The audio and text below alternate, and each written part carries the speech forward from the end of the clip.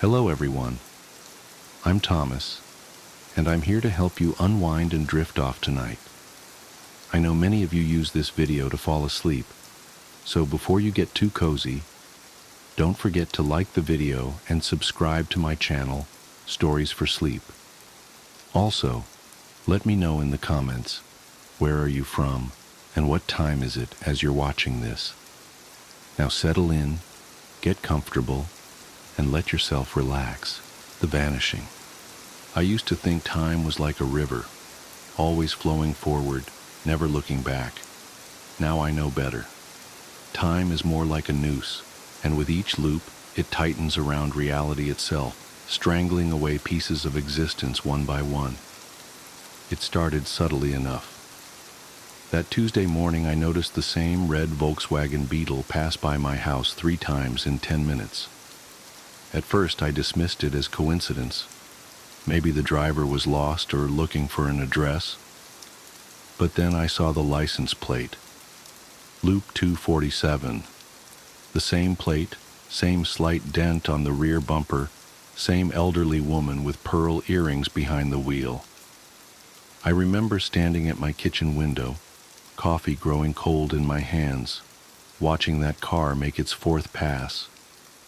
That's when I saw the bird, a cardinal with unusual white patches on its wings. It landed on my windowsill, tilted its head at me, and flew away. 2 minutes later, the exact same bird landed in the exact same spot, performed the identical head tilt, and flew off again. My phone buzzed. A text from my sister Sarah. Don't forget Mom's birthday dinner tonight. I checked the date, Tuesday, March 12th. Nothing seemed amiss yet, except for that nagging feeling in the pit of my stomach. Like the moment before you realize you've made a terrible mistake. I went to work, trying to shake off the morning's oddities. My colleague Tom greeted me with his usual, "Another day in paradise, eh, James?" He always said that, but today it felt different, rehearsed, predestined.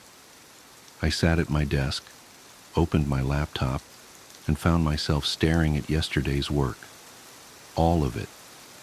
Every spreadsheet, every email, exactly as it had been. That's when the first real chill ran down my spine.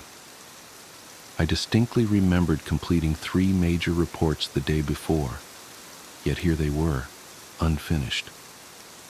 My sent folder showed no trace of the emails I'd written. The calendar meeting notifications I'd cleared were back, blinking insistently. I called Sarah. "Hey, what's up?" She answered exactly as she always did.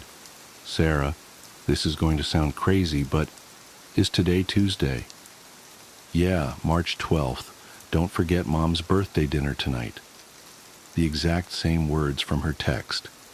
I hung up, hands shaking. Throughout the day, everything played out as a perfect replica of the previous day. Tom's coffee spill at 10:43 a.m. Janet from accounting's announcement about her daughter's acceptance to Yale at lunch. The fire alarm test at 2:15 p.m. Even the pattern of clouds outside my office window seemed familiar. That night at Mom's birthday dinner, I tried to warn them. "Something's wrong with time," I said, as Mom cut into her chocolate cake, the same cake I remembered her cutting into yesterday. "Everything's repeating." They laughed it off.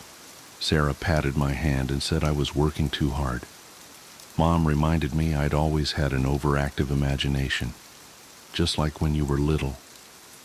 Dad didn't say anything, just gave me that concerned look he reserves for when he thinks I'm about to have one of my episodes, like during my breakdown in college. I went to bed that night praying I was wrong, that I was just having some sort of psychological fugue state. But when I woke up, it was Tuesday again. March 12th, the red Volkswagen, the Cardinal, Tom's another day in paradise. But something was different this time. Something was missing. It took me until Mom's birthday dinner to realize what it was. Janet from accounting. Not only was she not there to announce her daughter's Yale acceptance, no one remembered her ever existing. Her desk was occupied by someone else, her family photos replaced by generic office art. When I mentioned her name, my colleagues looked at me with blank expressions. That's when true terror set in. This wasn't just a time loop, it was an erasure of reality itself. The next Tuesday, Tom disappeared. Then Sarah's husband, Mike. Then the barista at my local coffee shop. With each reset, another person vanished from existence, leaving behind nothing but void spaces in photos and blank spots in memories. The world kept readjusting itself around these absences, like a wound healing over with scar tissue. I started keeping track in a notebook, writing down names, relationships, details about each person before they disappeared. But even that proved futile. The notebook reset with each loop, my frantic scribblings erased along with everything else. By the 10th loop, entire families had vanished. The Hendersons next door? Gone. The Chen family from my gym? Erased. My best friend from high school and his entire lineage? Never existed. The world grew quieter, emptier, yet nobody seemed to notice except me. I tried everything to break the cycle. I drove out of town, only to wake up in my bed on Tuesday morning. I tried staying awake for the entire 24 hours, only to blink and find myself back at the start. I even attempted darker solutions, but death itself proved temporary in this eternal Tuesday. The most maddening part was watching the world reconstruct itself around each absence. When my neighbor disappeared, his house transformed into a park that had always been there. When my first girlfriend vanished, my high school yearbook showed no trace of her, and all my friends had different memories of who I'd dated. Reality was like a self-healing membrane, closing over its wounds and leaving no scars. Only I remembered the truth, and with each loop, that truth became harder to bear. Sarah was the first of my family to go. One Tuesday, I called her number and got a message saying it had been disconnected. Mom and Dad had only one child now, had always had only one child. The family photos in their house showed just me, the spaces where Sarah had been filled with wallpaper or furniture or nothing at all. I screamed at them to remember her, showed them old emails that still existed in my phone from previous loops. But they looked at me with that same concern they'd shown when I had my breakdown in college. Dad suggested I see Dr. Matthews again, but Dr. Matthews had disappeared 3 loops ago. Mom went next. The birthday dinner became a quiet affair with just me and Dad, who couldn't understand why I was so insistent on chocolate cake when he'd always been allergic to chocolate. The wedding ring on his finger vanished along with her, replaced by the smooth skin of someone who had never married. Then Dad. The house I grew up in became an empty lot that had never been developed. My childhood memories began to feel like dreams, insubstantial and fading. The world grew smaller, emptier, lonelier. But it wasn't just people disappearing. It was all evidence of humanity itself. Buildings began to vanish, replaced by empty fields that had always been there. Roads turned to dirt paths that turned to wilderness. The red Volkswagen that had first caught my attention became a horse-drawn carriage, then a lone deer crossing the street, then nothing at all. Technology started to regress. My smartphone became a flip phone, then a landline, then disappeared entirely. The internet ceased to exist, then electricity, then the Industrial Revolution itself. Each loop stripped away another layer of human progress, another piece of our collective history. I watched as the world unknit itself, person by person, invention by invention, memory by memory. The universe was cleaning house, and humanity was the stain it was trying to remove. In recent loops, I've started to notice something even more disturbing. When I look in mirrors, my reflection seems less substantial, as if I'm beginning to fade.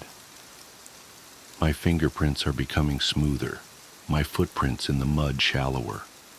Sometimes when I speak, my voice sounds distant, like it's coming from somewhere else. I know what this means. I can feel it in the growing hollowness of my bones, in the way light seems to pass through me in certain angles. Soon, very soon, I will be the last one to disappear.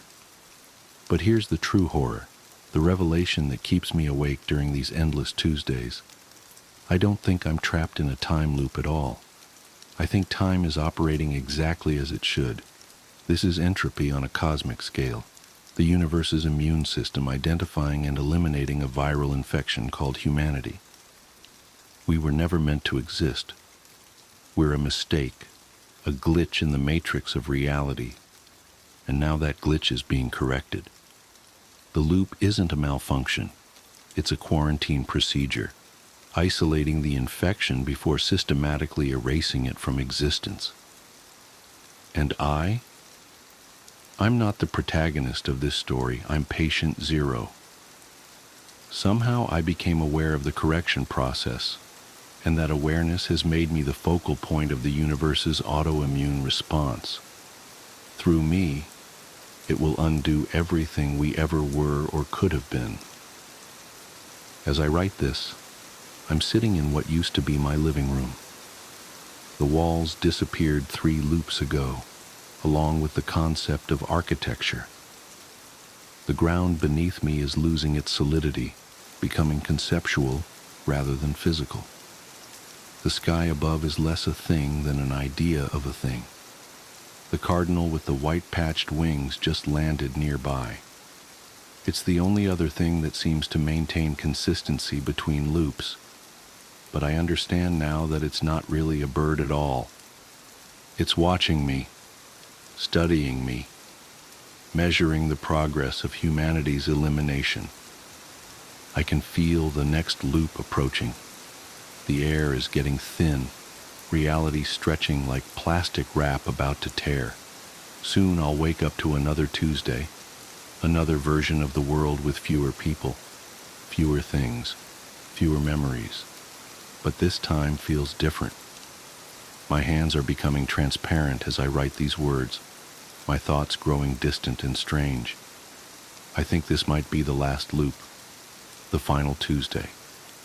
I should be terrified, but instead, I feel an odd sense of peace. Perhaps this was inevitable, the universe's way of hitting Ctrl plus Z on a cosmic mistake. Or perhaps... Wait. The cardinal's looking at me again, tilting its head just like it did that first Tuesday. But this time I see something in its eyes, not the blank animal stare I remembered, but something ancient and vast and almost apologetic. And suddenly, I understand. This isn't an erasure at all. It's a reset. The universe isn't eliminating humanity. It's rewinding us, taking us back to a crucial moment, an essential crossroads. With each loop, it's not just removing people, it's removing the consequences of choices, the weight of decisions that led us down this path. Every person who disappears isn't being erased. They're being saved, preserved, reset to some point before whatever it is we did that broke reality itself. We're not being deleted, we're being restored to factory settings. The cardinal spreads its wings, and I notice something I never saw before. The white patches aren't random. They form a pattern, a sequence, a code. The same code I've been seeing everywhere but couldn't recognize. In the license plate of the red Volkswagen, in the arrangement of clouds, in the very fabric of these repeating days. My body is almost gone now, my consciousness spreading thin across what remains of time and space. But as I fade, I finally understand my role. I'm not patient zero. I'm the backup copy, the one who had to remember everything so that when reality resets completely, when we all return to that crucial moment, some part of me will know what to change, what to do differently.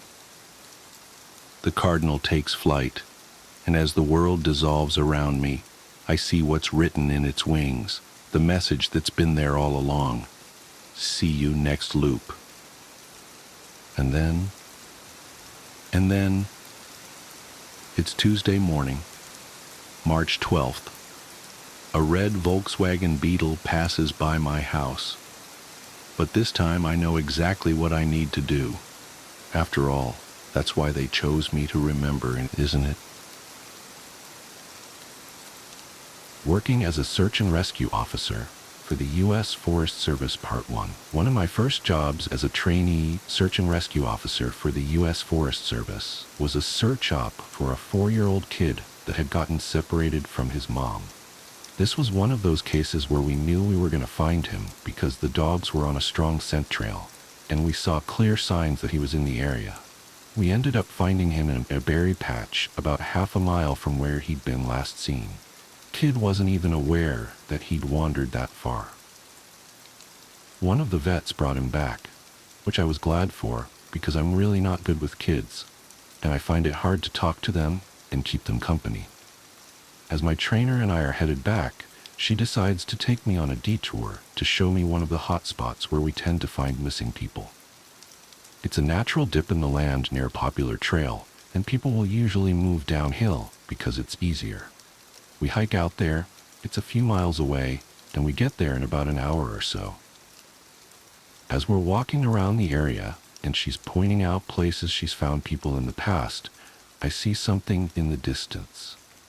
Now this area we're in is about 8 miles from the main parking area, though there's back roads you can take to get closer if you don't want to hike that far. But we're on state-protected land, which means there can't be any kind of commercial or residential development out here. The most you'll ever see is a fire tower or makeshift shelter that homeless people think they can get away with building. But I can see from here that whatever this thing is has straight edges. And if there's one thing you learn quickly, it's that nature rarely makes straight lines. I point it out, but she doesn't say anything. She just hangs back and lets me wander over and check it out. I get within about 20 feet of it, and all the hair on the back of my neck stands up. It's a staircase in the middle of the fucking woods. In the proper context, it would literally be the most benign thing ever. It's just a normal staircase with beige carpet and about 10 steps tall. But instead of being in a house where it obviously should be, it's out here in the middle of the woods. The sides aren't carpeted, obviously, and I can see the wood it's made of. It's almost like a video game glitch, where the house has failed to load completely and the stairs are the only thing visible. I stand there, and it's like my brain is working overtime to try and make sense of what I'm seeing.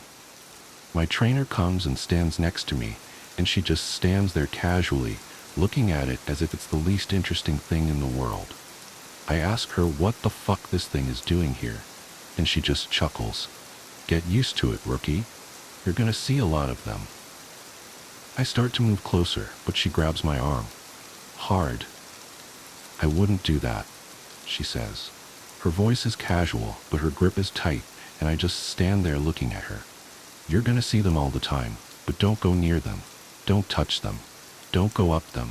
Just ignore them. I start to ask her about it, but something in the way she's looking at me tells me that it's best if I don't. We end up moving on, and the subject doesn't come up again for the rest of my training. She was right, though. I'd say about every 5th call I go on, I end up running across a set of stairs. Sometimes they're relatively close to the path, maybe within 2 or 3 miles. Sometimes they're 20, 30 miles out, literally in the middle of nowhere. And I only find them during the broadest searches or training weekends. They're usually in good condition, but sometimes it looks like they've been out there for miles. All different kinds, all different sizes. The biggest I ever saw looked like they came out of a turn-of-the-century mansion and were at least 10 feet wide, with steps leading up at least 15 or 20 feet. I've tried talking about it with people, but they just give me the same response my trainer did. It's normal. Don't worry about it, they're not a big deal, but don't go close to them or up them. When trainees ask me about it now, I give them the same response. I don't really know what else to tell them. I'm really hoping someday I get a better answer, but it hasn't happened yet. This is another one that was less spooky and more sad. A young man went missing late in winter, when realistically no one should be going that far out onto the trails. We close a lot of them, but some remain open year-round, unless there's a shitload of snow. We didn't opt for him, but we had about 6 feet of snow on the ground. It was an unusually heavy snow year, and we knew it wasn't likely that we'd find him until spring, when the thaw came. Sure enough, when the first big thaw came, a hiker reported a body a little ways off the main trail. We found him at the base of a tree, in a pile of melted snow. I knew right away what had happened, and it scared the living shit out of me. Most of you who ski or snowboard, or spend any amount of time on a mountain, will probably have guessed too. When snow falls, it doesn't collect as thick in the areas beneath the branches. It happens most with fir trees, because they have a sort of closed umbrella shape. So what you end up with is a space around the base of a tree that's filled with a mixture of loose, powdery snow, air, and branches. They're called tree wells, and they're not immediately obvious if you don't know what you're looking for. We put up signs in the welcome center, big ones, letting people know how dangerous they are. But every year that we get an unusual amount of snow, at least one person doesn't read them, or doesn't take the warning seriously, and we find out about it in spring. My best guess is that this young man was hiking and got tired, or maybe a cramp from walking in the deep snow. He went to go sit at the base of the tree, not knowing that there was a tree well, and fell in. He got stuck with his feet up, and the surrounding snow caved in around him. Unable to free himself, he suffocated. It's called snow immersion suffocation, and it doesn't usually happen except in really deep snow. But if you get stuck in a weird position like this guy did, even 6 feet of snow can be lethal. What scared me the most was imagining how he must have struggled. Upside down in the freezing cold, he didn't die quickly. The snow would have formed a dense, heavy pile on top of him, and it would have been literally impossible to get out. As it got harder to breathe, he would have known what was happening. I can't even imagine what he was thinking in his last moments. A lot of my less outdoorsy friends want to know if I've ever seen the goat man while I've been out on calls. Unfortunately, or I guess fortunately, I've never had anything quite like that happen. I guess the closest was the whole black-eyed man thing, but I didn't see anything.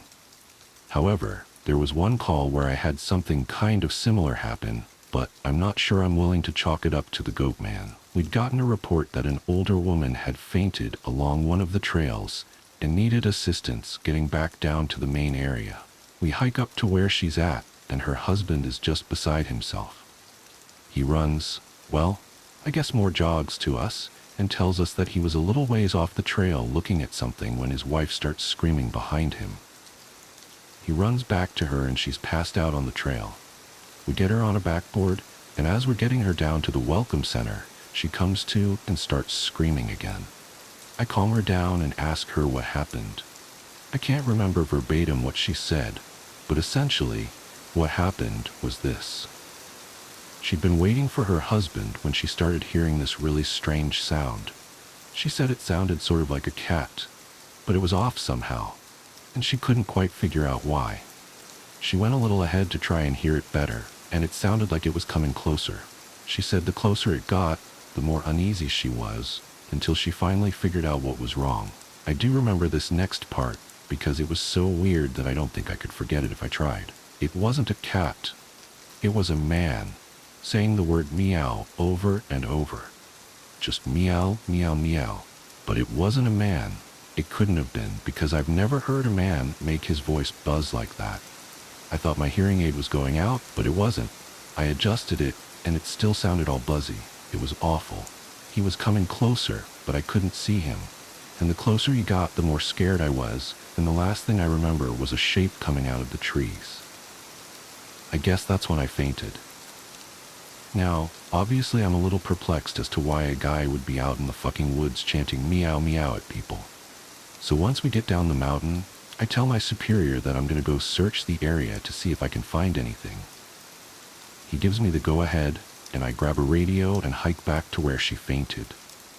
I don't see anyone, so I keep going about a mile more, and when I head back, I go off the trail to see if I can figure out where she saw him coming from.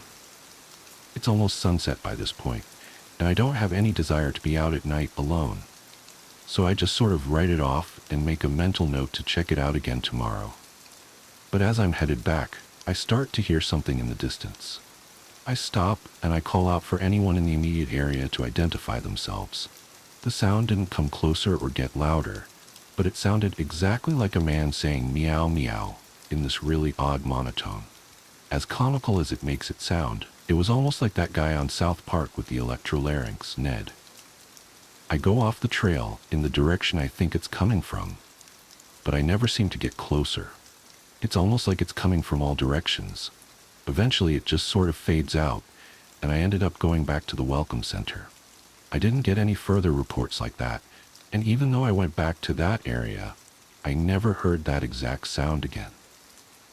I suppose it could have been some stupid kid out there fucking with people, but even I have to admit, it was weird.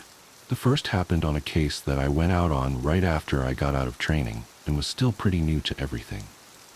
Before I took this job, I was a volunteer, so I had a basic idea of what to expect. But on those calls, you're mostly dealing with finding lost people after vets have found signs of them. As an SAR officer, you go out for all kinds of cases, from animal bites to heart attacks. This case got called in early in the morning from a young couple who were up on one of the trails that goes by the lake. The husband was completely hysterical, and we couldn't really figure out what was going on. We could hear the woman screaming in the background, and he was begging us to come up there right away. When we get there, we see him holding his wife, and she's got something in her arms. She's screaming these awful, almost animal-like screams, and he's sobbing. He sees us, and he screams at us to help them, to please get an ambulance up there. Now, obviously, we can't just drive an ambulance up the walking path, so we ask him if his wife needs help, or if she can walk on her own. He's still hysterical, but he manages to tell us that it's not his wife that needs help. I go over while one of the vets tries to calm him down, and I ask the wife what's going on. She's rocking, holding something, and just shrieking over and over. I crouch down and see that whatever she's holding, it's covering her with blood. That's when I notice the sling on her front and my heart sinks. I ask her to tell me what's going on, and I sort of pry her arms gently open so I can see what she's holding. It's her baby, obviously dead. His head is caved in on one side, and he's covered in scratches. Now, I've seen dead bodies before, but something about this whole situation hits me hard. I have to take a second to compose myself, and I get up and go get one of the other vets, who's standing by. I tell him that it's a dead kid, and he sort of pats my shoulder and tells me he'll deal with it. It took us over an hour to get this woman to let us see her kid. Every time we try to take him from her, she flips out and tells us we can't have him, that he'll be okay if we just leave her alone and let her help him. But eventually, one of the vets manages to calm her down, and she gives us the body. We took it back to the med area, but when the EMTs showed up, they told us that there was never any hope of saving the kid. He died instantly from the trauma to his head. I was good buddies with one of the nurses who met them at the hospital, and she told me later what had happened. Turns out the couple had been walking with the baby in the sling, and they stopped because the kid was fussing.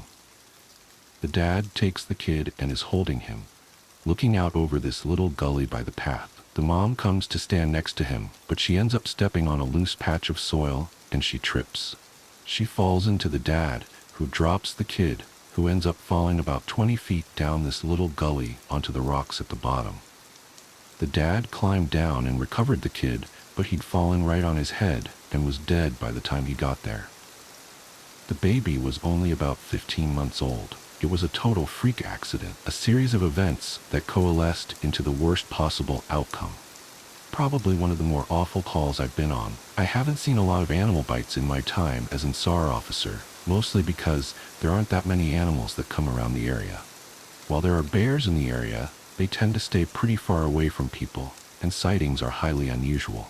Most of the animals you'll see are small ones, like coyotes, raccoons, or skunks. What we do see frequently, though, are moose. And let me tell you, moose are nasty fuckers. They'll chase after anything for any reason, and God help you if you get in between a female and its baby. One of the more amusing calls was of a guy who'd gotten chased down by an absolutely massive male moose and was stuck up a tree.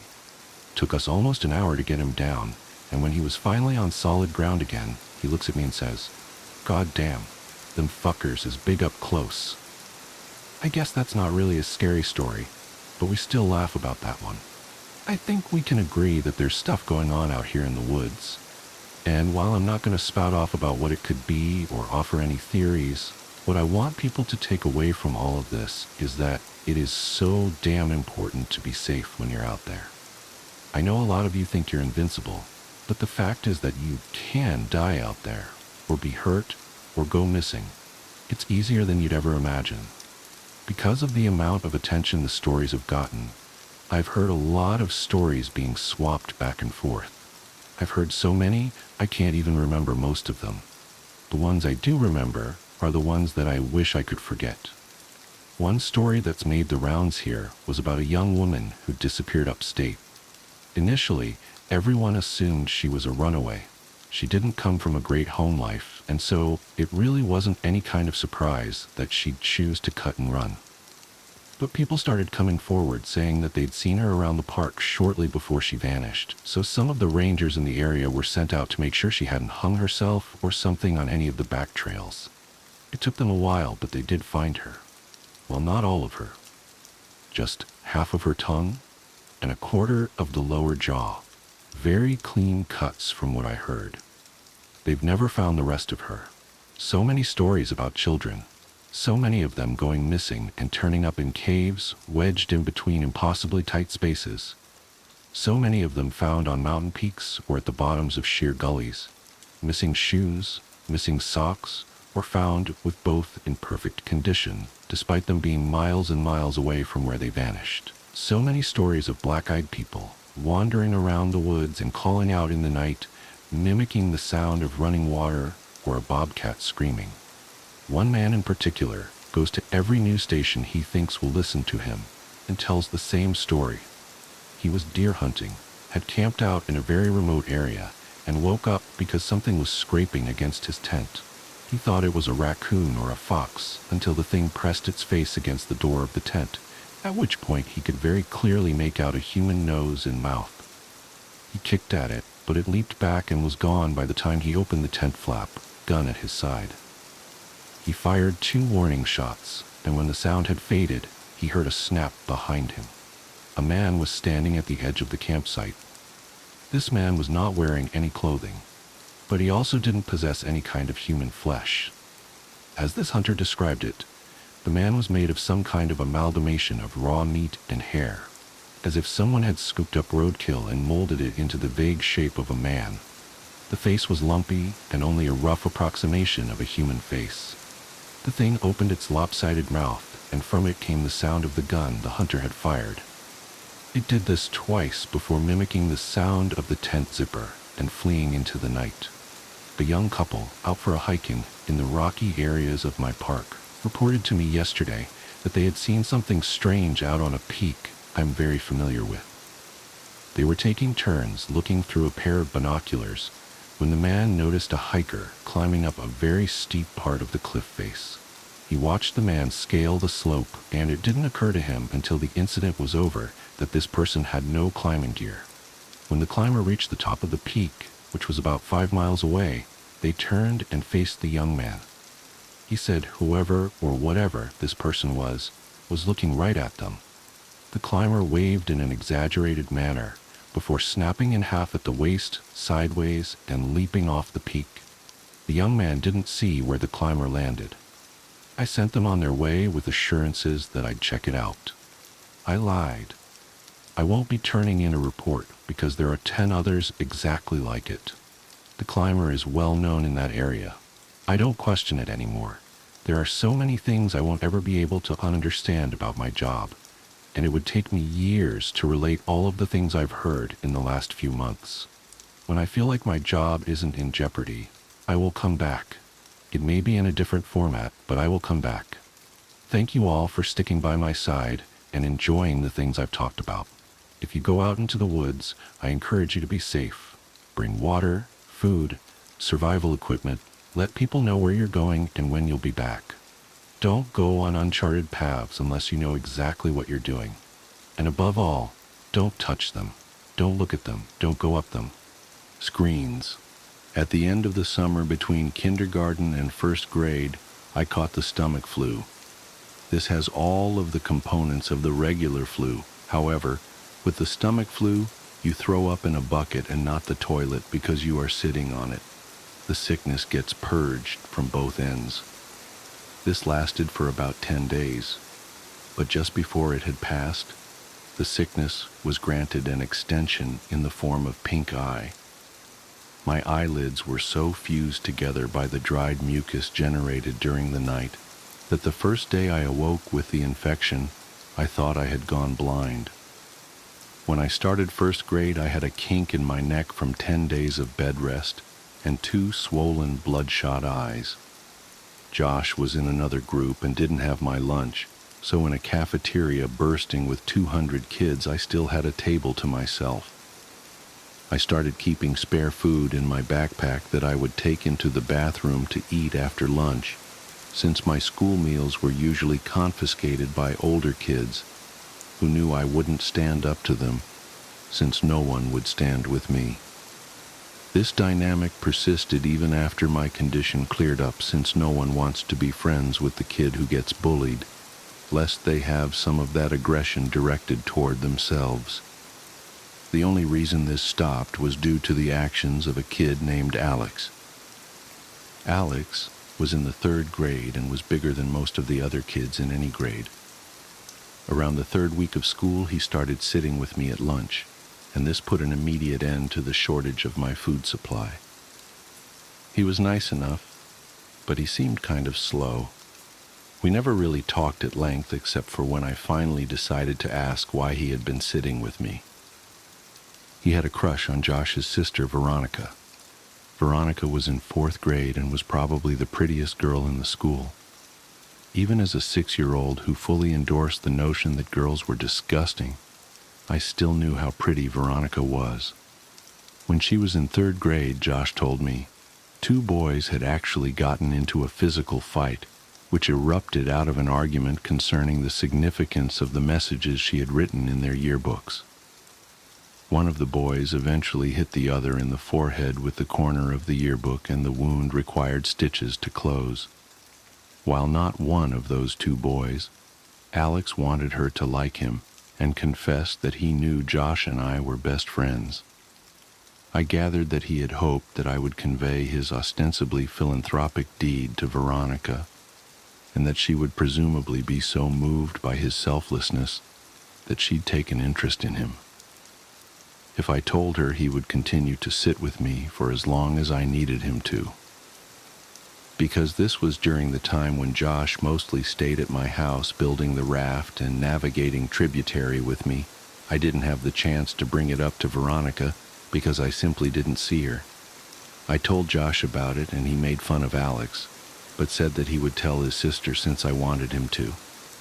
I doubted that he would. Josh was annoyed that people seemed to be so taken with his sister. I remember him calling her an ugly crow. I never said anything to Josh, but I remember wanting to say, even then, that she was pretty and would one day be beautiful. I was right. When I was 15, I was seeing a movie at a place my friends and I had come to call the Dirt Theater. It was probably nice at some point, but time and neglect had weathered the place severely. This theater had movable tables and chairs on a level floor, so when the theater was full, there were very few places you could sit and see the whole screen. The theater was still open, I imagine, for 3 reasons. 1, it was cheap to see a movie there. 2, they showed a different cult movie twice a month at midnight. And 3, They sold beer to underage kids during the midnight showings. I went for the first two, and that night they were showing Scanners by David Cronenberg for $1. My friends and I were sitting in the very back. I wanted to sit closer to the front for a better view, but Ryan had driven us, so I relented. A couple minutes before the movie started, a group of girls walked in. They were all pretty attractive, but whatever beauty they might have had was eclipsed by the girl with the dirty blonde hair, even though I had only caught a glimpse of her profile. As she turned to move her seat, I caught a full view of her face, which gave me the feeling of butterflies in my stomach. It was Veronica. I hadn't seen her in a long time. Josh and I saw progressively less of one another after we snuck out to my old house that night when we were 10, and usually when I'd visit him, she'd be out with friends. While everyone stared at the screen, I stared at Veronica, only looking away when the feeling that I was being a creep overcame me. But that feeling would quickly subside and my eyes would return to her. She really was beautiful, just like I had thought she'd be when I was a kid. When the credits started to roll, my friends got up and left. There was only one exit, and they didn't want to be trapped waiting for the crowd to clear. I lingered in hopes of catching Veronica's attention. As she and her friends walked by, I took a chance. "Hey, Veronica." She turned toward me, looking a little startled. "Yeah?" I got out of my seat and stepped a little into the light coming in through the open door. "It's me, Josh's old friend from way back. How have you been?" "Oh my God, hey, it's been so long." She motioned to her friends that she'd be out in a second. "Yeah, a few years at least. Not since the last time I stayed over with Josh. How is he anyway?" "Oh, that's right. I remember all you guys' games. Do you still play Ninja Turtles with your friends?" She laughed a little and I blushed. I'm not a kid anymore. Me and my friends play X-Men now." I was really hoping she'd laugh. She did.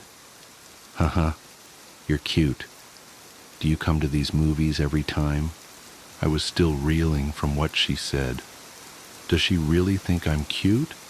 Did she just mean I was funny? Does she think I'm attractive? I suddenly realized that she had asked me a question, and my mind grasped for what it was. "Yeah," I said much too loudly. "Yeah, I try to anyway. What about you?" "I come every now and then. My boyfriend didn't like these movies, but we just broke up, so I plan on coming from now on." I was trying to be casual, but failed. "Oh, well, that's cool. Not that you guys broke up.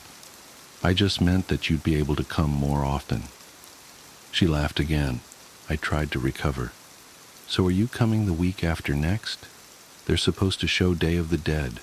It's really cool." "Yeah, I'll be here." She smiled, and I was about to suggest that maybe we could sit together when she quickly closed the space between us and hugged me.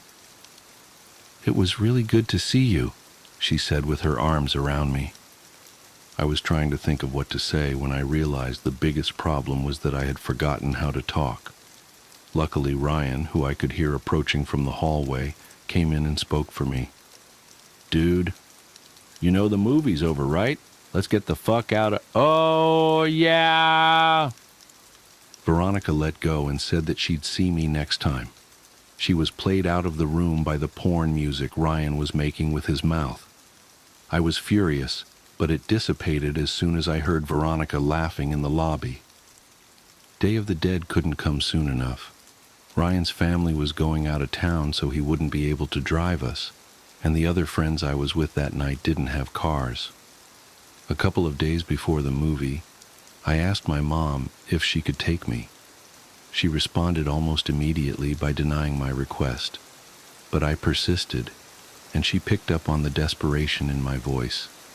She asked why I wanted to go so badly, since I had seen the movie before, and I hesitated before saying that I was hoping to see a girl there.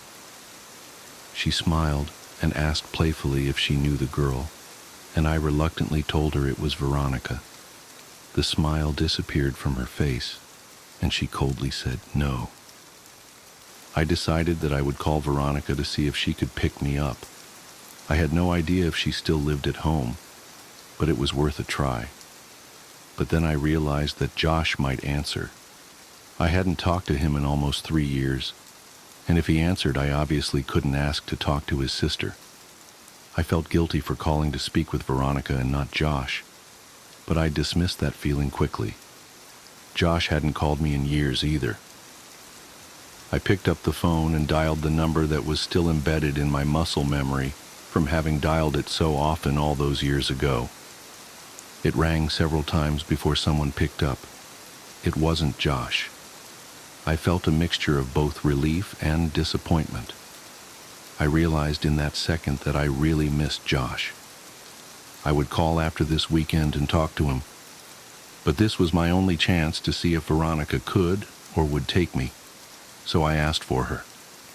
The person told me I had dialed the wrong number. I repeated the number back to her, and she confirmed. She said they must have changed their number, and I agreed. I apologized for the disturbance and hung up. I was suddenly intensely sad because now I couldn't contact Josh even if I wanted to. I felt terrible for having been afraid that he might answer the phone. He had been my very best friend. I realized that the only way I could be put back in touch with him would be through Veronica. So now, not that I needed one, I had another reason to see her. I told my mom the day before the movie that I was no longer concerned with going, but was hoping she could drop me off at my friend Chris's house. She relented and dropped me off that Saturday a couple of hours before the movie. My plan was to walk from his house to the theater since he only lived about a half-mile away. They went to church early on Sunday, so his parents would go to sleep early Saturday night, and Chris was fine with not coming with me since he had planned on chatting with this girl he met online. He said that the walk back to his house would be even lonelier after she laughed in my face when I tried to kiss her, and I told him not to electrocute himself when he tried to have sex with his computer. I left his house at 11:15. I tried to pace myself so I'd get there just a little before the movie. I was going by myself, and so I didn't want to just hang around there waiting. On the way to the theater, I figured that if Veronica showed up at all, it would be too lucky for us to arrive at the same time, so I debated whether I should wait outside or just go in. Both had their pros and cons. As I was grappling with these concerns, I noticed that the steady stream of streaking car lights that had been overtaking me had been replaced by a single, constant spotlight that refused to pass. The road wasn't illuminated by streetlights, so I was walking in the grass with the road about 2 feet to my left. I stepped a little more to my right and craned my neck over my left shoulder to see what was behind me. A car had stopped about 10 feet behind me. All I could see were the violently bright headlights that were cutting through the otherwise Stygian surroundings. I thought that it might be one of Chris's parents. Maybe they had come to check in on us and seen that I was gone. It wouldn't have taken much pressing for Chris to confess. I took one step toward the car, and it broke its pause and started driving toward me at a slow pace. It passed me, and I saw that it wasn't Chris's parents' car, or any car that I recognized for that matter. I tried to see the driver, but it was too dark, and my pupils had shrunk when faced with the blinding lights from the car just moments before. They adjusted enough so that I could see a tremendous crack in the back window of the car as it drove away. I didn't think much of the whole affair.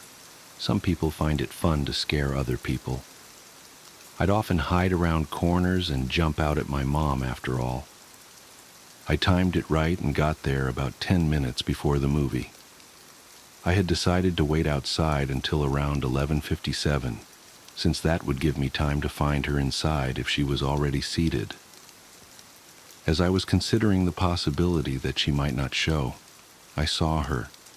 She was alone, and she was beautiful. I waved to her and walked to close the distance. She smiled and asked if my friends were already inside. I said that they weren't and realized that this must seem like I was trying to make this a date. She didn't seem bothered by that, nor was she bothered when I handed her the ticket I had already bought. She looked at me quizzically, and I said, "Don't worry, I'm rich." She laughed and we went inside. I bought us 1 popcorn and 2 drinks and spent most of the movie debating whether or not I should time reaching my hand into the popcorn bag when she reached in so they would touch. She seemed to enjoy the movie, and before I knew it, it was over. We didn't linger in the theater, and because this was a midnight show, we couldn't loiter in the lobby, so we walked outside. The parking lot of the theater was big because it connected with a mall that had gone out of business. Not wanting the night to be over just yet, I continued the conversation while causally walking toward the old mall. As we were about to round the corner and leave the theater out of sight, I looked back and saw that her car wasn't the only one left in the parking lot. The other one had a large crack in the back window. My immediate uneasiness turned to understanding. That makes a lot of sense. The driver of that car works here and must have figured I was on my way to the movie. Injecting real horror into the life of a horror fan seemed like an obvious move. We walked around the mall and talked about the movie. I told her that I thought Day of the Dead was better than Dawn of the Dead, but she refused to agree. I told her of when I called her old number and about my dilemma about who would answer the phone. She didn't find it as funny as I now did, but she took my phone and put her number in it. She commented that it might be the worst cell phone she'd ever seen. Her evaluation wasn't rescinded when I told her I couldn't even receive pictures on it. I called her so she'd have my number, and she programmed it in. She told me that she was graduating, but she hadn't done well in school so far that year, so she wasn't sure if she'd even get into college. I told her to attach a picture of herself to the application, and they'd pay her to go there just so they could look at her. She didn't laugh at that one, and I thought she might be offended. She might have thought I was implying that she couldn't get in based on her intelligence. I nervously glanced at her, and she was just smiling, and even in this poor light I could see that she was blushing. I wanted to hold her hand, but I didn't. As we walked down the final side of the mall back toward the theater, I asked her about Josh. She told me she didn't want to talk about it. I asked her if he was at least doing all right, and she just said, "I don't know." I figured Josh must have taken a wrong turn somewhere and started getting into trouble. I felt bad. I felt guilty. As we approached the parking lot, I noticed that the car with the cracked back window was gone, and that her car was now the only one in the parking lot.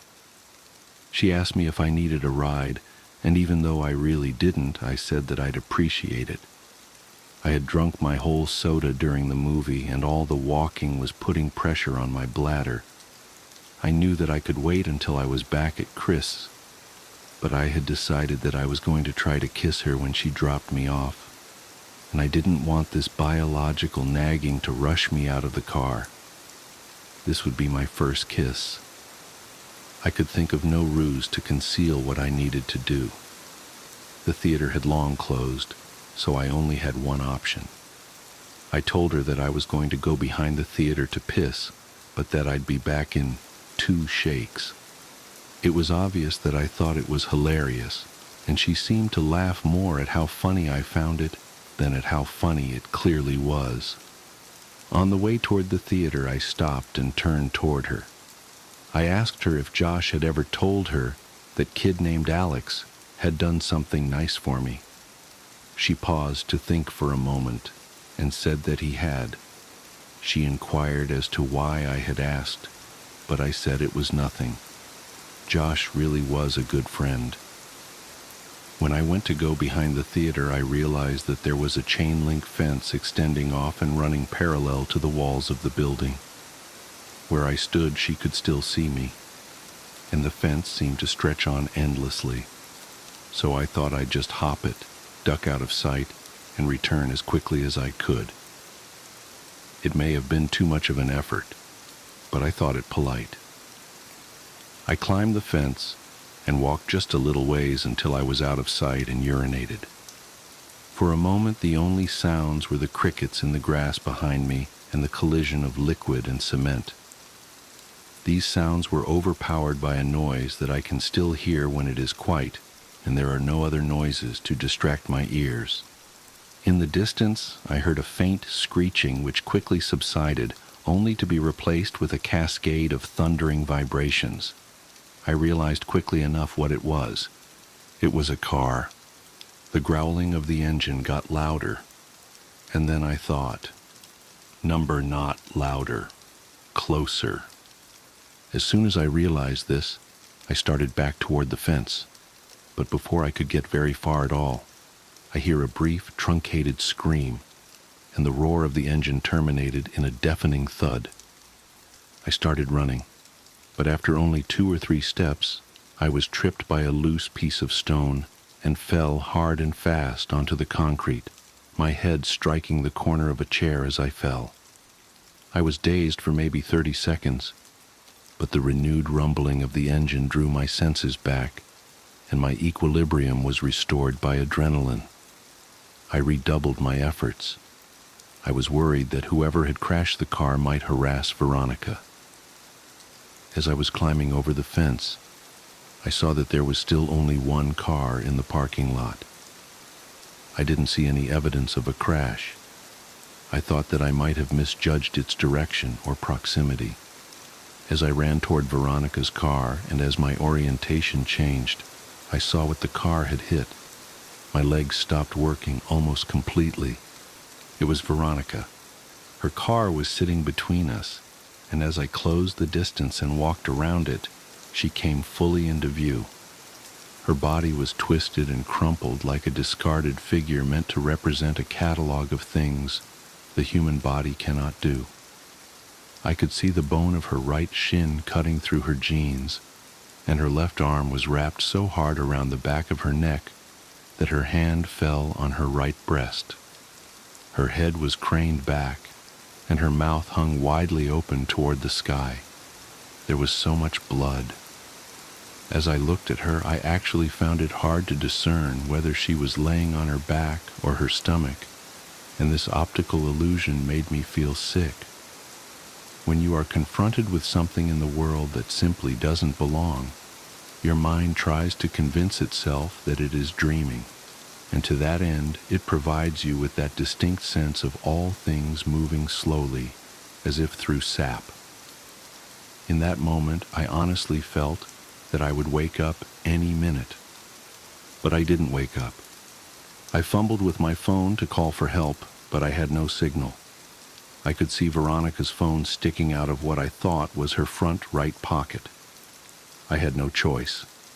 Trembling, I reached for her phone, and as I slid it out, she moved and gasped for air so violently that it seemed as if she were trying to breathe in the whole world. This startled me so much that I staggered back and fell onto the asphalt with her phone in my hand. She was trying to adjust her body to get it into its natural position, but with every spasm and jerk, I could hear the cracking and grinding of her bones. Without thinking, I scrambled over to her and put my face over hers and just said, "Veronica, don't move. Don't move, okay? Just stay still. Don't move. Veronica, please just don't move." I kept saying it, but the words started to fall apart as tears came streaming down my face. I opened her phone. It still worked. It was still on the screen where she had saved my number, and when I saw that, I felt my heart break a little. I called 911 and waited with her, telling her that she would be okay, and feeling guilty for lying to her every time I said it. When the sound of sirens tore through the air, she seemed to become more alert. She had remained conscious since I found her, but now more of the light was coming back into her eyes, Her brain was still protecting her from pain, though it looked as if it was finally allowing her to become aware that something was terribly wrong with her. Her eyes rolled over to mine and her lips moved. She was struggling, but I heard her. Pie picture. My picture. He took it. I didn't understand what she meant, so I said the only thing I could. I'm so sorry, Veronica. I rode with her in the ambulance where she finally lost consciousness. I waited in the room that they had reserved for her. I still had her phone, so I put it with her purse and I called my mom from the hospital phone. It was about 4 a.m. I told her that I was fine, but that Veronica was not. She cursed at me and said she'd be right there, but I told her I wasn't leaving until Veronica was out of surgery. She said she'd come anyway. My mom and I didn't speak that much. I told her I was sorry for lying, and she said that we'd talk about that later. I think that had we talked more in that room, if I had just told her about boxes or the night with the raft, if she had just told me more of what she knew, I think that things would have changed. But we sat there in silence. She told me that she loved me and that I could call her whenever I wanted her to come get me. As my mom was leaving, Veronica's parents rushed in. Her dad and my mom exchanged a few words that appeared to be quite serious, while Veronica's mother talked to the person at the desk. Her mother was a nurse but didn't work at this hospital. I'm sure that she had tried to get Veronica transferred, but her condition was prohibitive. While we waited, the police came in and talked to each of us. I told them what happened. They made some notes, and then they left. She came out of surgery and 90% of her body was covered in a thick white cast. Her right arm was free, but the rest of her was bound like a cocoon.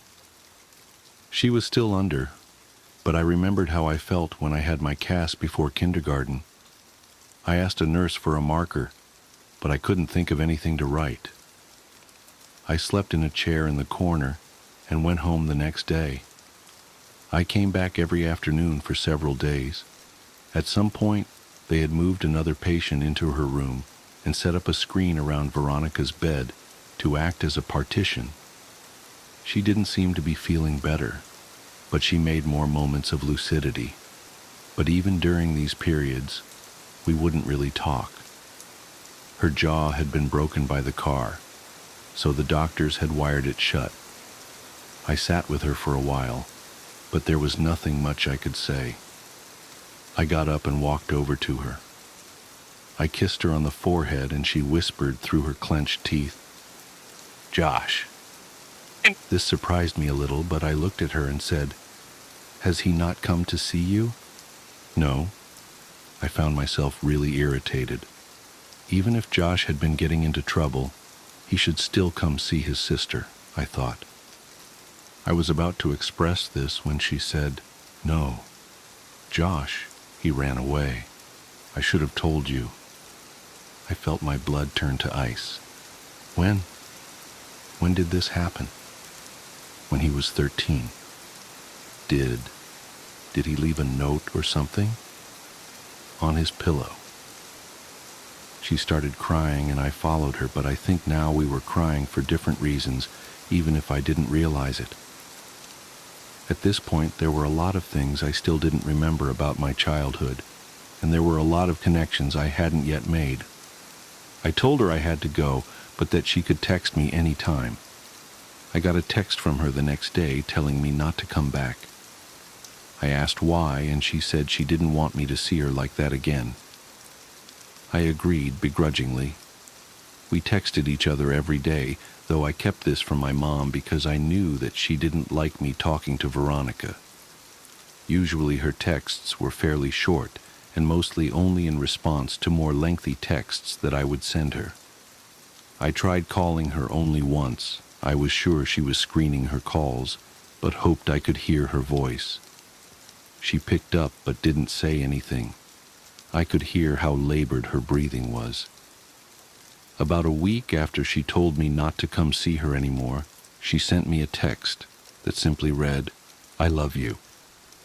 I was filled with so many different emotions, but I responded by expressing the most prevalent one. I replied, "I love you too." She said that she wanted to be with me, and that she couldn't wait until she could see me again. She told me that she had been released and was convalescing at her house.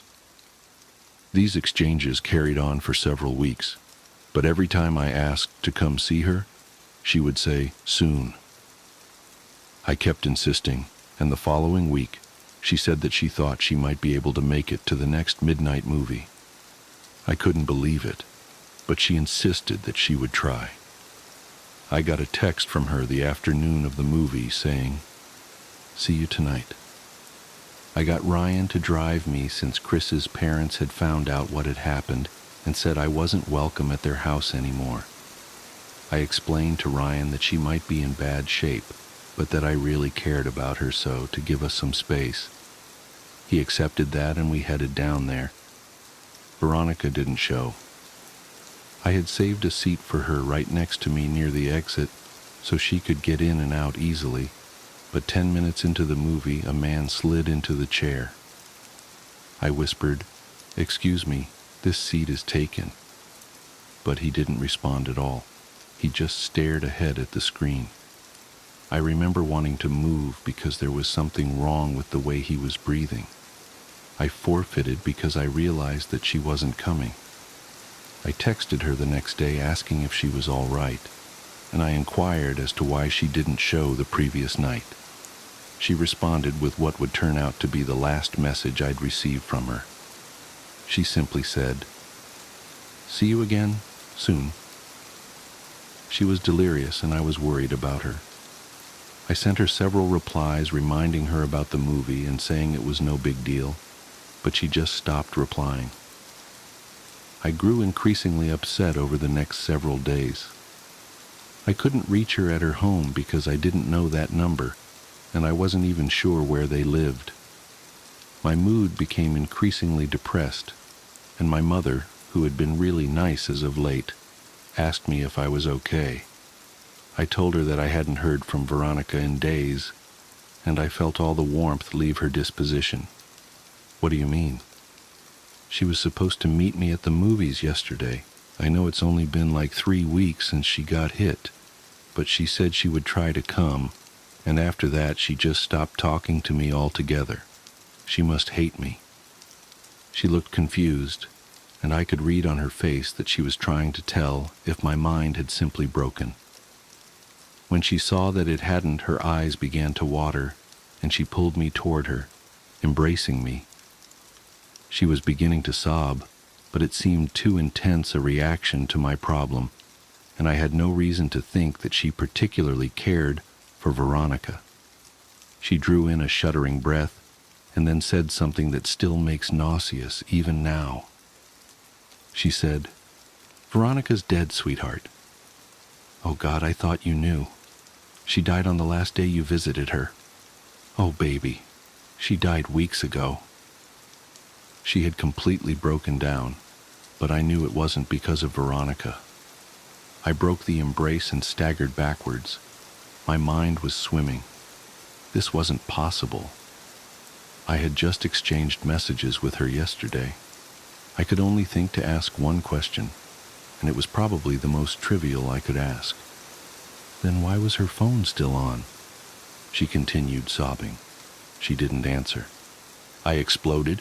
"Why did it take them so long to shut off her goddamned phone?" Her crying broke enough to mutter, "The pictures." I would come to find out that her parents thought that her phone had been lost in the accident, despite the fact that I had put it in her purse the night she was brought to the hospital. When they retrieved her belongings, the phone was not among them. They intended to contact the phone company at the end of the billing cycle to deactivate the line, but they received a call informing them of a massive impending charge for hundreds of pictures that had been sent from her phone. Pictures that were all sent to my phone. Pictures that I never got because my phone couldn't receive them. They learned that they were all sent after the night she died. They deactivated the phone immediately. I tried not to think about the contents of those pictures, but I remember wondering for some reason whether I would have been in any of them. My mouth went dry, and I felt the painful sting of despair as I thought of the last message I received from her phone. See you again, soon.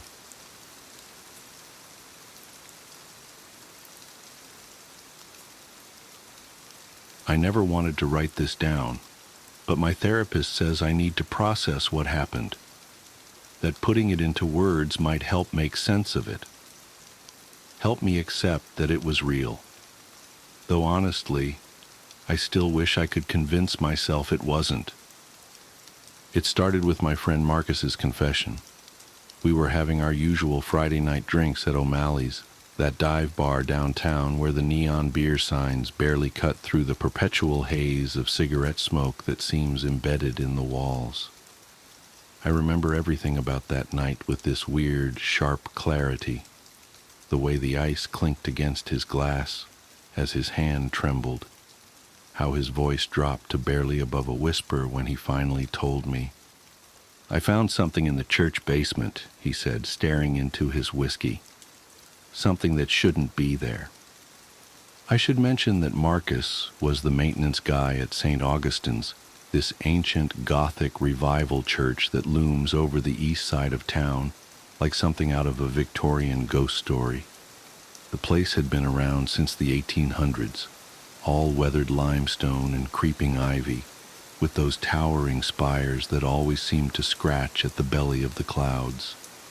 Marcus had worked there for almost a decade, knew every creaking floorboard and dusty corner. "What do you mean?" I asked, watching him drain his glass. His hands were shaking so bad he almost missed setting it back down on the sticky bar top. "Like what kind of something?" He wouldn't look at me, just kept staring straight ahead, his face gone this sickly shade of gray in the dim bar lighting. "I was doing the annual inspection of the confession boxes," he said, "checking for termites, rot, that kind of thing. But when I opened up the maintenance panel in the back of the north box, the one that's been out of order for years," he trailed off, rubbing at his face like he was trying to scrub away the memory. "There was wax," he continued finally. "All these little rivulets of it, dried in these weird patterns on the wood. At first I thought maybe it was just from old candles, you know. But then I noticed the holes." "Holes?" "Tiny ones. Hundreds of them, maybe thousands, all through the wood. Like something had been eating its way through. And when I shined my flashlight in deeper..." He grabbed my arm then, his fingers digging in so hard I could feel his nails through my sleeve. "It moved, Dave. Whatever was in there, it moved." I remember trying to laugh it off, even as something cold slithered down my spine. "Come on, man. Probably just rats or something. Old buildings like that." "It wasn't rats." His voice had gone flat, dead. "I know what rats look like. It was like a rope, but it was segmented, and there were so many legs, all of them moving at once, like a centipede," I supplied, immediately regretting it when he flinched so hard he knocked over his empty glass. "Bigger," he whispered, "so much bigger." And the sound it made, this weird scratching, clicking noise, like dozens of little mandibles working all at once. I slammed the panel shut so fast I almost broke it. But I could still hear it in there, moving around. And I think it heard me too. I tried to rationalize it, of course. Told him he was probably just stressed, maybe needed some sleep. But he wouldn't let it go. Kept insisting that something was wrong with that confession box, that the whole out of order sign had been there for a reason, that maybe someone else had found it too, and instead of dealing with it, they just tried to seal it away. "I have to go back," he said suddenly, standing up so fast his bar stool almost toppled. "I have to make sure it can't get out." "Whoa, hold on," I grabbed his arm. "You're in no shape to drive. Let me call you a cab." "No time," he muttered, already pulling away. "It's after midnight. Church'll be empty. Best time to check things out. Make sure everything's secure." I should have stopped him. Should have insisted on going with him, or called someone, or I don't know, something. Instead, I just watched him stumble out into the night, telling myself he'd sleep it off and laugh about it in the morning. That was the last time anyone saw Marcus alive. They found his body 3 days later, when the smell started seeping through the floorboards into the main sanctuary. He was inside the confession box, not the penitent's side where people would normally sit, but the priest's section, crammed into that tiny space like he'd been trying to reach something in the back. The official cause of death was listed as accidental asphyxiation, which I guess makes sense given how narrow that space was, but they never explained the weird waxy residue they found all over his clothes and skin, or the hundreds of tiny puncture wounds, each no bigger than a pinhead, that covered his body. I couldn't let it go. Maybe it was guilt, or maybe I just needed to prove to myself that Marcus hadn't been crazy. But a week after the funeral, I found myself picking the lock on St. Augustine's side door at 2 a.m., armed with nothing but a heavy-duty flashlight and a crowbar I'd borrowed from my garage. The church was different at night. During the day, it was all polished wood and filtered sunlight through stained glass. But in the darkness, it felt ancient, hungry. My footsteps echoed off the vaulted ceiling, despite my attempts to walk quietly, and the air had this thick, waxy smell that caught in the back of my throat, like old candles, but wrong somehow. Too sweet, with this underlying note of decay that made my stomach turn. The confession box looked innocent enough from the outside, just another piece of antique furniture, its dark wood gleaming dully in my flashlight beam. The out-of-order sign was still there, yellowed with age and curling at the corners. I tried the door to the priest's side, locked of course, but the maintenance panel Marcus had mentioned was just where he'd described it, hidden behind a decorative molding at the back. My hands were shaking so bad it took me 3 tries to work the crowbar into the seam. The wood creaked in protest as I pried, and then suddenly gave way with a sharp crack that seemed to echo through the entire church. I froze, heart pounding, but the silence that followed was absolute. The panel swung open with a whiff of that sickly sweet smell, so strong it made my eyes water. I had to swallow hard against the urge to gag as I shined my flashlight into the space beyond. The beam caught countless threads of dried wax, forming these intricate, almost organic-looking patterns across the wood. And the holes. God, the holes. They were everywhere, turning the solid wood into something that looked more like lacework. Some were fresh, the edges still pale and raw. Others were older, darkened with age, and other things I didn't want to think about. And then I saw the movement. It was subtle at first, just a suggestion of motion in the shadows at the back of the space. But as I watched, unable to look away, something began to emerge from one of the larger holes. Something long and segmented, its chitinous body reflecting my flashlight beam in a way that made it look almost crystalline, almost beautiful, in the same way a spider's web can be beautiful right before you realize you're caught in it. The legs came next. So many legs, each one tipped with something that looked unsettlingly like a tiny human finger. They moved in this horrible undulating wave as the thing pulled itself forward, and I could hear this dry, rustling sound that reminded me of old paper being crumpled. Or maybe that was just the sound of my own ragged breathing. I don't know how much of it I actually saw emerge before my nerve broke. Probably only a few segments, though it felt like feet.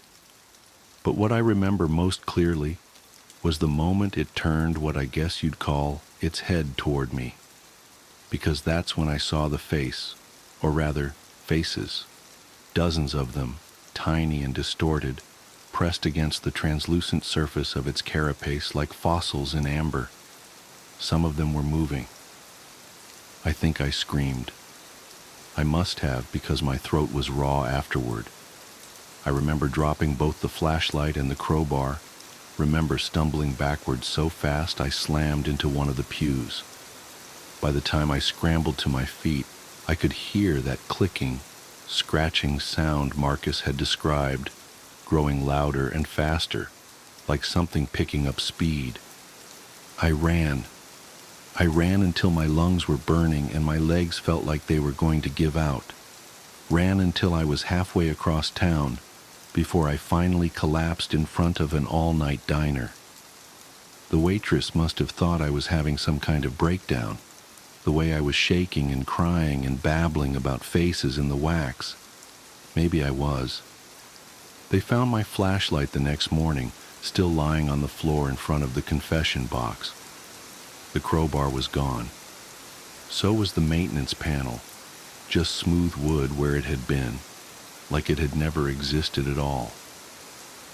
When I tried to tell the police what I'd seen, they just gave me this look. The same look people give me now when I try to explain why I can't go into churches anymore, why I flinch at the sight of candles, why I wake up screaming sometimes, convinced I can hear that dry, clicking sound coming from inside my walls. The confession box is still there, still marked out of order.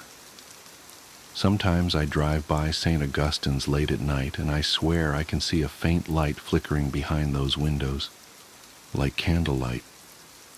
And sometimes, if I listen carefully, I think I can hear something that sounds almost like whispered prayers, almost like screaming.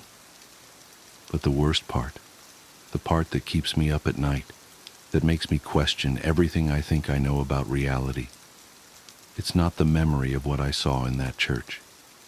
It's not even the guilt about Marcus. It's the dreams I've been having lately.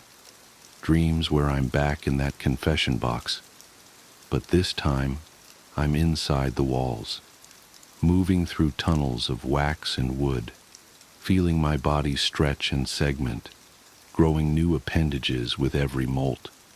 Dreams where I'm not alone, where I can feel others moving with me, through me, becoming part of me. Their faces press against my skin from the inside. Their voices blend with mine in that endless chittering prayer. And sometimes in those dreams, I catch glimpses of my reflection in the polished wood. I see what I'm becoming, what we're all becoming, one confession at a time. And I understand why that box has been there so long, why it will always be there. Because some sins aren't meant to be forgiven. They're meant to be transformed. I said at the beginning that my therapist wanted me to write this down, to help process it. But that's not entirely true. I'm writing this as a warning. Because lately I've noticed more churches in town putting up out-of-order signs on their confession boxes. And sometimes, late at night, I think I can hear that familiar clicking sound coming from inside them, spreading, growing, waiting. So if you ever see one of those signs, walk away. Don't look too closely at the wood. Don't listen for the whispers. And whatever you do, don't confess, because something is waiting to hear your sins, something that hungers for guilt and shame and regret. something that wants to add your face to its collection, your voice to its endless prayer. And it's patient, so patient. After all, everyone has something to confess eventually. Don't let it be you. Don't let it. It's strange how certain events can carve deep trenches into the memory, like shadows that refuse to fade. This is one such story, a tale I'd rather not remember but feel compelled to recount. Perhaps in the telling, I might rid myself of its lingering grip. My name is Evelyn, and at the time, I was just a regular 28-year-old scraping by in the bustling city of Portland. My days were filled with mundane errands, freelance graphic design work, and weekend trips to vintage shops.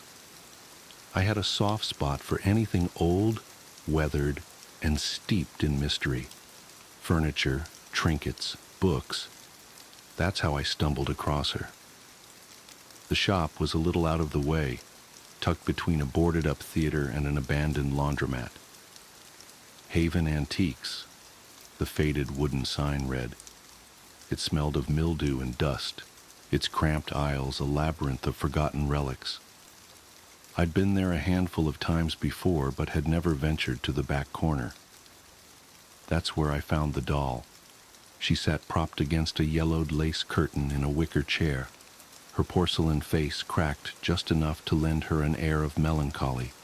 Her dark eyes, painted of course, seemed to follow me as I moved closer. She wore a navy dress with tiny white flowers, and her shoes were scuffed, as though she'd walked miles. A black ribbon tied her dark hair into 2 neat pigtails. Despite her eerie presence, something about her called to me. "How much for the doll?" I asked the old man behind the counter. His thick glasses magnified his eyes to cartoonish proportions, and he looked at me as if I'd asked to purchase his soul. "That one, $5. His tone was clipped, hurried. "No refunds." I laughed nervously. "She's creepy, but I like her." "Creepy," he muttered under his breath. As he rang me up, he added, "You might want to keep her in a box." I thought it was an odd remark, but brushed it off. By evening, the doll had taken up residence on my bookshelf, nestled between a collection of leather-bound classics and a framed photo of my late mother. Her eyes caught the light, and I could swear they sparkled in the dim glow of my desk lamp. The first night was uneventful, though I did dream about her. In the dream, she stood on my nightstand, staring at me with those painted eyes. When I woke, I found her right where I'd left her on the shelf. Still, I felt uneasy. It began with small things. Her position seemed different, a tilt of the head, an arm raised slightly. I chalked it up to my overactive imagination. Then one morning, I found her lying on the floor, her dress stained with dust. I assumed she'd fallen during the night, though there was no breeze, no tremor to explain it.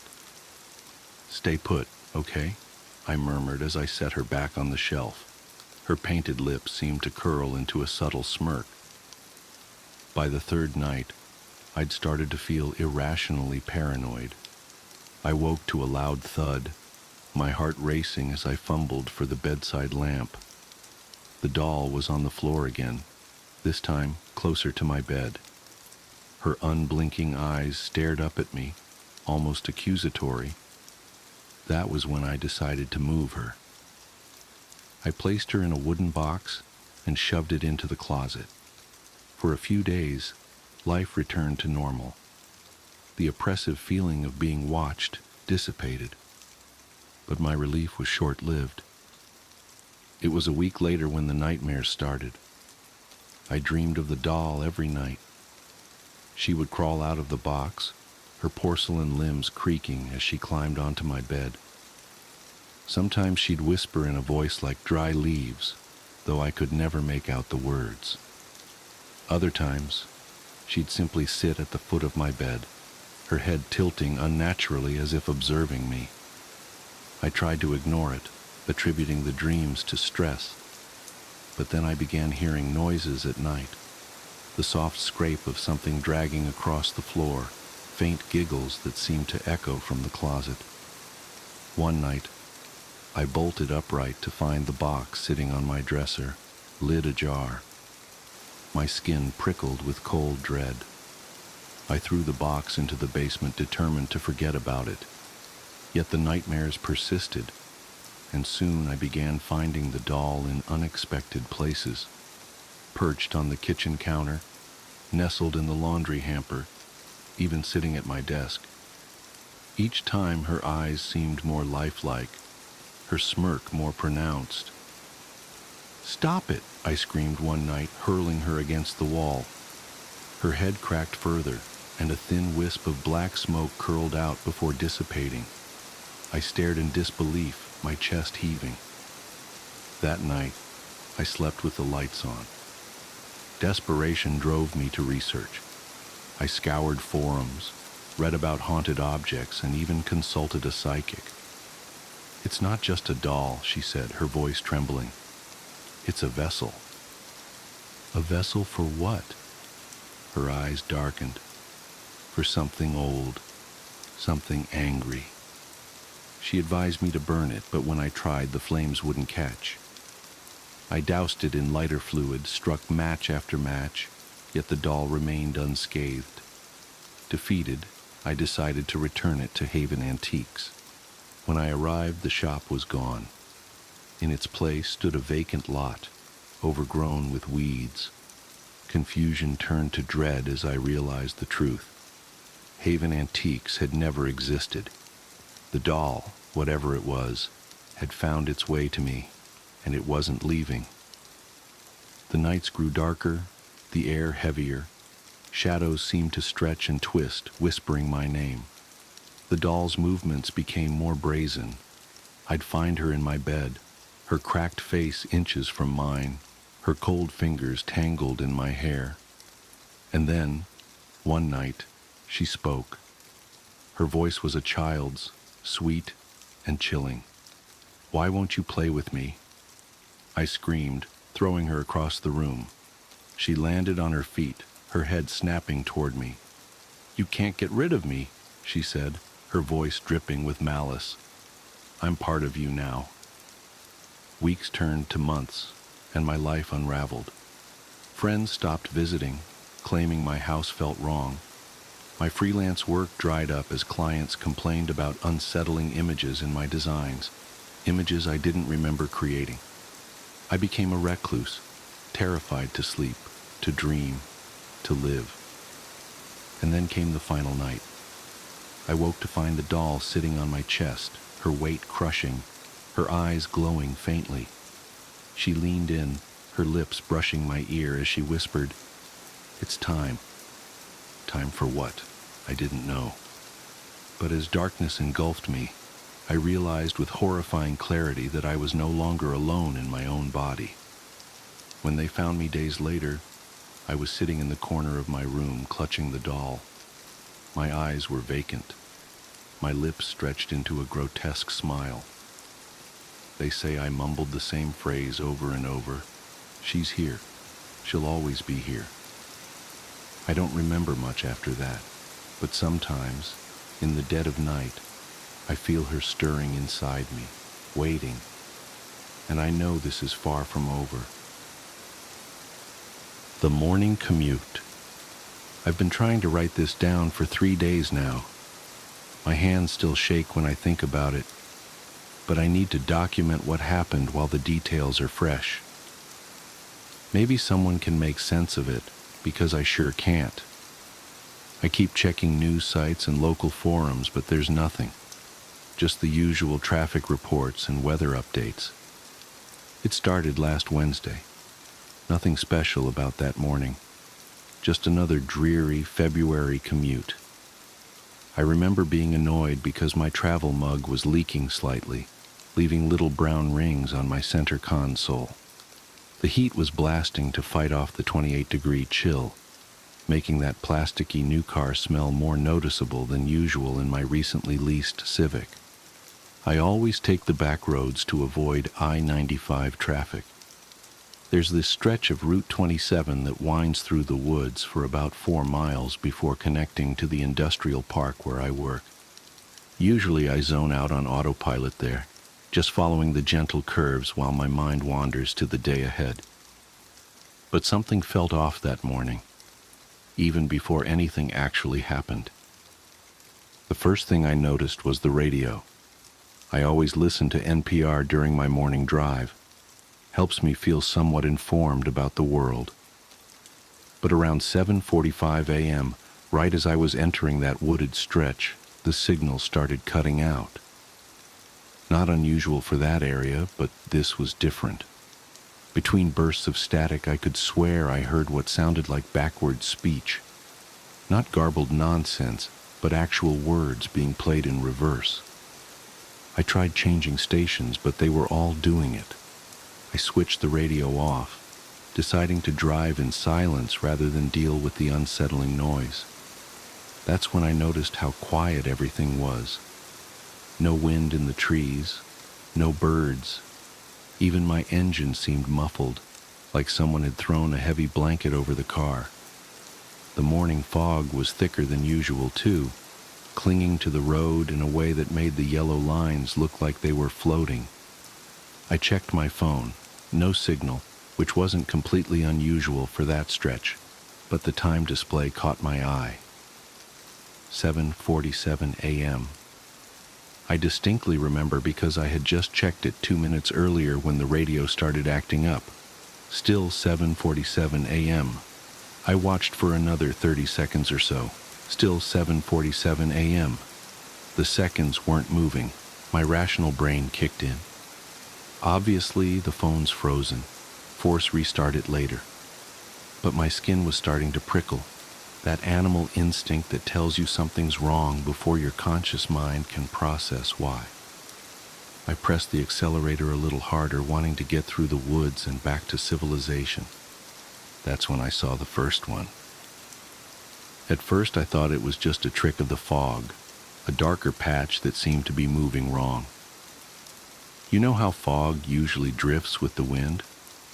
This patch was moving perpendicular to the rest, like it was cutting through it.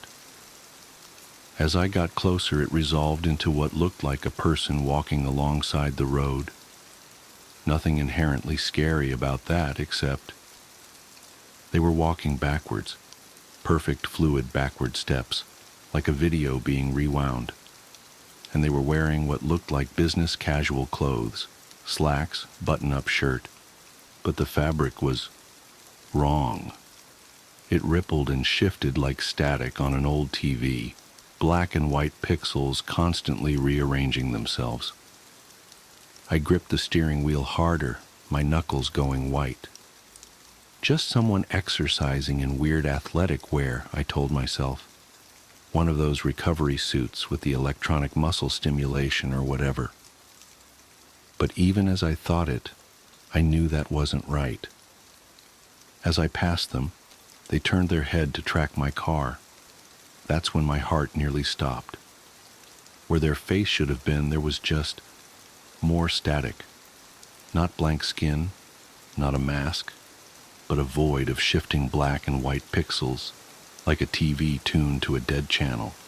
I looked straight ahead, pressing the accelerator harder.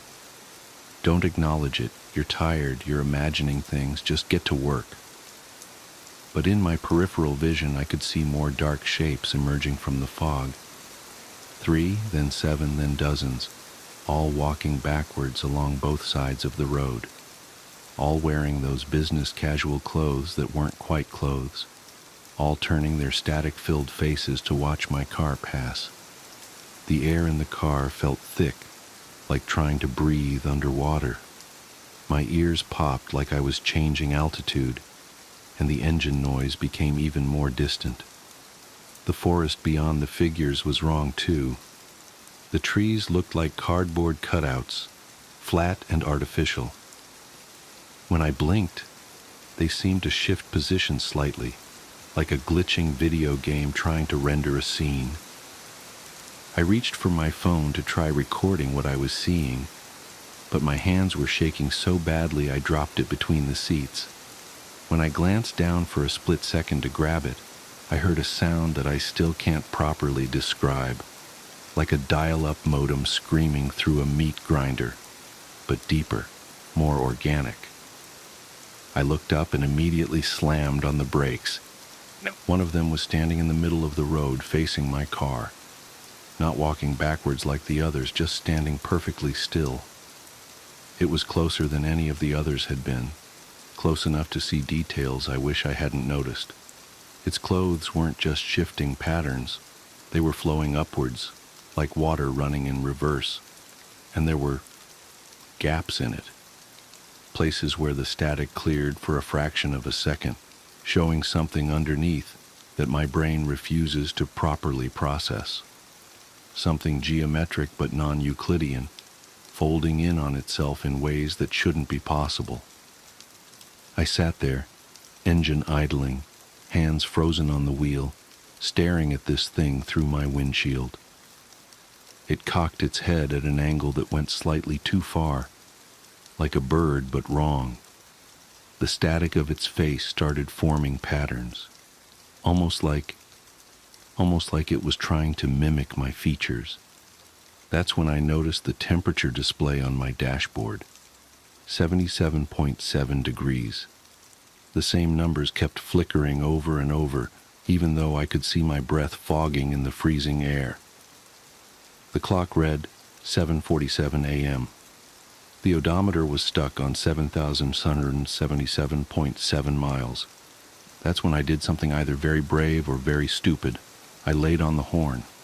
The sound came out distorted, stretched and warped, like it was being played at quarter speed. But it had an effect. The figure in the road spasmed, its form glitching violently, and then it moved. Not stepped or walked, but moved, like a video file corrupting.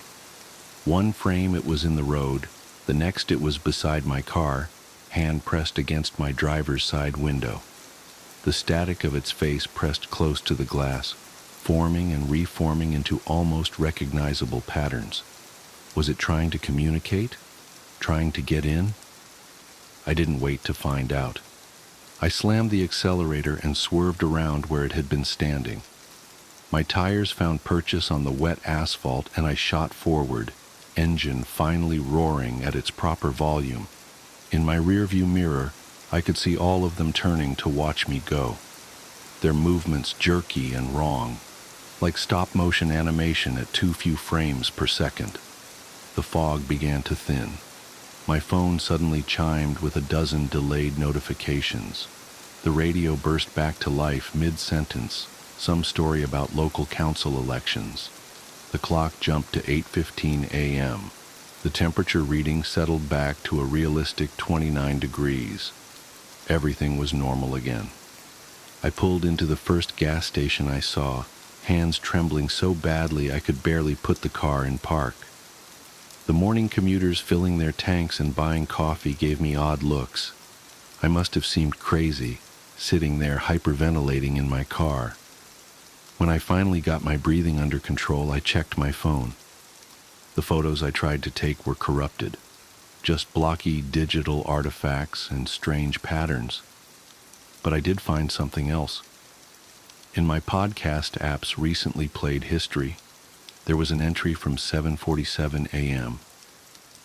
It's just 30 seconds of what sounds like white noise, but if you play it backwards and adjust the speed, it almost sounds like words. I uploaded it to my computer and ran it through some audio software, but I still can't make out what it's saying. I called out sick that day, drove home taking the interstate, even though it added 40 minutes to my journey. I've been taking that route ever since, even though it means leaving an hour earlier and sitting in traffic. Better than the alternative. But here's the thing that really keeps me up at night. I decided to do some research into that stretch of Route 27. Found some old forum posts and local news articles. Over the past decade, there have been an unusually high number of single-car accidents there, always between 7:45 and 7:50 a.m. The police reports all read similarly. Driver lost control of vehicle. No obvious cause determined. Driver claimed mechanical malfunction, but no evidence found. And the victims? All commuters, all wearing business casual. I keep telling myself there must be a logical explanation. Bad cell reception and a frozen phone, fog playing tricks on my eyes, stress and an overactive imagination. But yesterday, I was reviewing some old work emails and I noticed something that made my blood run cold. Every email I've ever sent between 7:45 and 7:50 a.m. is corrupted. The text is replaced with strings of sevens and static characters. The timestamps are all stuck at 7:47 a.m. I have to drive to my sister's wedding next week. It's a 6-hour trip and I've mapped 3 different routes. They all intersect with Route 27 at some point. I don't know what I'm going to do, but if you're reading this and you commute through wooded areas in the early morning, do yourself a favor. Check your clock when the fog rolls in, and if it ever gets stuck at 7:47 a.m., don't stop driving. Don't look at the shapes in the mist, and whatever you do, don't honk your horn. They might just honk back. The crying baby in the forest. It's strange, the things you remember. The texture of a particular moment, the smell of the air, the sound of something distant. For me, it's always been the sound, that faint, distant sound of a baby crying. I'd just come out of a particularly rough patch. My marriage had dissolved into shards of bitterness and regret. My career had plateaued, and I was haunted by a sense of failure I couldn't quite shake. So, when my friend Matt suggested a weekend hike to clear my head, I reluctantly agreed. The forest was supposed to be restorative, a retreat from the noise of life. Little did I know, it would mark the beginning of the most harrowing chapter of my existence. We picked a relatively isolated trail, one of those routes known only to locals and adventurous souls. Matt had found it on some obscure forum, and the promise of solitude appealed to me.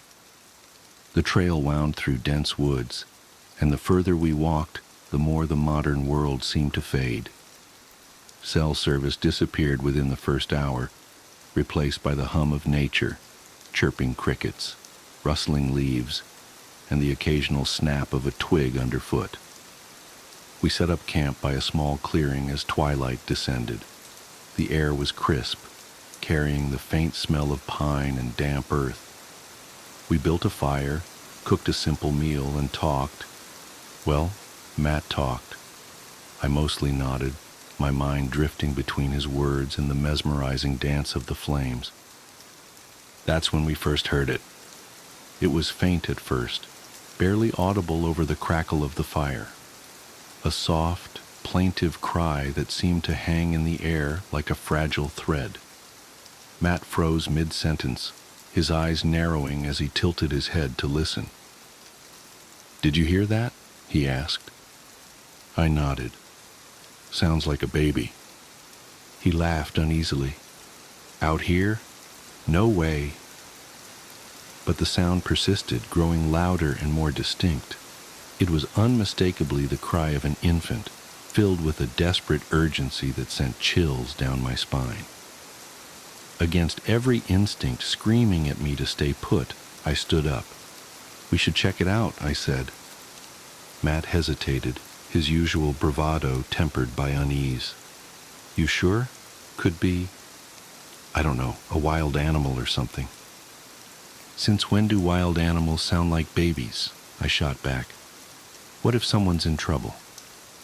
Reluctantly, he agreed, and we grabbed our flashlights before venturing into the dark woods. The crying seemed to guide us, growing louder as we moved deeper into the forest. The trees loomed like silent sentinels, their gnarled branches casting eerie shadows that danced in the beam of our lights. My heart pounded in my chest, a primal mix of fear and determination driving me forward. But something was off. No matter how far we walked, the sound always seemed just out of reach.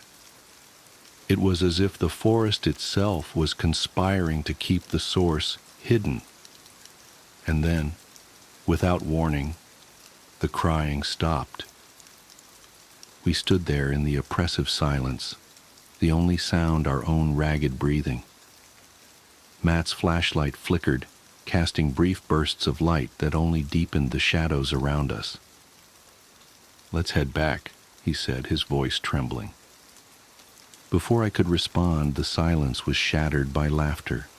It started soft, almost playful, but quickly escalated into a cacophony that seemed to come from everywhere and nowhere all at once. High-pitched and maniacal, it echoed through the trees, bouncing off the trunks in a maddening symphony. "What the hell is that?" Matt shouted. I didn't answer.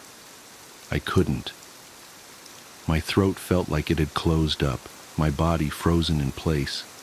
And then, just as abruptly as it started, the laughter stopped. The forest was silent once more, but it was a silence that felt wrong, heavy, oppressive, and charged with an energy I couldn't explain. We turned back toward camp, our pace quickening with each step. The trail seemed longer than I remembered, the trees pressing in closer, their branches clawing at us like skeletal hands. When we finally stumbled into the clearing, the fire was out. The camp, our sanctuary, felt alien, as if we'd been gone for far longer than we'd realized. We didn't speak as we crawled into our tents, each of us retreating into the fragile illusion of safety they provided. But sleep didn't come. Not for me, anyway. I lay there staring at the nylon ceiling of my tent, every creak and rustle outside amplified in the suffocating darkness. And then, just as I was starting to drift off, I heard it again. The baby's cry. It was closer this time, impossibly close, as if it were right outside the tent. My blood ran cold as I listened, every instinct screaming at me to stay inside. But then I heard Matt unzip his tent. "Matt, don't!" I hissed. He didn't respond. I heard his footsteps crunch on the forest floor, moving toward the sound.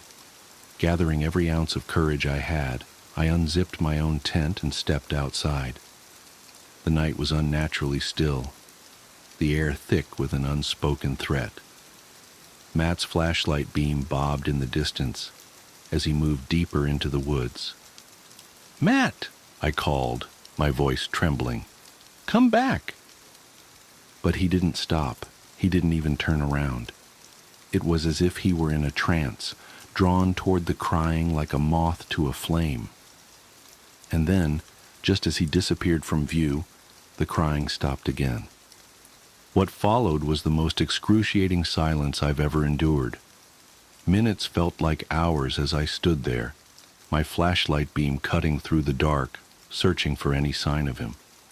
And then, the laughter returned. It was deafening, a chaotic symphony of voices that seemed to mock me, to taunt me for my helplessness. I dropped my flashlight in panic, the beam spinning wildly as it hit the ground. In its erratic light, I saw something that made my blood turn to ice. Eyes, dozens of them, glowing in the darkness, staring at me from the shadows. They were unblinking, inhuman, and filled with a malice I can't begin to describe. And then, just as suddenly as they appeared, they vanished. I don't remember running back to my tent, but I must have. The next thing I knew, I was huddled inside, clutching my knees to my chest as the laughter faded into the night. When dawn finally broke, I emerged to find Matt's tent empty. He was gone. I spent the entire day searching for him, retracing our steps, calling his name until my throat was raw. But it was as if he'd vanished into thin air. The forest, once a place of solace, had become a labyrinth of nightmares, each shadow concealing unspeakable horrors. When I finally made it back to civilization, the authorities were skeptical. They organized a search party, but no trace of Matt was ever found. I told them about the crying, the laughter, the eyes in the dark, but they dismissed it as the ramblings of a man traumatized by his friend's disappearance. I've tried to move on, but the forest won't let me. Every night, I hear the crying. It's faint at first, barely audible, but it grows louder with each passing minute. And no matter where I am, it always seems to come from just outside my window. I haven't slept in months. I'm afraid to. Because I know that one day the crying won't stop. One day, it will lead me back to the forest. And this time I don't think I'll make it out.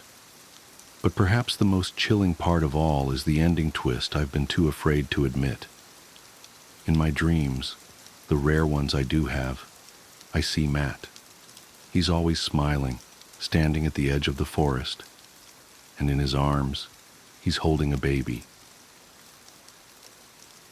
Charles Bonnet syndrome. I suffer with a condition called Charles Bonnet syndrome, or visual release hallucinations, if you want to get more technical. It's a condition that's far more common than you might realize. It's estimated that as many as half of people with gradual loss of vision will experience one or more bouts over their lifetime.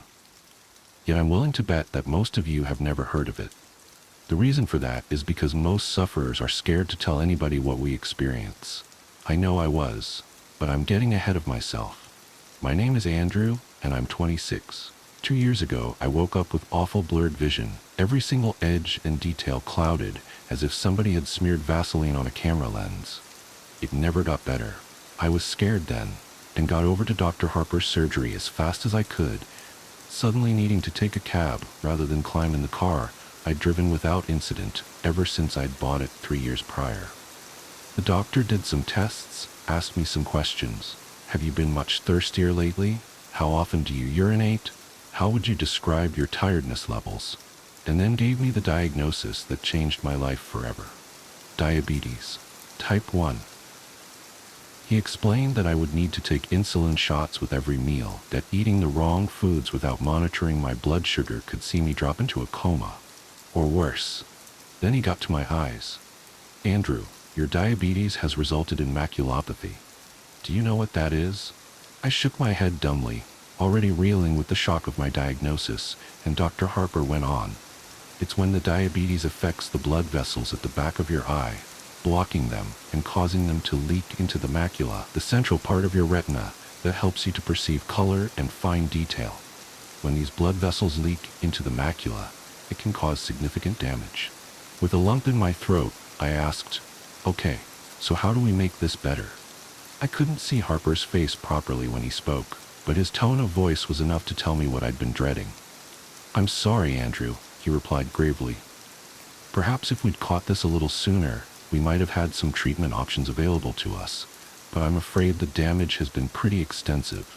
We can take steps to arrest the development of the condition, but I'm afraid it's irreversible." I felt as if my world had come crashing down around me. I was just 24, still at my physical peak. I was active, playing basketball and cycling a couple of times a week, and now my health, my body, and my sight had been taken from me. The first 6 months were tough. I broke up with my girlfriend, a sweet girl called Holly who tried to make it work but couldn't because I was so damn angry all the time. I lost my job, because if there's one thing an architect needs, it's his eyes. I even fell out with a lot of my friends, making excuses to not meet with them until they stopped asking. In truth, it was jealousy on my part, envy that they got to keep on living while everything I'd ever hoped for had been snatched away. I became a recluse, never leaving my apartment, barely bothering to wash, shave, or get dressed each day. I was so sure that my life was over, I stopped even trying to live it. I was an asshole. It took me a long time to realize this, but in the end it was the nurse assigned to visit me at home, a tall, no-nonsense, experienced woman called Lois, who brought this to my attention. "You're an asshole," she said. "What?" I gasped, shocked at her language. "So you've got diabetes. Do you know how many people do? she asked. Then, before waiting for my answer, she continued, "Do you think they all hide in their apartments, refusing to get on with their lives? Losing your vision is a terrible thing, and you do have my sympathy, but Andrew, it's no excuse to give up." "But you don't," I argued, trying to defend myself, but she hadn't finished. "Understand?" she growled.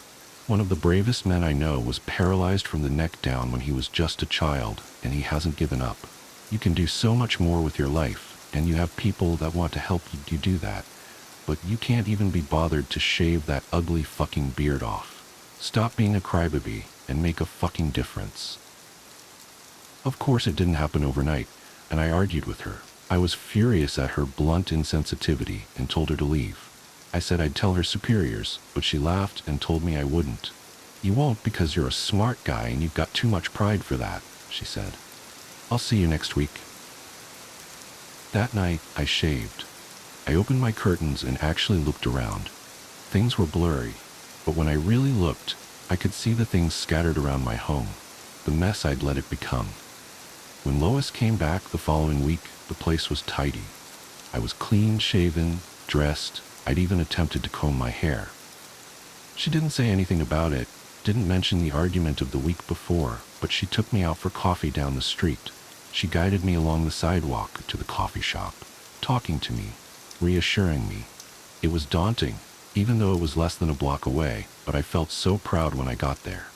We talked, me and Lois. I think I even laughed. Afterwards, she walked me home. Then when she helped me back inside, she said, "It's nice to meet you at last, Andrew." That day was the beginning of my new life.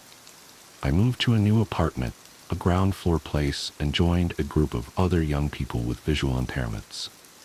I made friends. I got out every day, even if it was just a short walk, but I made a point of seeing what I could of the world. I bought what I could, but the Sawyers, the old couple that ran the local store, would bring my groceries by once a week. Clark's a gruff old coot, so he refuses to coddle me, and he's told me that he respects me for being like I am, for maintaining my independence, for not giving up. From a guy like him, that's one of the sweetest things I've ever heard. Things were going so well. And then, 1 year ago, it started. I walked into my living room, a mug of coffee in my hand, and I saw a Victorian funeral carriage stood right there on my rug, complete with 2 huge, proud horses in full livery, adorned with long black plumes in their bridles. They stood perfectly still, while the driver, a small bearded man in period costume and a top hat, fidgeted with the reins and peered at me expectantly. Bizarrely, they were far clearer than the usual blurry shapes that I could see. I damn near pissed my pants. I dropped the cup, spilling scalding hot coffee over my bare feet, jumping backwards with a cry of pain and alarm. When I returned my attention to the horses and carriage back in the room, they were gone. In that moment, I wondered if I was going mad. Apparently most of us do, which is understandable. How would you feel if you'd seen that exact same sight in your home? Unless you're Jack the Ripper, I imagine many of you do not have a coach and horses just laying around. I certainly didn't. Eventually, after much quiet swearing to myself and more than a little self-delusion, I managed to convince myself that I had not seen what I thought I had, that it was merely a very vivid daydream.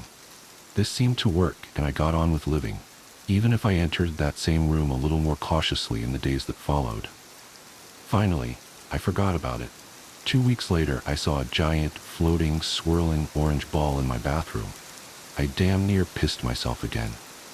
I stood staring at it, this bizarre, rotating, levitating globe that was a little larger than a beach ball hanging in midair over my tub, open-mouthed for a full 10 seconds before finally screwing my eyelids tightly closed and whispering to myself, "That isn't there.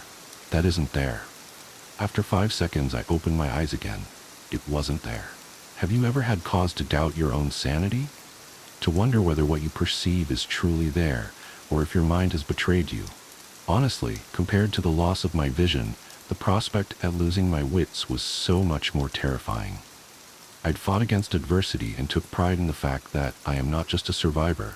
I'm somebody who is living his own life. How could I do that if I was insane?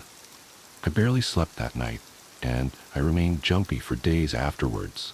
Any sign of movement or any unfamiliar shape would set my pulse racing, would cause me to doubt whether it was truly there. It was the toughest time I'd ever been through, worse even than that time after I was diagnosed with diabetes. At least, when Dr. Harper had told me about the diabetes, I had a definitive prognosis.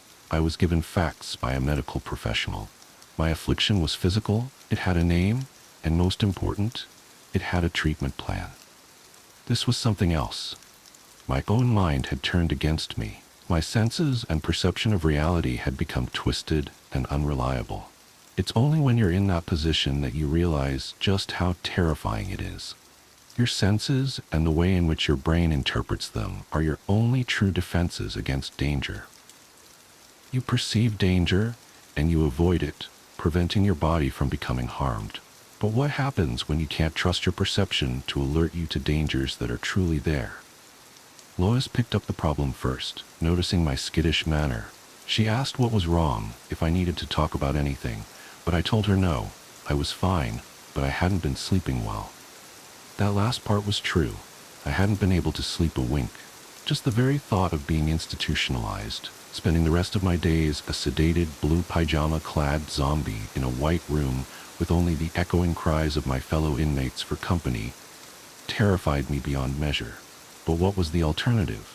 Live life as a risk to myself and others? Ultimately, I chose to ignore it. I reasoned that if I was able to function around other people without them realizing what was going on, that was good enough. A full month passed before the next incident, and I really did think that maybe I'd put this whole mess behind me. With every passing day, my confidence had grown, so that Wednesday morning I'd stepped out onto the sunny street feeling pretty carefree. Each Wednesday, I'd treat myself to a latte down at Joe's, the same coffee shop that I'd visited with Lois.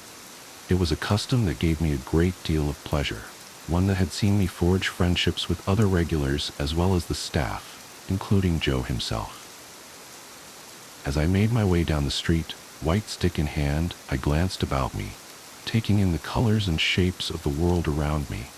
I enjoyed the feel of the sun on my face and the sounds of the birds singing. It was a good day. Then I saw them. A party of pilgrims, 6 of them, all dressed in settler-era attire, sitting cross-legged on the asphalt. They didn't look at me. Instead, they were engaged in a heated, yet strangely silent conversation. I froze, staring at them. Still they argued, gesticulating furiously at one another. However, I couldn't hear their angry voices, despite the fact that, judging by their ill temperament, they must be screaming at one another. Paralyzed by shock, the white stick fell from my numb fingers, clattering onto the sidewalk.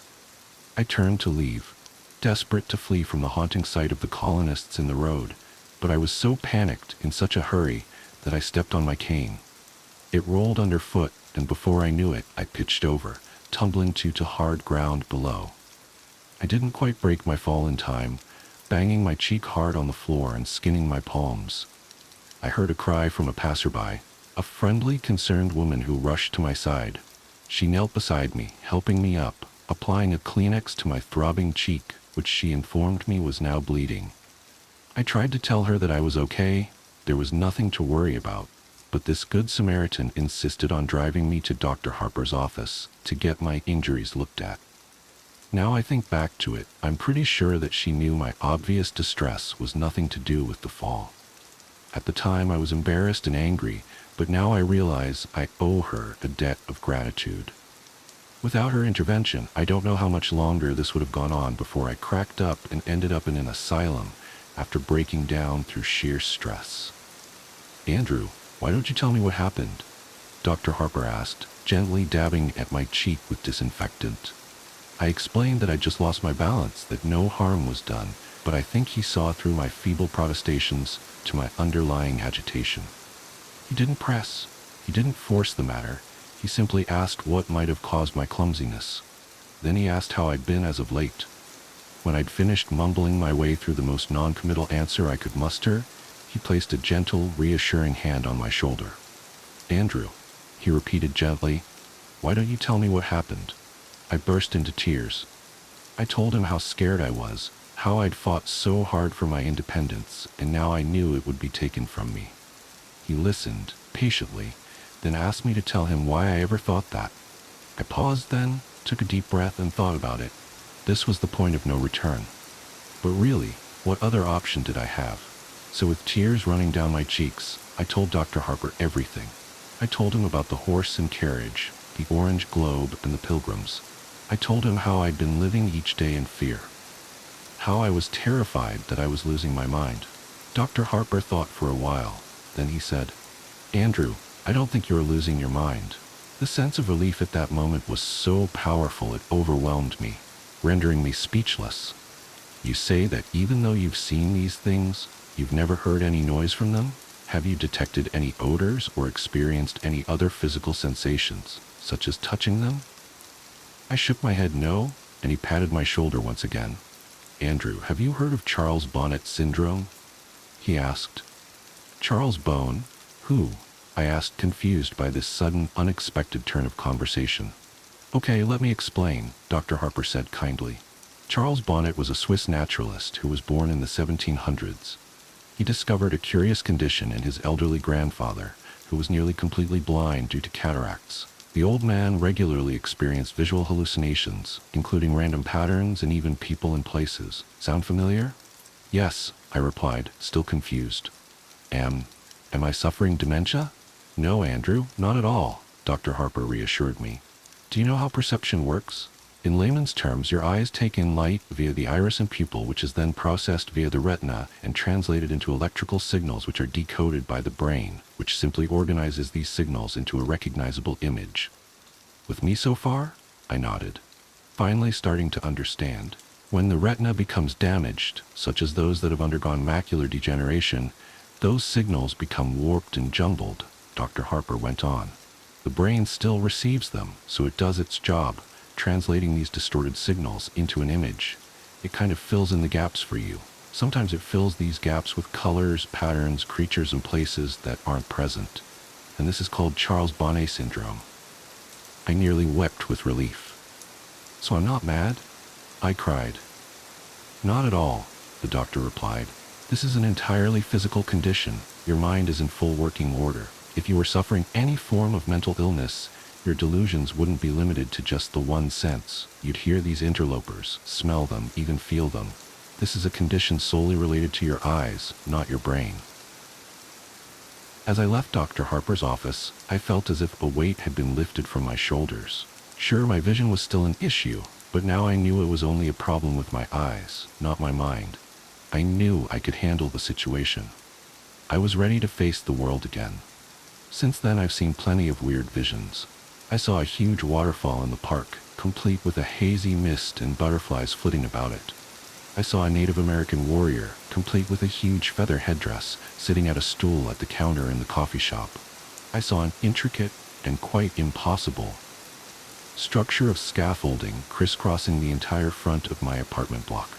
Hell, on the 4th of July last year, I even saw a great swooping green dragon in the sky, twisting and cavorting through the air overhead. All looked utterly and completely real.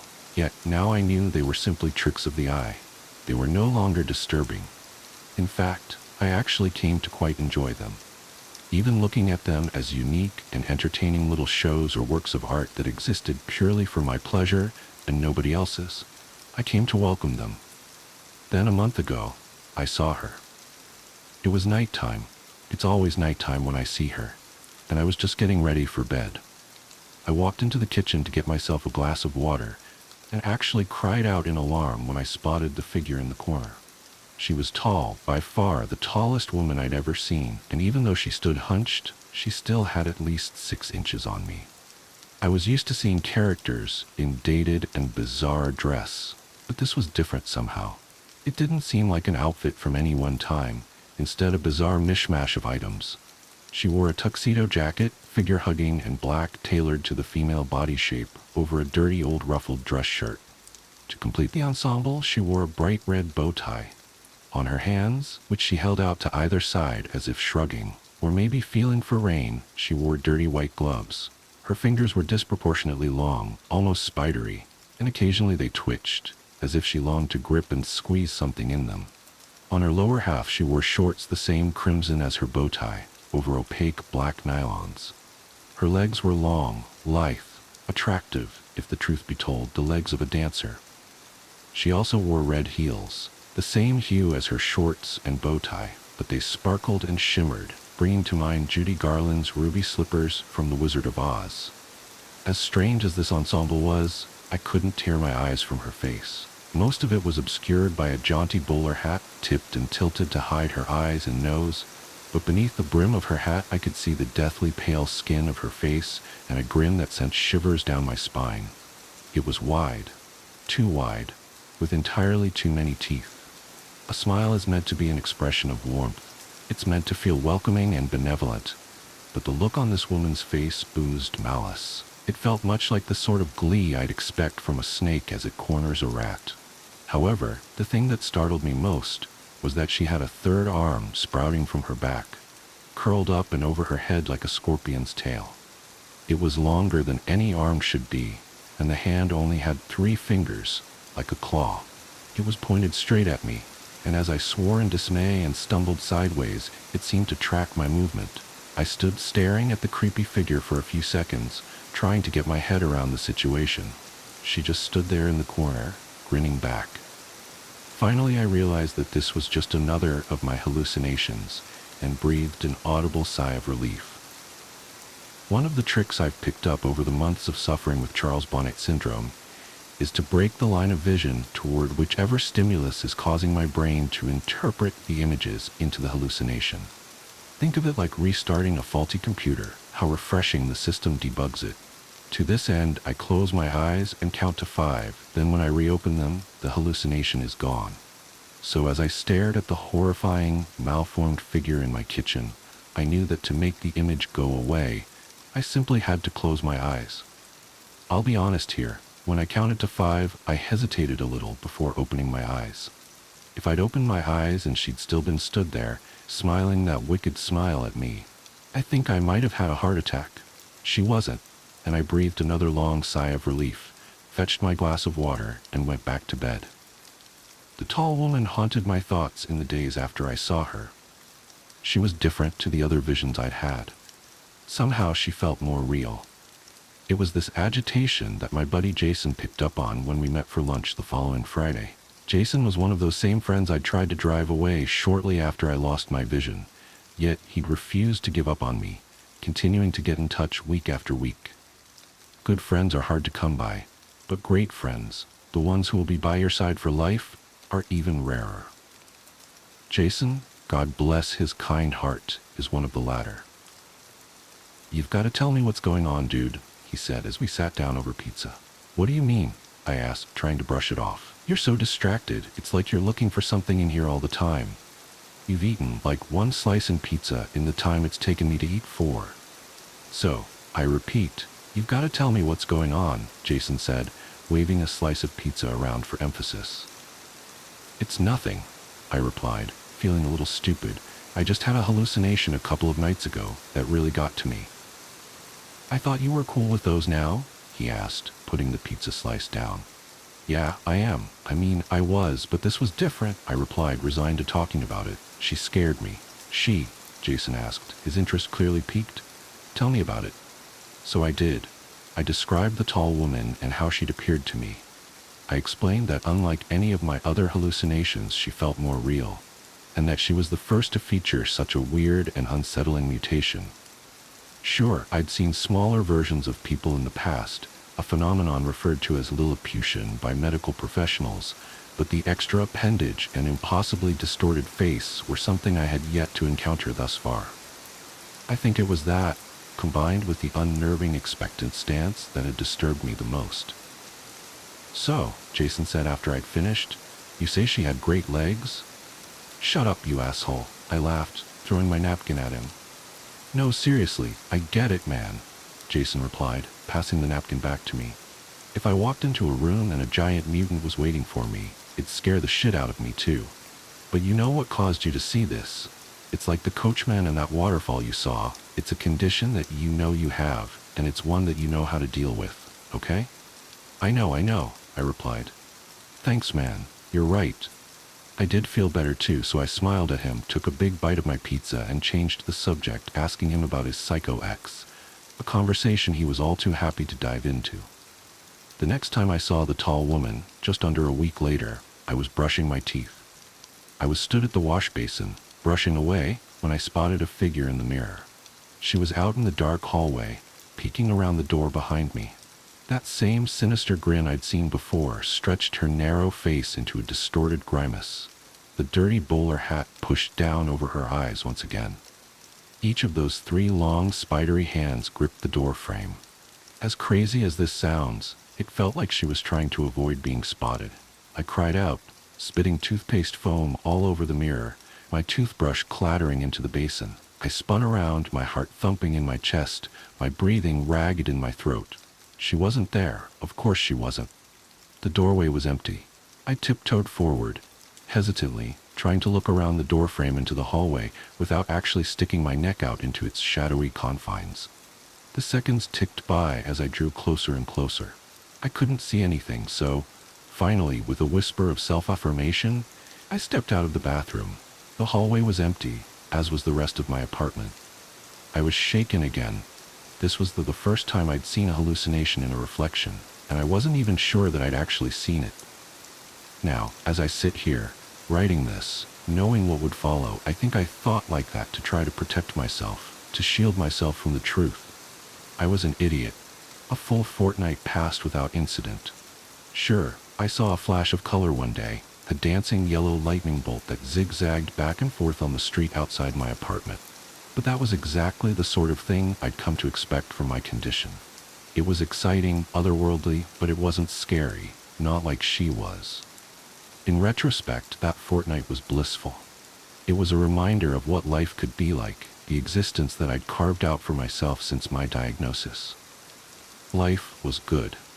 The night that changed the way I viewed the tall woman, last night, I'd been out and had a couple of drinks. I'd met the other guys with visual impairment for dinner, and we'd ended up at a bar afterwards.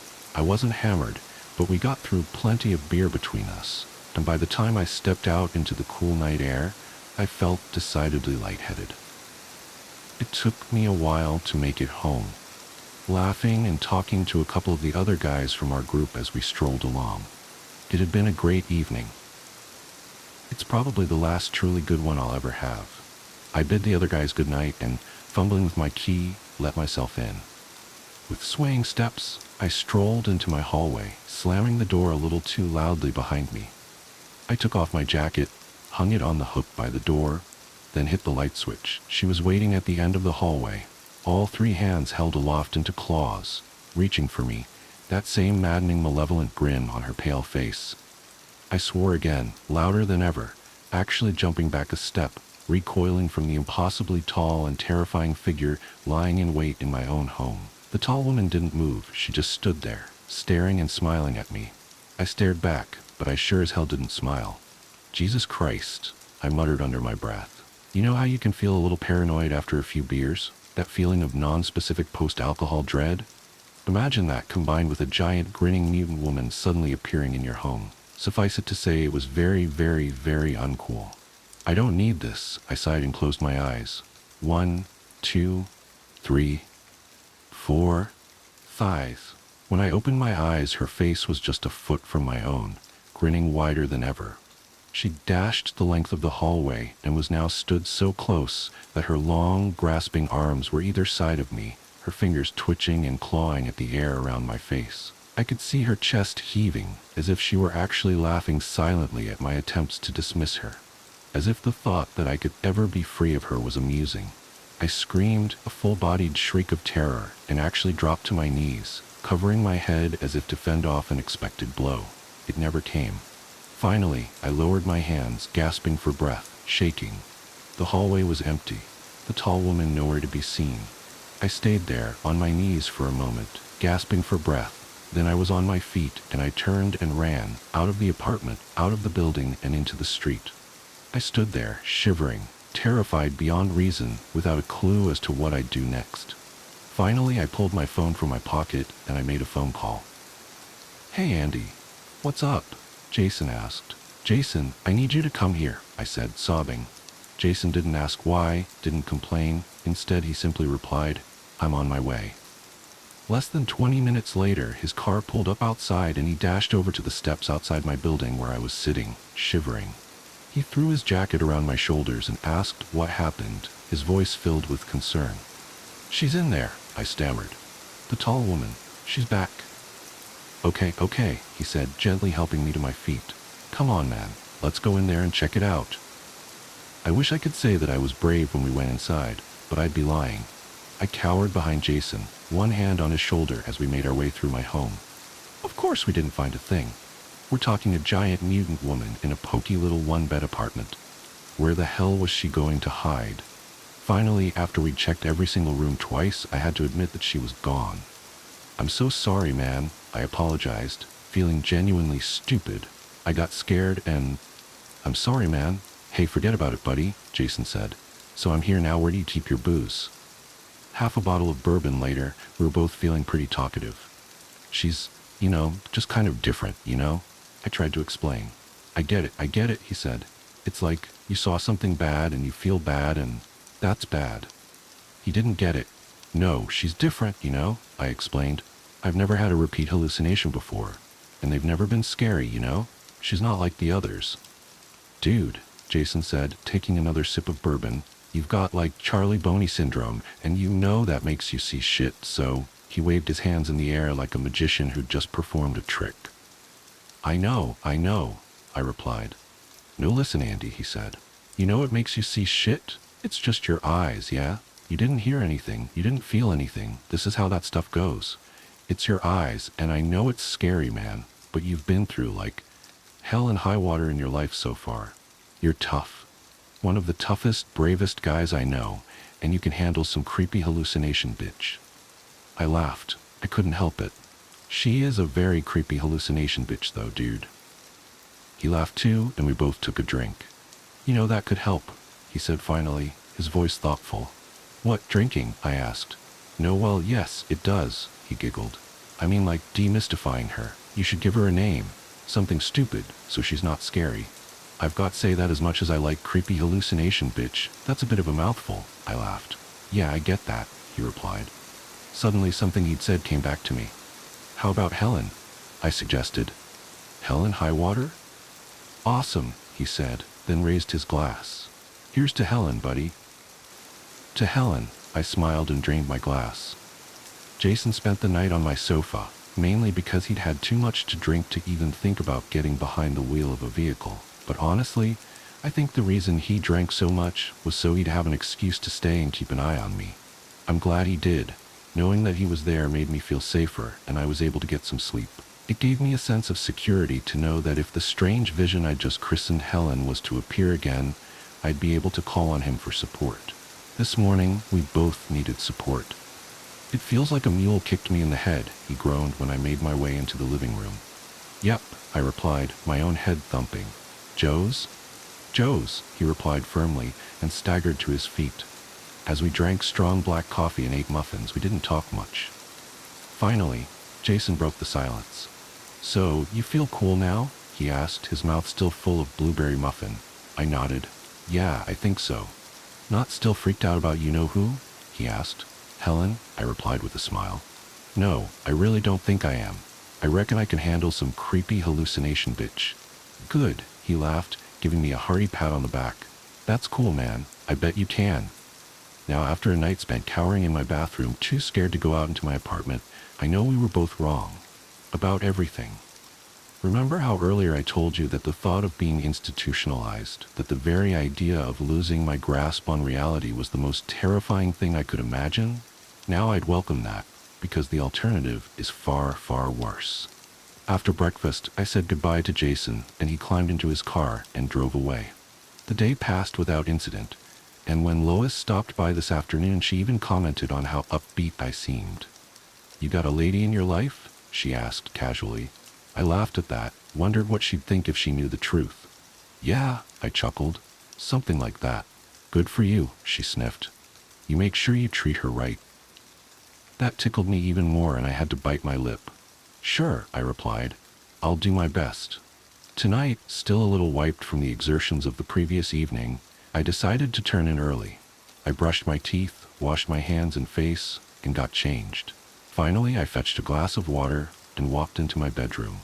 I climbed into bed and instantly felt so relaxed. Within mere seconds, I was ready for sleep. That sudden, overwhelming drowsiness that comes when you've spent a whole day keeping sleep at bay. I decided that resistance was futile and sat up to switch off the light. I nearly didn't see her, but as I reached for the switch, I caught a glimpse of something out of the corner of my eye. My heart leapt into my throat as I turned to the foot of my bed. The tall woman was crouching there, her grinning face staring at me from just beyond my feet. So many teeth. Her long, slender fingers spread out over my blankets, twitching slightly as she gripped the end of the bed. Slowly, excruciatingly so, her third misshapen arm came into view over her shoulder, joining her other hands on my bedding. I froze, utterly petrified.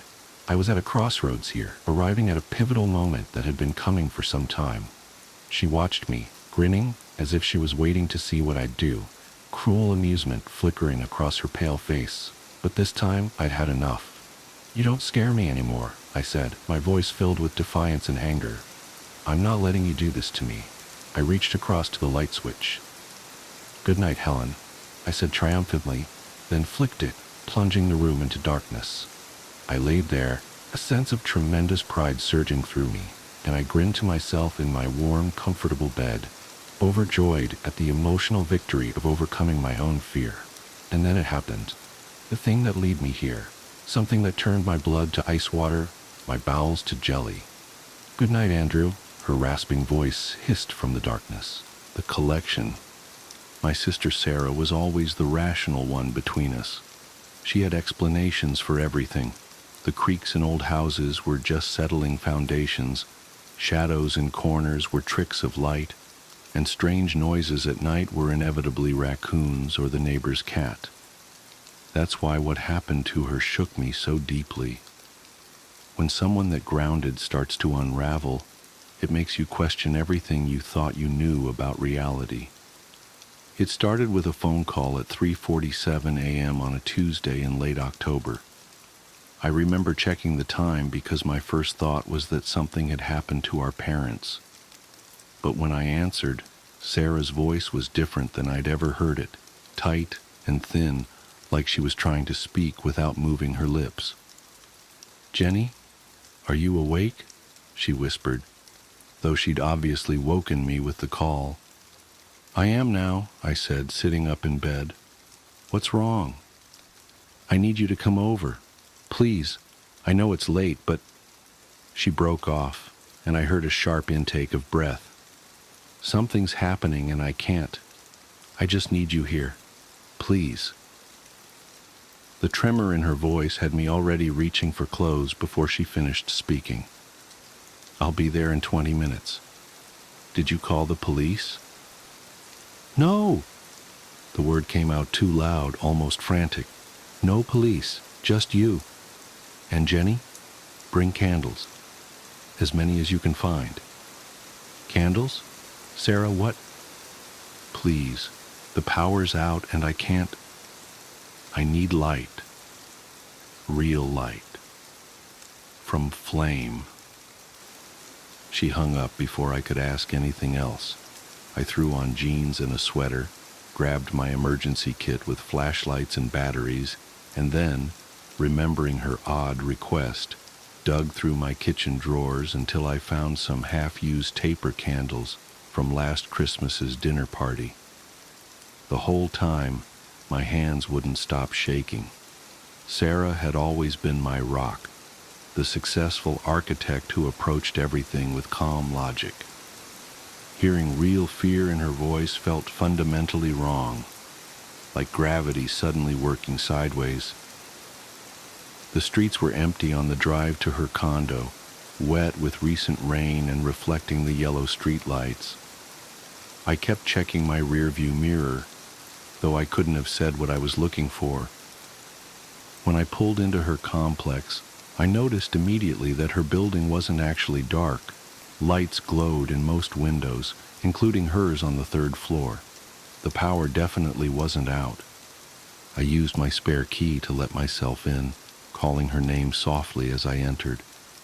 The condo was freezing, much colder than the October night outside.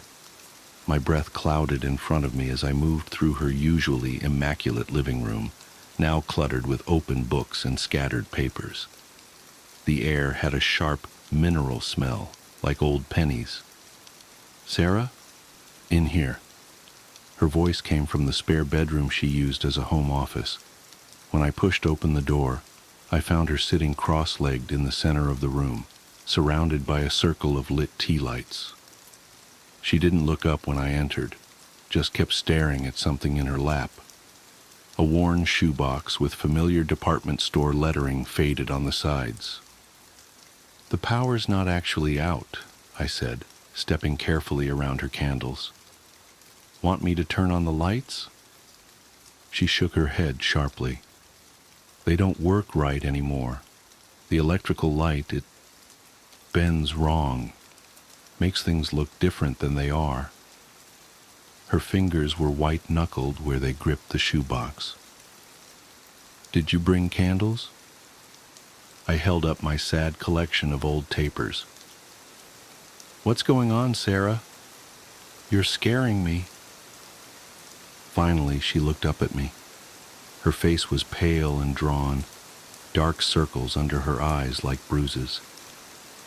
"I found something at work, in the Madison Project."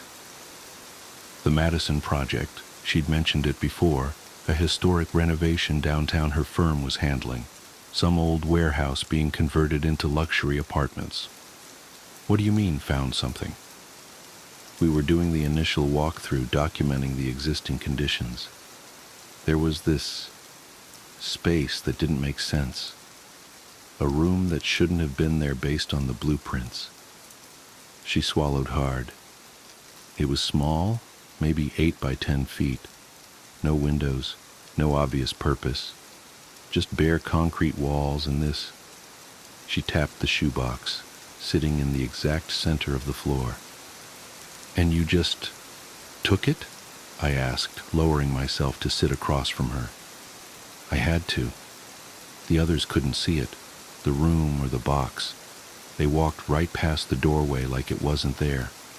I thought I was losing my mind at first, tried to point it out to my project manager, but his eyes just slid away, like there was something his brain refused to process. She drew a shaky breath. So I went back after everyone left. I told myself I just needed to prove it was real, take some photos, document it properly. But when I opened the door again, the room was different, smaller, and the box, it was closer to the door than before, like it had moved while no one was watching. A draft whispered through the room, making the candle flames dance. Sarah's face twitched at the movement of shadows. I should have left it there, but I couldn't stop thinking about it, about what would happen if the construction crew found it, not knowing what it was. So I took it home, thinking I'd figure out who it belonged to, where it came from. She laughed, a hollow sound. "That was 4 days ago. I haven't slept since." "What's in it?" I asked, though I wasn't sure I wanted to know. Her hands tightened on the box. At first, I thought they were fake. You know those plastic novelty teeth you can buy at Halloween? But they're real. Human teeth. Hundreds of them. Adult and baby teeth, some still with bits of root attached. And they're active. Active? What does that mean? Instead of answering, she carefully lifted the lid. The mineral smell grew stronger, making my nose sting. Inside, yellowed teeth of all sizes were packed tightly together, filling the box nearly to the brim. As I stared, trying to process what I was seeing, I noticed something that made my skin crawl. Tiny movements, like ripples through grain, as the teeth shifted against each other. "They move more in the dark," Sarah said quietly, "and they respond to things. Watch." She lifted one of my candles and slowly moved it to the left. As the light shifted, The teeth subtly rolled in that direction, like iron filings following a magnet. They follow the flame, but electronic light makes them agitated, aggressive. The first night, I had my desk lamp on while I was examining them, and they started vibrating, chattering against each other, getting faster and faster until... She pulled up her sleeve, revealing a series of small, crescent-shaped scars on her forearm. They jumped. Just a few at first, then more and more, like popcorn kernels hitting the lid. I barely got the box closed in time. That's when I noticed the temperature drops. It gets colder the more active they are. And sometimes when it's really quiet, I can hear whispers, like hundreds of tiny voices speaking just below the threshold of hearing. I wanted to tell her she was sleep-deprived, imagining things, but I could see the teeth moving with my own eyes, rolling gently toward the candlelight, and the longer I looked, the more I noticed other strange details. How some seemed to have impossible angles and edges, how the shadows they cast didn't quite match their shapes. "We need to get rid of it," I said firmly. "Throw it away, bury it, whatever." Sarah shook her head. I tried, drove out to the state park, hiked way off the trail, and buried it deep. But when I got home, it was here on my desk. Tried throwing it in a dumpster across town. Same thing. Even tried burning it, but the flames just curved around it, like they were afraid to touch it. She looked up at me with bloodshot eyes. And now I think they're getting stronger. The whispers are getting clearer. Sometimes I catch words, fragments of sentences. They want something, Jenny. They're waiting for something. And I think... Her voice cracked. I think they're starting to affect my own teeth. She opened her mouth, and I had to stifle a gasp. Her teeth, normally straight from years of childhood braces, were subtly misaligned. Some seemed longer than they should be, others tilted at odd angles. As I watched in horror, I could have sworn I saw one of her molars shift slightly in its socket. "Jesus, Sarah, we need to get you to a doctor." "No." She grabbed my arm. "No doctors, no authorities. I've been researching, trying to figure out what this is. I found references, old stories about objects like this, collections of things that shouldn't be collected, gathered for purposes that human minds can't comprehend. If the wrong people find out about it..." She shuddered. "We have to contain it ourselves. The candles help. Fire is pure somehow, keeps them calm. But it's not enough anymore. They're getting stronger every night, and I can't stay awake forever." As if in response to her words, a stronger draft swept through the room, extinguishing several tea lights. Immediately, the temperature plunged.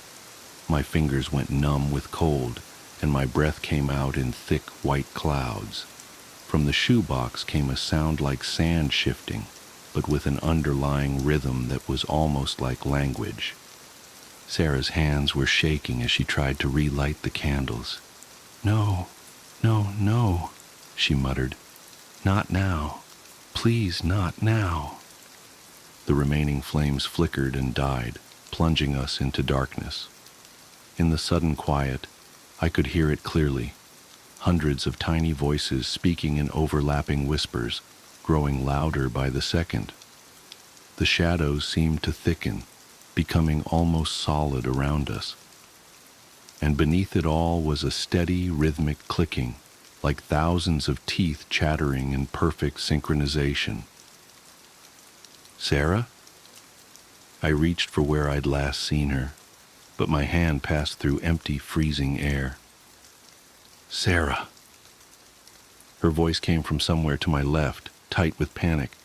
"The candles, Jenny! Light them, please! You have to!" The whispers rose to a fever pitch, drowning out her words. I fumbled with my lighter, hands trembling so badly I could barely work the flame. As soon as it caught, I saw Sarah sprawled on her back, hands clasped over her mouth, eyes wide with terror. The shoebox had tipped over. Teeth skittered across the hardwood floor like hail, moving with terrible purpose. They seemed different now, sharper, more numerous than before, with impossible geometries that hurt my eyes to look at. As I watched, frozen in horror, they began to flow together, merging and transforming into larger shapes that clicked and chattered as they moved. I grabbed Sarah's arm and pulled her to her feet. "Run!" We bolted from the room, slamming the door behind us. Through the wood, I could hear that awful clicking getting closer, accompanied by a sound like hundreds of tiny feet scuttling across the floor. Sarah fumbled with her car keys. "We have to go. Have to get out of here." But when she opened her mouth to speak, I saw that her teeth were moving, writhing in her gums like living things trying to escape. She saw my expression and reached up to touch her mouth. When her fingers came away, they were streaked with blood. The next few hours are fragmented in my memory. I remember somehow getting Sarah to the emergency room, babbling something about a fall, a dental accident. I remember the doctors' confused faces as they examined her, how they kept redoing x-rays because the images wouldn't come out clearly. And I remember Sarah's last words to me before they took her back for emergency surgery. "Don't let them find the box." I drove back to her condo as sunrise was turning the sky a sickly gray. The spare bedroom door was still closed. When I finally worked up the courage to open it, I found the room empty. No teeth, no box, just scattered candle stubs and Sarah's research papers. But the mineral smell lingered, and the temperature was still unnaturally cold. That was 3 weeks ago. Sarah is different now. The doctor said the surgery went well, but she had to have all her teeth removed. The dentures don't fit quite right, they say, though they can't explain why. She doesn't talk about what happened, doesn't seem to remember most of it. Sometimes I catch her running her tongue over her artificial teeth with an expression I can't read. I've been going through her research notes, trying to understand what she found. There are patterns emerging, similar stories scattered through history, always involving collections of things that shouldn't be collected, always with witnesses who either disappeared or changed fundamentally after their encounters. The locations vary, but they're always spaces that shouldn't exist, rooms that appear and disappear, doors that lead somewhere different each time they're opened. I haven't seen the box again, but I know it's still out there. Sometimes at night, I wake up to a familiar mineral smell and the sound of tiny whispers just below the threshold of hearing. My dentist says my teeth are fine, perfectly normal, but I catch glimpses sometimes in the mirror, moments where they don't look quite right, moments where they seem to move when I'm not watching directly. I keep candles with me now, all the time. Fire helps, just like Sarah said. Keeps the whispers at bay, keeps my teeth feeling solid and real in their sockets.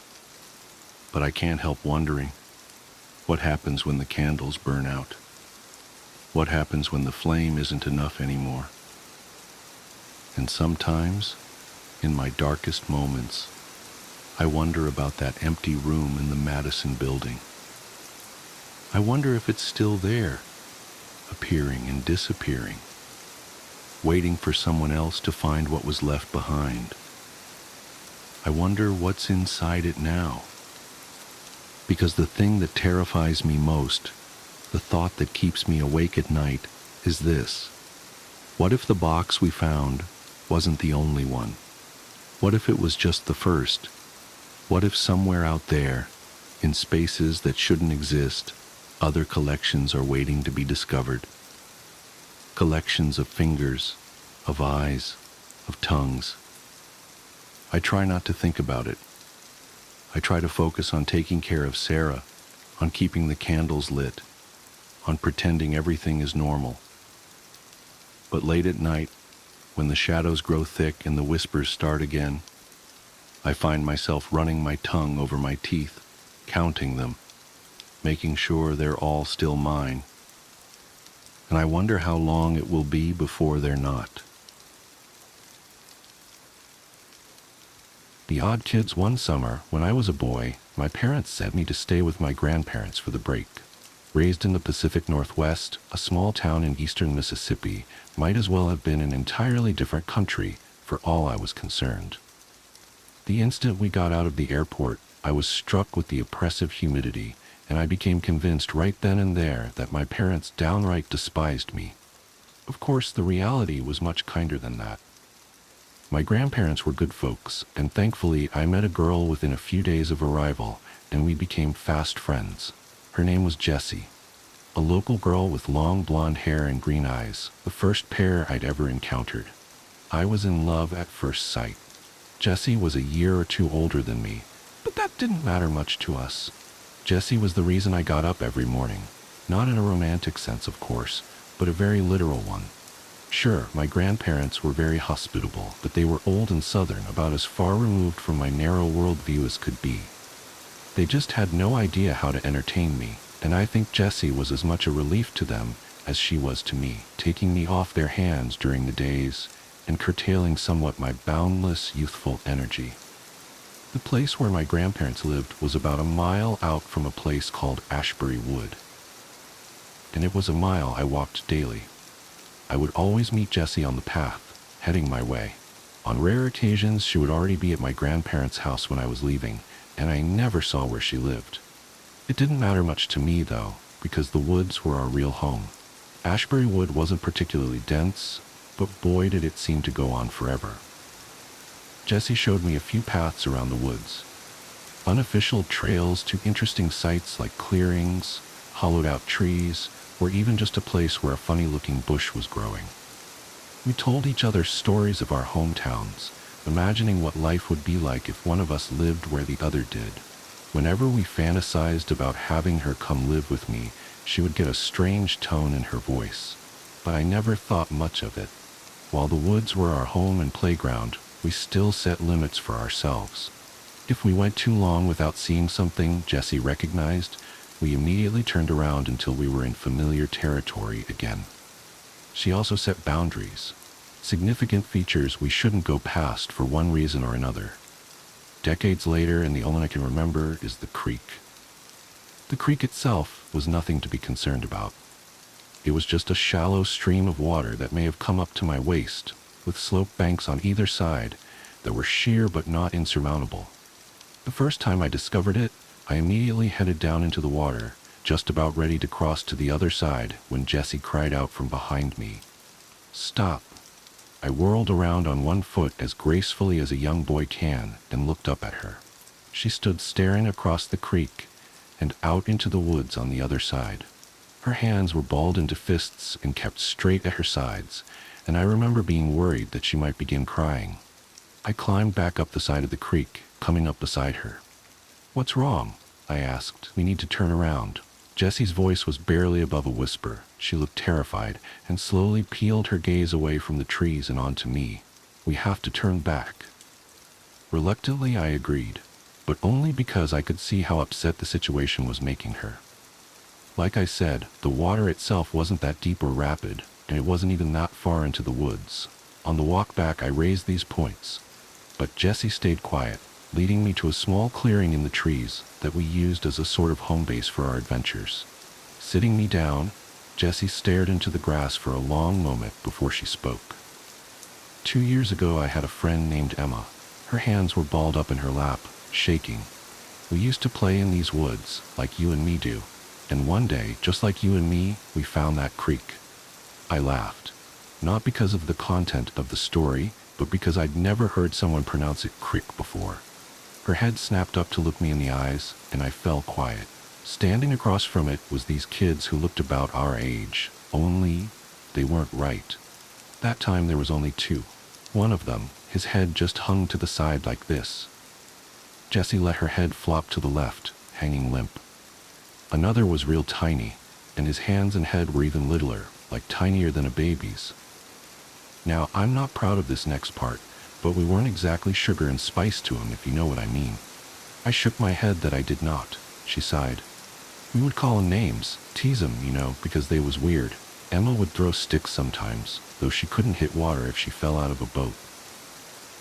The story paused as Jessie smiled to herself, remembering her friend fondly. Did they ever talk back? I asked, bringing her back to reality. Nah, she said, shaking her head. Just stood there looking at us and making these weird squeaking noises. Emma and me, we started calling them odd kids. 'Cause they were kids and they sure as shit were odd. I blushed at such intense language, but Jessie didn't notice. But no matter what we did to them, they never came across the creek. Always just stood on the other side, staring and squeaking. Wasn't always the two, neither. There was different ones, 4 or 5 in all, I think. What happened to Emma? The direction the story was going was obvious, and I was eager to learn. Jessie stayed quiet for a long while, staring into the ground and absently picking at the grass beneath her. So at first we were afraid, right? The odd kids weren't normal. And we would scare each other silly, telling stories of how they eat people and like to run around naked together, just dumb stuff. But as time went on, we got less and less scared of them. It got to the point where we'd stand right on the other side of the creek and dare them to cross over, but they never would. One day, we're sitting there talking to ourselves, ignoring the weird-headed one like he's just another tree, and Emma said something about him being too chicken to cross. We both looked at him, and he just walked off, turned around and went deeper into the woods, till eventually we couldn't see him. And I teased Emma that he was daring her to follow him, that she was a chicken if she didn't go. I was listening with rapt attention at this point. To my young mind, this girl's tale of terror more closely resembled a great campfire story, made even better by the fact that it allegedly took place only a brisk walk away from where I sat. Together, the two of us crossed the creek, 'cause like you said, it ain't that big, and we climbed up onto the other side and chased after him. We went maybe a quarter mile in before we start hearing that squeaking again, only up close it didn't sound like squeaking anymore. It sounded like chittering. They surrounded us faster than either of us expected, coming out of the trees like ghosts. I was frozen in fear. I couldn't move a muscle, just staring at the odd kids and wondering what was going to happen. Then one of them, the limp-headed one, he grabbed Emma and she screamed, and it's like it woke me up. I tore out of there as fast as I could go, practically leaped the creek in a single jump and ran all the way home. My lungs was on fire by the time I stopped, and I was crying all over the place, people trying to get me to tell them what happened, but her voice trailed off, and I could see tears welling in her eyes. Did you? I asked. She shook her head, blinking away the tears. I felt guilty, she admitted. I felt guilty for leaving her, and I just kept thinking that she'd come home, that she'd be right behind me, and we'd cry about it and never ever go across that damn creek again. But she didn't. Jessie shook her head again. But she didn't, she repeated. She didn't ever come back. Nobody ever went looking for her neither, 'cause she was an orphan. I didn't say nothing, and so nobody even knew to look. Staring out into the woods in the direction of the creek, Jessie's voice cracked. The odd kids got her. I don't know what they did with her.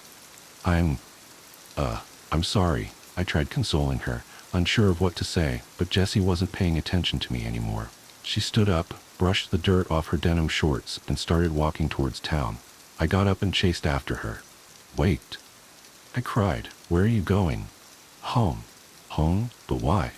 The concept seemed alien to me. It was the middle of the day. Who would want to stay indoors? I can't stay in these woods. Not today. She paused. You should go home too. We'll meet up tomorrow morning. But nothing. She stopped and turned to face me. Go home. Jessie started to turn around again before something else occurred to her. And don't ever go across the creek. You hear me? I nodded silently, and she reached out, grabbing my shoulders and giving me a firm shake. Say it, she demanded. I promise. No going across the creek, I said timidly. Hey. She stared into my eyes as if searching my soul for a way to ensure my sincerity. Whether she found it or not, she eventually released me and headed off, leaving me standing alone in the woods with nothing on my hands but free time and my own thoughts. I looked back in the direction of the creek and the mysterious woods beyond. Were there really such a thing as odd kids?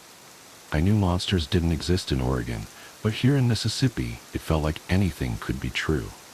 Plus, Jesse had told the story with such conviction that it felt disloyal to be skeptical. I spent the rest of the day in the woods, wandering aimlessly.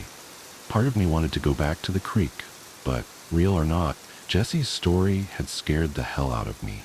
At one point I got just close enough that I could make the creek out through the trees, and I peered as hard as I could at the bank on the other side. I wanted to make out a pair of eyes staring back at me, or hear that chittering Jesse had talked about. Heck, at that point I would have accepted a quick blur between the trees as concrete evidence. But despite my willingness to believe, nothing came forward to present itself. The opposite bank was devoid of life, and I didn't have the gall to investigate any closer. As the sky dimmed, I reluctantly began the long walk home, unaccompanied for the first time all summer.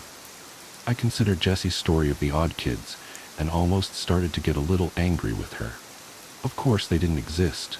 She made them up just to mess with me, and threw in another girl, conveniently orphaned, to drive home the scare.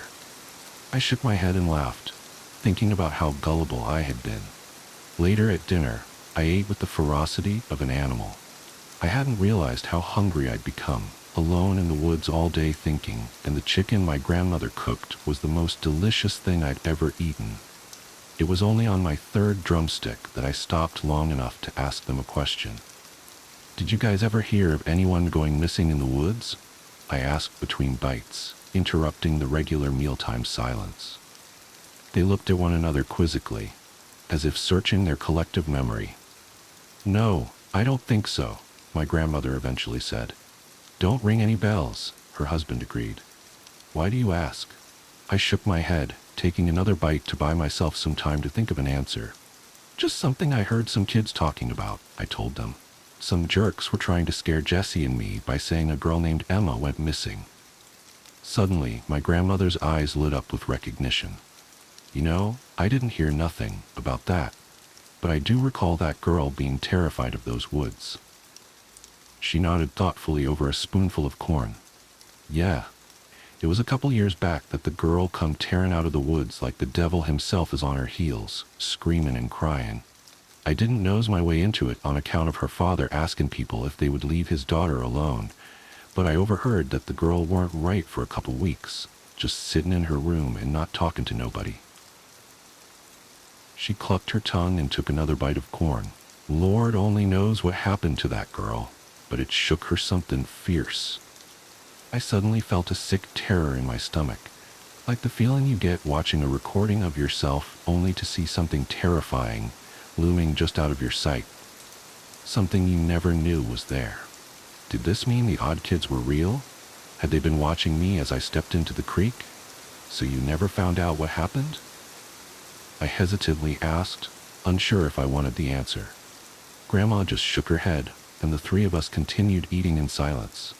Grandpa brought up a baseball game he'd seen on TV earlier that day, and I feigned interest as well as I could, but I wasn't all there. My mind was back in the woods at that creek, inspecting every square inch of my memory for a sign of something else. Sleep didn't come easy that night, and when it did, it was wrought with nightmares. Thoughts of the odd kids crawled through my mind, bringing me back to the creek. Looking deeper into the woods, I saw dozens of pairs of eyes staring back at me, slowly bobbing back and forth as though they were advancing towards me. My dream self was paralyzed, helpless to do anything but watch as the monsters came out of the shadows. The one Jesse had described, with his head sagging to the side, led the plodding advance. As a group, the odd kids crawled down into the creek, dragging broken limbs and torn flesh behind them, each of them chittering off tempo with the others to create a horrible cacophony of noise that filled my ears and bore into my soul. Staring into the hungry eyes of the limp-headed leader as he reached out to drag me down, I awoke screaming. The noise still rang in my ears, and, coupled with my panic, caused me to flail against my blankets as though they were trying to engulf me. I fell onto the floor with a hard thud, finally coming to rest. My grandfather burst into the room, and my grandmother was close behind him. "Are you okay?" he bellowed, still full of adrenaline, even though he was beginning to realize there was no threat. Embarrassed, I kicked the sheets off of me and stood up. "Yeah, just a bad dream?" I muttered. As I came to my senses, I realized the noise I had been hearing was the sound of cicadas filling the room, broadcasting their mating calls to the world. Laughing off their overzealous response, my grandparents led me downstairs to breakfast, which I accepted readily. That morning, I walked all the way to the woods without running into Jessie. I stood at the edge of the path looking back down the road, trying to make out her figure, but nobody was there. Sighing, I walked all the way back to my house, then down to the woods again. There was no sign of her. My adolescent mind filled once more with nightmarish imagery, but I did my best to stay grounded in reality. She was the last person who would have gone across the creek, and if the odd kids ever ventured out of the woods, surely people around town would talk about them, right? Armed with these rationalizations, I decided to head to our favorite clearing and wait for her. She wasn't there when I arrived. Part of me had expected her to be waiting in the grass, ready to laugh in my face when she learned how I'd walked up and down the path 2 more times before thinking to check our spot. And as an hour slowly ticked by, I began to wonder if something bad really had happened to her. But if something had, what was I going to do about it? I had no idea where she lived, and she was the only kid I knew in the area. Almost unconsciously, I began to head towards the creek. I had only promised I wouldn't cross it, after all, and if she was so concerned about my whereabouts, she should have let me know where she was going to be. Besides, if she had been able to outpace the odd kids when they were right beside her, I would be able to get away long before they got close. My legs were filled with a giddy, nervous energy as I kept walking, sometimes at a quick pace, and others at barely a shuffle. Once the creek itself was in view, I began to move from tree to tree, using them like cover from whatever might lurk on the other side of the creek. I inched closer, cautious to not disturb even a single twig in my approach. Finally, I was only a few yards from the near bank of the creek. I crouched down and quietly got to my hands and knees, closing the last stretch on all fours and keeping a close watch on the trees ahead of me. I hissed out Jessie's name in a low voice, straining my ears into the woods to catch anything of interest, but nothing happened. It was just another ordinary day, and I was just some weird little boy whispering into the forest. I was just about to turn around when a brief flash of movement caught my eye. I hadn't noticed it before because I was scanning the ground, but turning my eyes up, I saw a silhouette of something I couldn't quite make out. It swayed gently in the breeze as though it was suspended from the branches. The leaves broke up the distant form, which must have been several dozens of feet away, and I immediately forgot my promise to Jessie.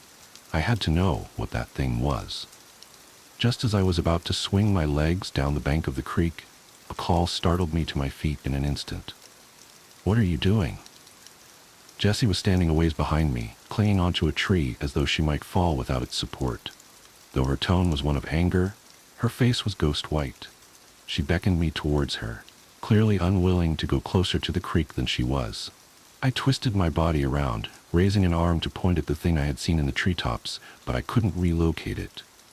I saw something, I said, scanning the leaves for the swaying form. "And with any luck, it didn't see you?" She hissed, stamping her foot in the dirt. I shook my head, my boyish curiosity trumping her obvious fear. "Don't be such a scaredy cat," I said, crouching down to see if I could find the figure in the branches. Briefly, I wondered if it had moved, but that seemed impossible. Whatever it wasn't animate. "I'm going across." "No," Jessie screamed, lunging towards me. I was already startled by her cry, and mid-turn she collided into me at full force, sending us both tumbling down the bank and into the creek. We yelled and flailed as we fell, both of us landing on my back. The muddy water babbled over us and I scooted away, pulling myself onto the far bank of the creek. Jessie followed, more out of a desire to get out of the water than anything. "Nice going," I said sarcastically. The water was actually a little refreshing in the summertime heat, but we knew that before long we'd be drowning in humidity, our damp clothes suffocating what little comfort sweating brought. I crawled up onto the opposite side of the creek, once again raising my eyes to the branches to find what I'd seen. Please, please, can we go? Jessie was at my side, clutching my arm despite the fact that I was a good half a foot shorter than she was. We really need to go, please. Come on, just a little bit further. Wonder and excitement had overtaken all other emotions in my mind. Before, when the creek was just a memory, it was easy to picture a world of monsters lurking just across the way. Now that I was here, in the light of day, I felt empowered. I could see that there weren't monsters, so obviously I was safe. I'm lucky to be alive. Tugging Jessie forward, I walked to the spot where I had seen the thing hanging from the trees, but now it was nowhere to be found. From where I was standing, I could still make out the creek, and I tried to imagine myself crouched low on the other side, looking up into the branches. The wind blew lazily through the leaves, shaking them this way and that, but nothing unnatural hung from the canopy. I saw something right here, I said aloud, justifying my persistence to Jessie. I did feel bad for dragging her somewhere she obviously didn't want to be, and I thought if I'd had something to show for it, maybe she would have understood. Instead, here I was, staring up into the trees like an idiot with a terrified girl clinging to my side. Her eyes darted back and forth across the tree line, as if waiting for something to suddenly appear and attack us. Unwilling to leave empty-handed, I coaxed us slowly forward. As we pressed on, the woods around us seemed to get quieter, as if we were entering some sort of dead zone in the forest, a place where even the birds and critters refused to go. Jessie's nails dug into my arm, but she stayed right by my side, no longer making any noise except a small whimper with every exhalation. After another 5 or 10 minutes of walking, we came across a rocky outcropping jutting out of the ground and a small hole leading down. Intrigued as I was by the promise of more adventure, something else caught our attention. A strange doll lay propped against the mouth of the cave, facing us. Its elongated forehead drooped slightly over its face, making the upper right side of its head concave. Its eyes were small and beady and black, shining in the midday sun, and tufts of hair had been placed into its scalp in a disorganized manner. It was garbed only in small denim overalls covering grungy cloth skin. Before I could even draw breath to comment on it, Jessie was fiercely tugging me away. "That's it! That's one of them!" She was practically screaming, raw terror coming through in her voice, but her reaction was scaring me more than the object itself. That was an odd kid? An oversized doll? "Calm down," I said, tugging back against her. "It can't be. Look at it, it's not breathing. It's just a doll." Wrenching my arm out of her grip, Jessie fell face first in the dirt, but was on her feet a second later. I heard her starting to run and turned to tell her that she didn't have to get any closer if she was scared, that I would go examine it alone. As I stared in her direction, however, my voice caught in my throat. Standing where Jessie and I had been not 20 seconds ago was another doll, only this one was different. It was cleaner and more well-made, as if whoever had made the one by the cave had learned from their mistakes. This girl doll was standing beside a tree, watching us with those same all-black eyes, short brown hair matted with dirt and clumped to her head haphazardly. A tattered red dress clung desperately to her right shoulder, and beneath it the cloth skin looked much cleaner than the others, much more real. Before I could say a word, Jessie broke the silence. I expected her to shriek, but instead what came out of her mouth was barely above a whisper. "Emma?" The girl doll took a step forward, and my terror levels shot up to their limits. I glanced backwards to see the other doll was pulling itself to its feet, awkwardly shambling towards us. Any doubt I had in Jessie's story evaporated in an instant. The odd kids were real, and they were right in front of me. Without another moment's hesitation, I grabbed Jessie's wrist, suddenly becoming the one desperate to get us out. Come on, let's go." I yelled at her, but she didn't even seem to hear me. She instead began to walk towards the girl doll, towards Emma, I guessed, though I couldn't see how that could ever have been Jessie's friend. I kept pulling at her arm even as the thing behind her got closer. Jessie was focused exclusively on the other girl, blocking out the whole rest of the world. The doll reached out to Jessie, and she raised her own hand out as well. "Jess," I began to say, but I was interrupted by a heavy object falling directly onto my best friend, sending her crumpling into the dirt. On top of her was a small, human-like figure, with the head and hands proportionally much smaller than they should have been. Finally, observing one up close, I realized their skin wasn't just dirty cloth. It was rotten, mottled flesh. I scrambled backwards as the little creature gripped Jessie by the hair, tugging her head up painfully. Jessie screamed and clawed at the ground, trying to shove the thing off of her. But the creature she'd called Emma sagged to its knees, clamped a hand over her mouth, then turned its head to look at me. Energy surged to my legs and I shot upright. I was in full panic mode, operating on a primal instinct to flee. But just as I started to run, I collided into a solid force that knocked me back down to the ground. Another one of those things stood before me, his head flopping awkwardly to the left just as Jessie had demonstrated.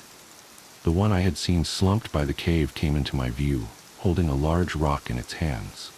Before I could roll out of the way, the weight came down on my head, sending a splitting pain through my skull. My vision went white and a deafening ringing filled my ears. But I stayed conscious throughout. I could faintly feel things tugging at me, pulling me across the ground as I struggled just to regain my senses. The blinding white slowly faded to an impenetrable black, then the ringing dulled to formless shuffling and the odd kids' strange chitters echoing off the walls of the cave. I did my best to stay limp as I was dragged across rough stone, tearing into my shirt and cutting my flesh. I'm certain I whimpered in pain, but the odd kids didn't react to it, hauling me further into their lair. Eventually, the motion came to an end. I was propped against a rough stone wall, and even in the darkness I could tell that one of them was just in front of my face, quietly muttering to itself in those strange, rhythmic noises. Its coarse fingers grabbed my hands, and it began stretching a strong, thin fabric around my wrists, binding them together. It wrapped for what felt like ages, until it finally seemed satisfied that my hands weren't going anywhere, then moved on to my ankles to do the same. Once that was done, the thing shuffled away, the noise of its movements getting gradually fainter before disappearing altogether. Meaning to breathe a sigh of relief, I instead let out a choked sob, finally letting myself express the terror I'd felt through the whole ordeal. I'm not ashamed to admit that I sat in that cave and cried, certain I'd never see my parents or grandparents ever again. Only when I heard more movement coming my way did I make any effort to quiet myself. I did my best to control my breathing, sucking in breaths through shuddering gasps and letting them out slowly through my nose. I tried to picture what the noises were. Slowly, I put together that someone else was being dragged down the same rough path I had been. They were bringing Jessie back here too. For a brief moment, I felt hope. As selfish as it is to admit, at the very least, I took comfort in knowing that I wouldn't have to suffer alone. Part of me even entertained the notion that perhaps together Jessie and I could escape this cave and never ever come back to these awful woods again. Of course, the reality of this plan had many obstacles. The cave was utterly dark, something that didn't seem to affect the odd kids one bit. For all I knew, there was one sitting in the room with me, silently watching and waiting for me to make a move so it could pounce on me again and finish the job. On top of that, they easily outnumbered us. The odds were stacked against us in every conceivable way. Jessie noisily entered the room in which I was kept, and her muffled screaming gave me a sense of the dimensions of the room. It seemed smaller than I expected, likely only a little bigger than my own bedroom. Still, it was plenty big for storing the two of us. Just as I was wondering if they would leave Jessie and me alone together, the room was filled with a soft blue luminescence. One of the odd kids, I couldn't tell which with their back turned to me, was brushing their fingers against a strange kind of moss on the far wall, and the agitation sparked a chain reaction across the entire plant. Tendrils of blue light arced over the wall in a brilliant pattern, the illumination branching off itself like a snowflake before finally filling in, covering the cave wall in the most beautiful display I'd ever seen. And there, in front of the glowing moss, was Jessie. She had been laid out on an obviously man-made dirt platform, and her struggles stilled as puffs of spores from the glowing moss fell onto her. The odd kid stood over her, observing for a moment before bending forward over her. In my life, I had never heard the sound of flesh tearing, but the very first time was unmistakable. I jerked at the noise, as if it had been my own skin, and my heart beat so fast I worried that it would give me away. I screwed my eyes shut and just listened as the odd kid did God knows what to my helpless friend only a few feet from my face. Mustering up what courage I could, I began to work the bonds around my wrists against a jagged rock, working just slow enough to not make too much noise. The ripping noise soon gave way to gurgles and wet squishing, but I didn't allow myself to picture it. Instead, I thought about my grandparents, about seeing their warm smiles one more time. I thought about the airplane that would take me out of Mississippi, and I thought of every excuse I would ever use for the rest of my life to keep from getting on another plane back. I had to survive this. I had to. Sure enough, the ropes came free with enough effort. Once they were weak enough, I managed to pull them apart with brute strength, the fibers tearing away from each other with a soft sound, something that was almost pleasing contrasted against the disturbing noises coming from across the room. I groped around in the near dark, my fingers moving from rock to rock until I found something loose enough and big enough that I felt comfortable with it. I now stared directly at the odd kid. Its back still turned as it performed its macabre ritual on my friend. Sawing the rock across the ropes around my ankles, I worked my nerve up to what I was going to have to do next. Armed with a rock, I was going to attack the odd kid, knocking them out with one good blow. Fair play, I thought to myself. Next, I would grab Jessie and hoist her over my shoulder. She was taller than me, sure, but I wasn't a weak kid. After that, we would sneak out of the cave somehow, then sprint back to my grandparents' house and be safe. The wraps across my ankles fell away, and I slowly stretched my legs out before getting them underneath me. The odd kid was still oblivious to me, and part of me hated that. Here I was, about to bash in its skull with a rock, and it didn't even consider me enough of a threat to turn around and check on me. "Hey," I whispered. The rock clutched tight in my fist as I held it out to the side behind my head. The odd kid finally swiveled around, and I stared into its soulless black eyes one last time before bringing the weapon across. The sensation was nothing like I expected. Instead of a solid blow and a resonating crack, my hand squelched through its blotchy skin with little resistance. I stood there, stunned and staring into its remaining eye as its face hung loosely around my wrist. Soft scratches made their way across my hand, and I jerked it back, the force of my fist pulling out of its head, tearing another gouge through the skin that was not skin. Looking down at my hand, I saw the single most horrific thing I have ever seen in my life. Instead of brains, blood, and gore covering my hand, there were bugs, centipedes, spiders, ants, and more, too numerous to count, swarmed over my skin. The bag of flesh before me slumped to its knees before keeling over, its occupants surging out of the hole in its neck. I lost it. I screamed at the top of my lungs and beat my arm against the wall of the cave, sloughing off the vermin in sheets. Through the chaos, I called out Jessie's name, forgetting at the time that I had already expected her to be unconscious at best. Her head tilted to the side, and she raised herself up onto her elbows, staring at me. My heart swelled, thinking for a moment that if nothing else, at least we would get out of this alive. When the azure glow of the moss reflected off Jessie's all-black eyes, I ran. Through the darkness I ran, heedless of the frantic chittering that echoed off the stone all around me. I ran into every single twist and turn in those tight tunnels, still struggling to scrape all the bugs off my arm. With every passing moment, I expected to feel the odd kid's hands wrap around my legs, drag me back to that room, and do to me what they'd done to Jessie. Turn me into one of them. Finally, I saw a thin shaft of light at the end of the darkness. I scrambled out of the cave and into the open woods, the full moon giving me plenty of illumination to find my way. Through the entire sprint, I tore at the flesh of my arm with my fingernails, scraping off the remains of the odd kid as they wriggled and crawled across me. The entire run is mostly a blur now. I didn't stop once, didn't even peek behind me for fear of seeing those things one more time. When I burst into my grandparents' house, the two of them were both awake, sitting up in the living room waiting for me.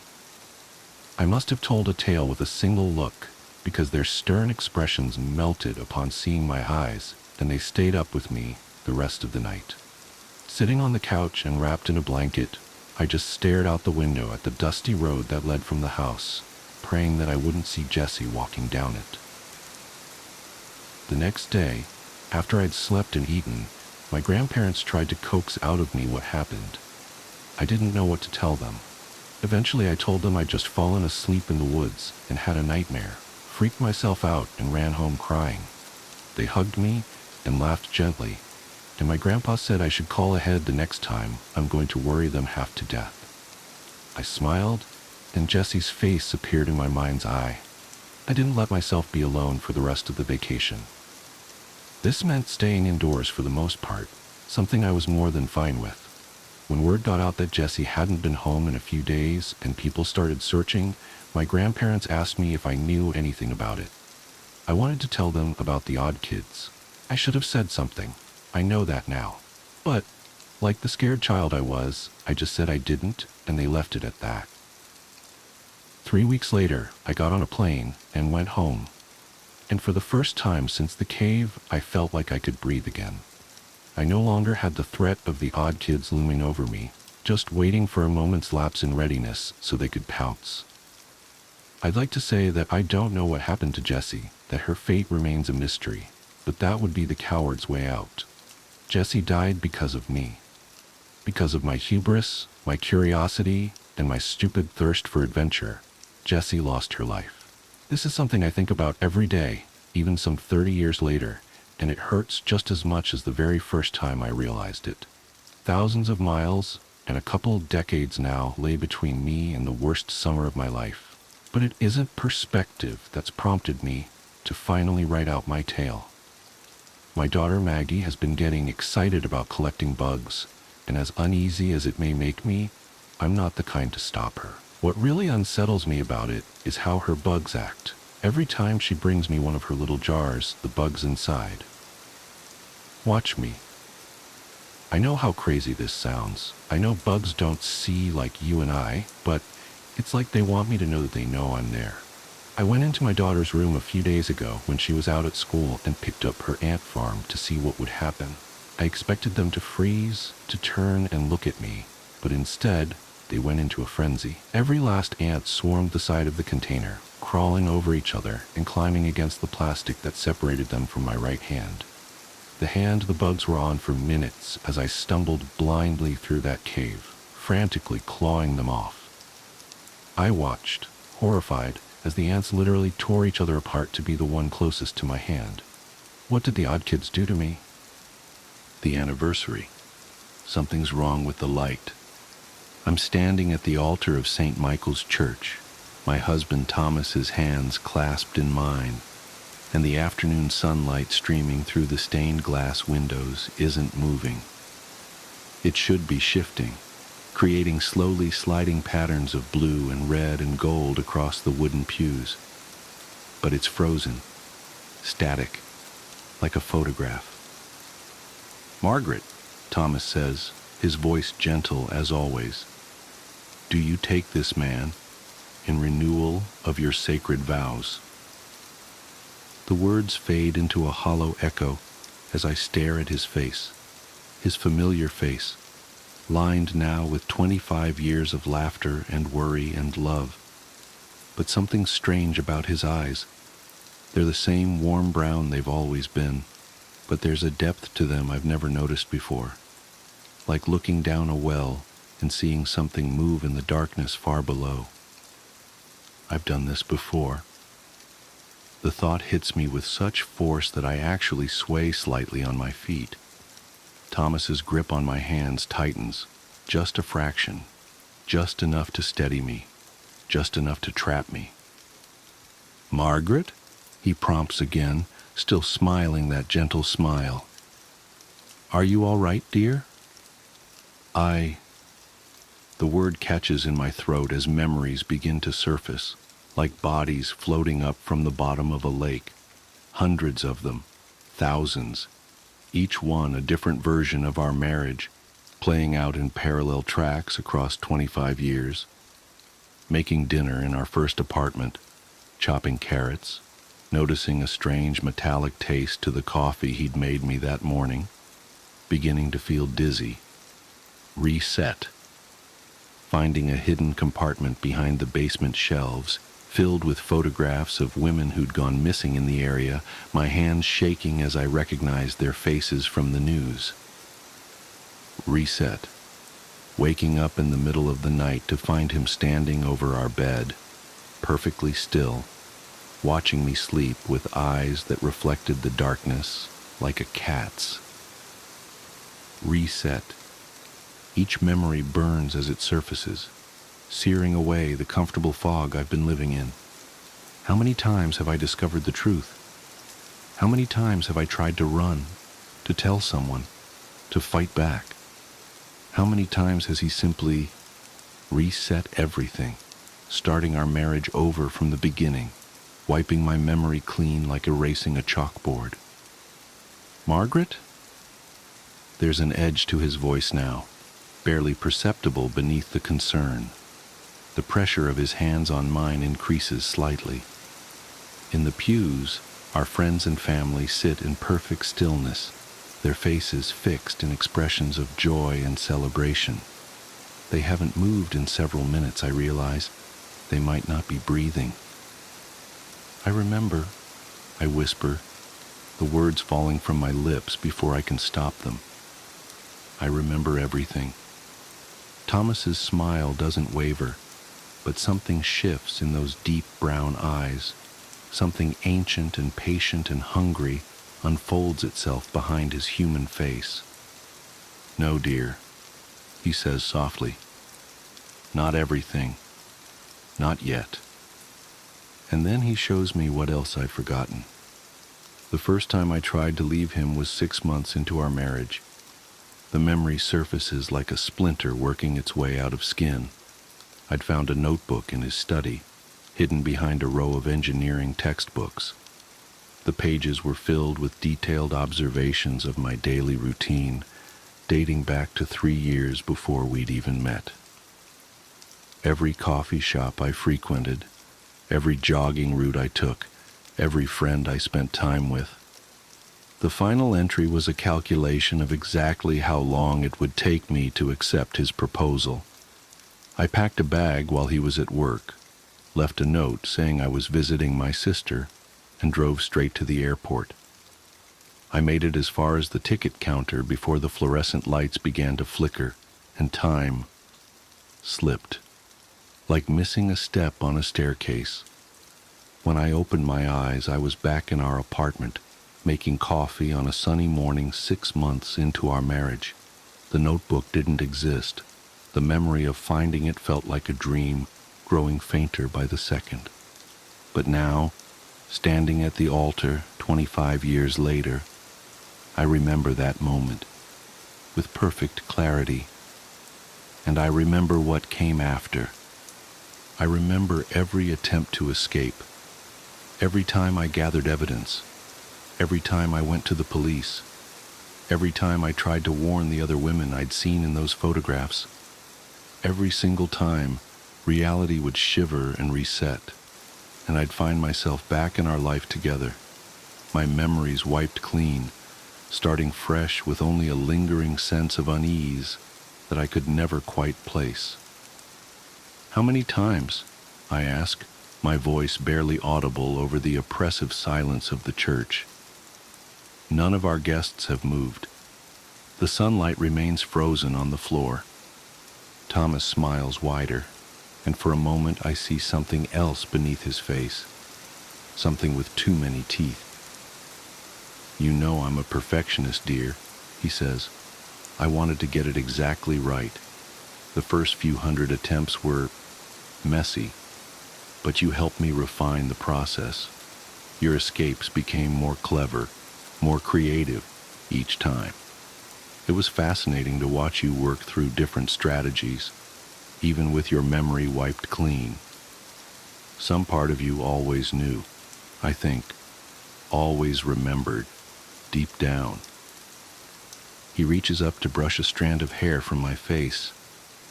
His touch is gentle, loving, possessive. "This is the first time I've let you keep your memories," he continues. "Think of it as an anniversary present. 25 years is silver traditionally, but I thought awareness would be more meaningful." "Why?" The word comes out as a sob. "Why me? Why all of this?" "Because you're perfect," he says simply. "Your mind, your spirit, your determination. Even now, I can see you thinking, planning, looking for a way out. It's beautiful. And I've spent 25 years, well, significantly more than that technically, helping you become even more perfect." He leans closer, his voice dropping to a whisper. "Would you like to know how many times we've reached this moment? How many versions of our marriage I've collected and preserved? How many Margarets I've helped evolve and grow through these loops?" I try to pull away, but his grip is iron. The church seems to darken around us, the stained glass windows dulling to black.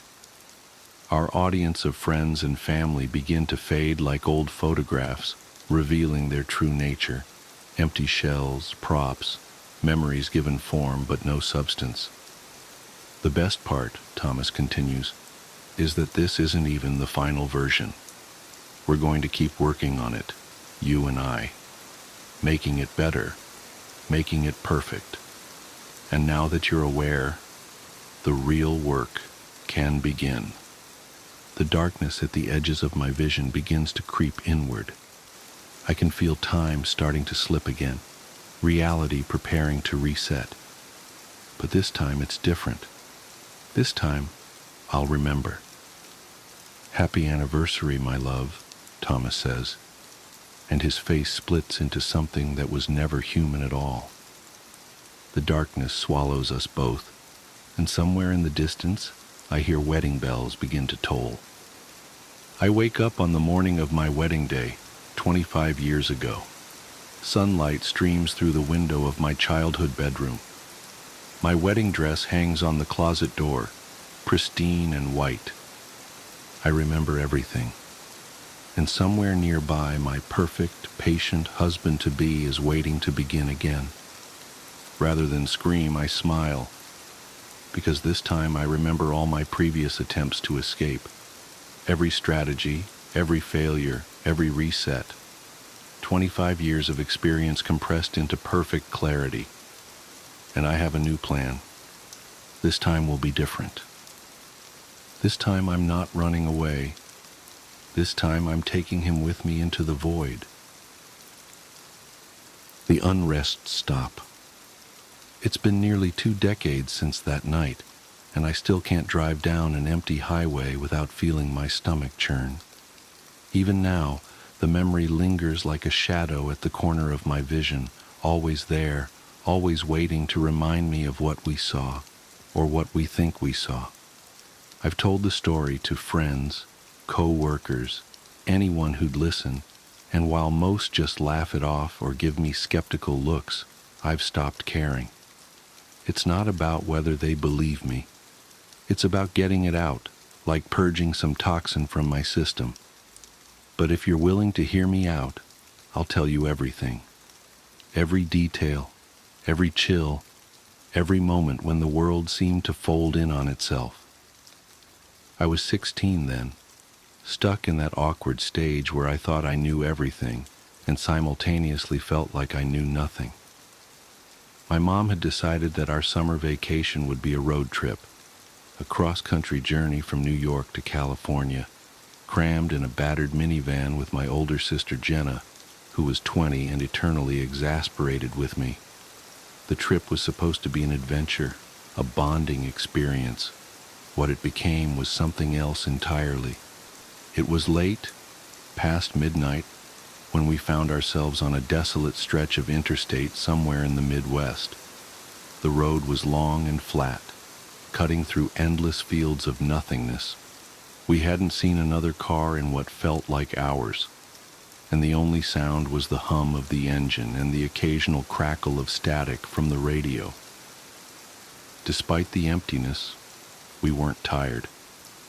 We'd stopped a few hours earlier for dinner and coffee, and the caffeine was still doing its job.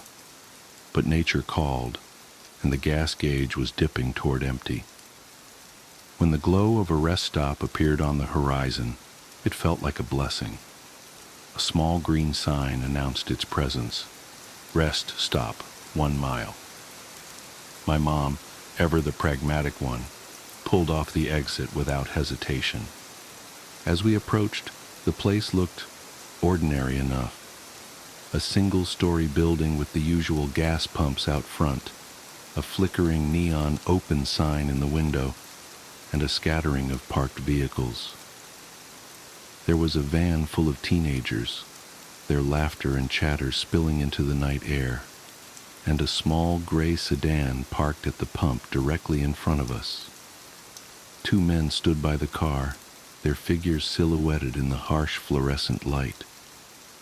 They didn't move as we pulled up, didn't acknowledge our arrival. It wasn't unusual, not at first.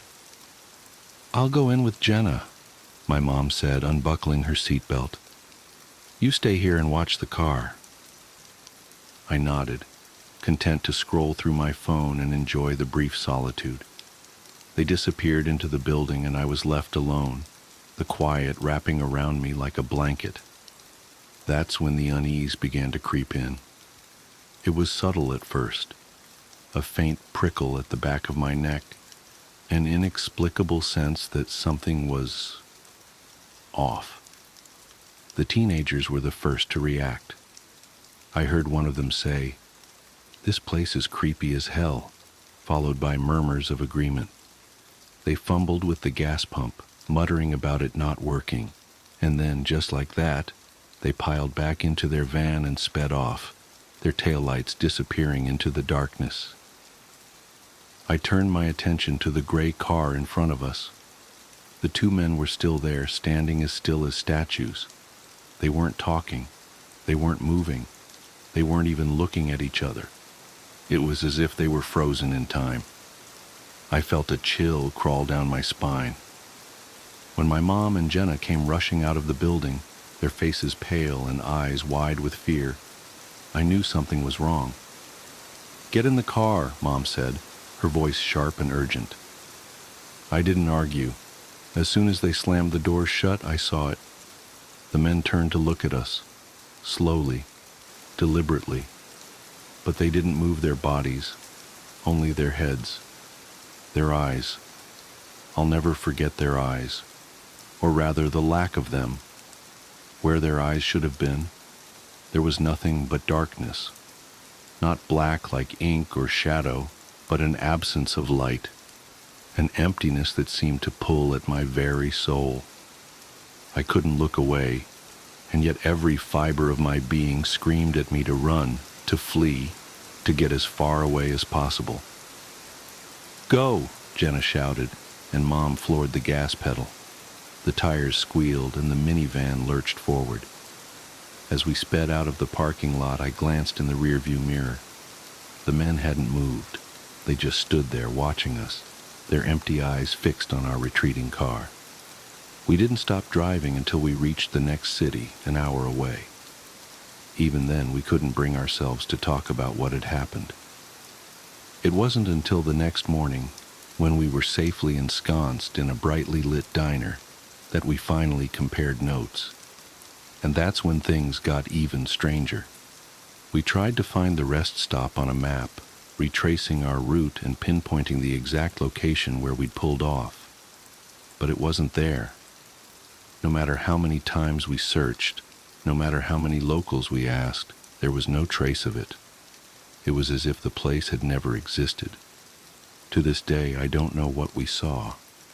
Were the men even human? Was the rest stop some kind of liminal space, a tear in the fabric of reality? I've heard stories of haunted places, of ghostly apparitions and unexplained phenomena, but nothing comes close to what we experienced that night. I've driven that stretch of interstate several times since then, always hoping and dreading that I might see the rest stop again. But it's gone, vanished without a trace. And yet, in the quiet moments, when the world feels just a little too still, I can't help but feel that it's still out there, waiting for its next visitors. Through a glass, darkly. The static came first. I should have known then, should have recognized it for what it was, not interference or equipment malfunction, but a harbinger, a warning scratched into reality itself by something vast and uncaring, like the groaning of glacial ice before it splits apart into bottomless crevasses. But I was too focused on my work, too eager to make the most of these precious dark months at Palmer Station. As Antarctica's senior radio astronomer, I had fought hard for this position, this chance to study the cosmos away from the electromagnetic pollution of civilization. The perpetual night of winter solstice meant uninterrupted observation time, and the station's isolation promised pristine data. Even the aurora australis, usually an impediment to astronomical observation, had been unusually subdued this season. Until tonight, the phantom static had started as a barely perceptible hiss in my headphones around 0200 hours. I adjusted frequencies, checked connections, ran diagnostics. Nothing. The interference persisted, a soft susurration, like distant waves or whispered voices just below the threshold of comprehension. I rubbed my eyes, feeling the familiar ache of too many hours staring at screens. The control room's warm light felt almost oppressive after so much darkness, and my reflection in the window looked haggard.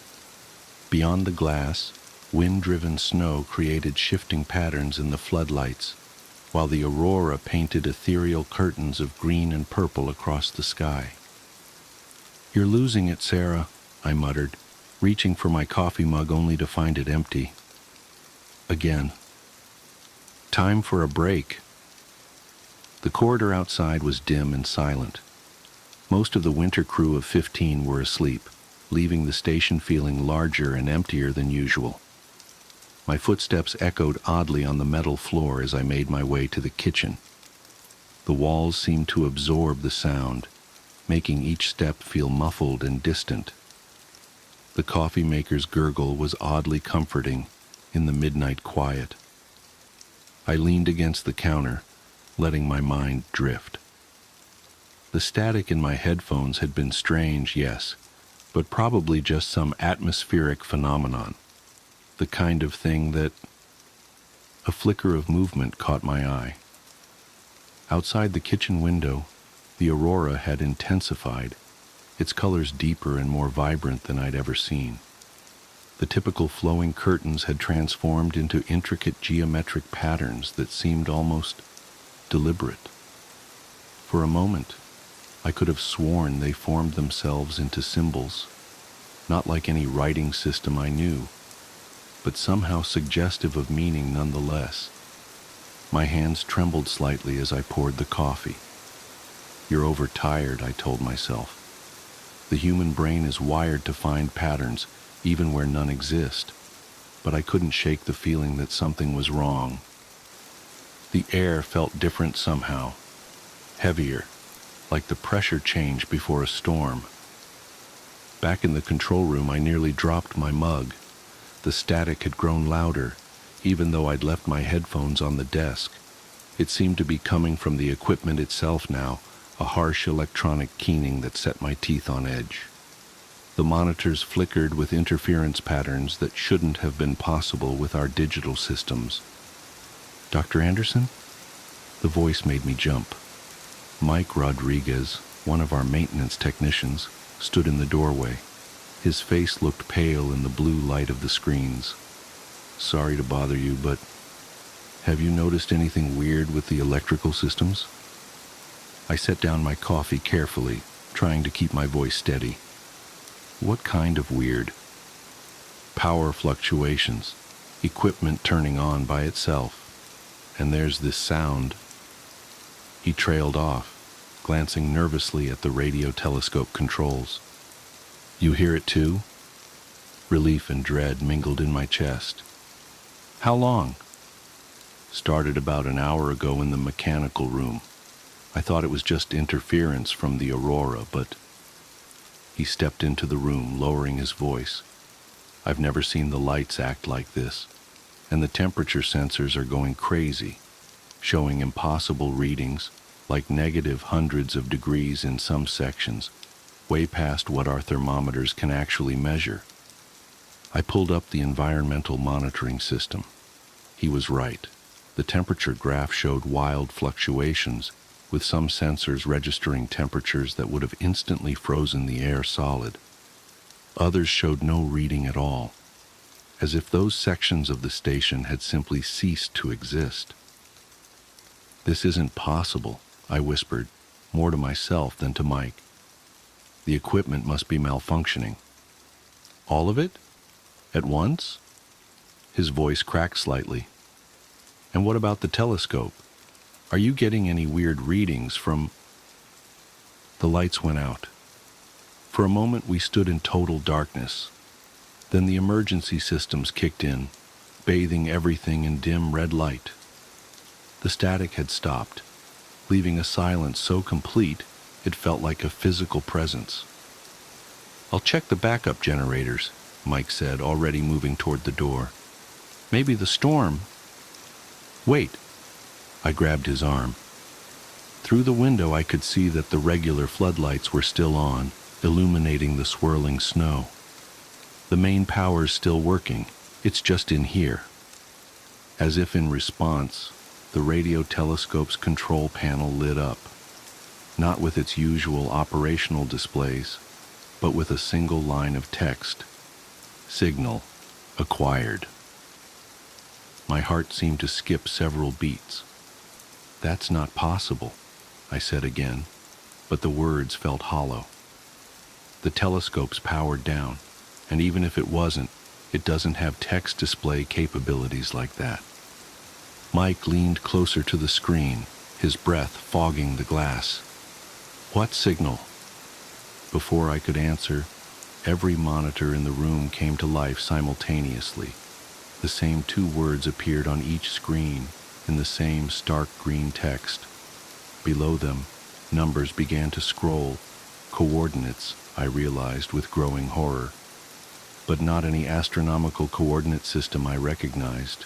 The values made no sense, extending to impossible decimal places, describing positions that couldn't exist in three-dimensional space. The static returned, louder than before. It seemed to come from everywhere at once: the equipment, the walls, the very air itself. Within it, I could almost make out words, concepts that slithered at the edges of comprehension. My head began to throb as my mind tried to process patterns it was never meant to understand. "We need to shut it down," I managed to say, fighting back a wave of nausea. "All of it. Now." Mike nodded and moved toward the main power distribution panel. His hand had barely touched the switch when every screen in the room went black. The static cut off abruptly, leaving only the sound of our breathing and the distant howl of the wind. For 3 heartbeats, nothing happened. Then the screens flickered back to life, showing a single image that made my blood run cold. It was a view from the telescope's main camera, a view that should have been impossible, since I had personally powered down and secured the instrument hours ago. The image showed a section of the night sky, but wrong somehow. The familiar stars were missing, replaced by an absolute darkness that seemed to pulse with its own terrible life. As we watched, that darkness began to move, to flow like liquid, forming shapes that hurt to look at directly. "Sarah?" Mike's voice seemed to come from very far away. "What are we seeing?" I couldn't answer. My scientific mind was screaming that this was impossible, that the laws of physics didn't allow for what I was seeing. But another part of me, some primitive hindbrain that remembered what it was to be prey, understood perfectly. We were seeing something vast wake up. The image zoomed in, or perhaps whatever we were observing was getting closer. The darkness resolved into geometries that shouldn't have been possible, angles that seemed to bend back through themselves. My eyes began to water as they tried to follow the impossibly recursive patterns. And then I saw the void. It wasn't just an absence of light or matter. It was an active nothing, a hungry emptiness that devoured both space and meaning. Looking at it was like trying to remember a dream that turned out to be a memory of something that hadn't happened yet. My mind recoiled from it even as some horrible fascination kept me staring. The static returned, but different now. It had structure, purpose. The random noise resolved into a kind of music, if you could call it that. It was like hearing colors that didn't exist, or touching a thought. Each note seemed to reach inside my skull and rearrange my understanding of reality. "We have to warn the others," I heard myself say, though my voice sounded strange and distant. "We need to—" The window exploded inward. Later I would try to convince myself that it was just the storm, that the intense cold had somehow caused the reinforced glass to fail. But I knew better. The window hadn't broken. It had been pulled apart at an atomic level, the very bonds between particles unraveled by something that viewed the laws of physics as mere suggestions. The wind that howled through the broken window wasn't just cold. It was wrong. It carried sense that shouldn't exist, hints of geometries and colors that had no business in our reality. The aurora outside had transformed completely, its usual ribbons of light now forming impossible shapes that writhed across the sky like living things. Mike screamed. I turned to see him pointing at the floor, his face contorted in terror. The darkness that had spilled through the window wasn't behaving like ordinary shadows. It moved with purpose, flowing across the floor in patterns that suggested intelligence. Where it touched the metal deck plates, they seemed to dissolve, revealing glimpses of something else. Spaces that couldn't exist, dimensions that hurt to look at. "Run," I whispered, then louder. "Run." We bolted from the control room, the darkness flowing behind us like a tide. The corridor lights flickered and died as we passed, plunging us into darkness broken only by the sickly glow of the aurora through the windows. The static followed us, growing louder with each step, becoming almost like words, almost like thoughts being pressed directly into my brain. We reached the main living area, gasping for breath. "Emergency alarm," Mike panted. "We need to—" The lights came back on, but wrong. They shed darkness instead of illumination, making the shadows brighter than the lit areas. Through the common room windows I could see that the storm had gotten worse. Or perhaps worse wasn't the right word. Different. The snow now fell upward, each flake leaving trails of impossible colors in the air. I slapped the emergency alarm panel, but instead of the usual klaxon, it emitted a sound that made my teeth feel like they were trying to escape my skull. Throughout the station, I could hear doors opening and confused voices as the rest of the crew woke up. "Sarah, Mike, what's going on?" Dr. Williams, our medical officer, emerged from her quarters, pulling on a sweater. She stopped short when she saw our faces. "What's wrong? Why is it so cold in here?" Before I could answer, the static changed pitch, becoming a high, keening sound that made my vision blur. Through the windows, the aurora had spread to cover the entire sky, its colors shifting through spectrums I had no names for. The patterns it formed now were unmistakably deliberate, a vast cosmic language being written across the Antarctic night. "We need to evacuate," I managed to say, fighting down rising panic. "Something's coming through." The floor beneath us shuddered, not like an earthquake, more like reality itself was having a seizure. I watched in horror as the metal began to ripple like water, forming patterns that matched the ones in the sky. The walls seemed to breathe, expanding and contracting in ways that shouldn't have been possible. More of the crew had emerged now, their confused questions turning to screams as they saw what was happening. The darkness from the control room had followed us, seeping under doors and through ventilation ducts. Where it touched people, they changed. Not physically at first, but something in their eyes suggested they were seeing things human minds weren't equipped to process. "The emergency shelter," I shouted over the growing chaos. "We need to—" The ceiling disappeared. One moment it was there, and the next, nothing. Not a hole, not an opening to the storm outside, but an absence so complete it hurt to look at. Through it, I caught a glimpse of something vast moving against the aurora-lit sky. My mind tried to make sense of what I was seeing, and failed utterly.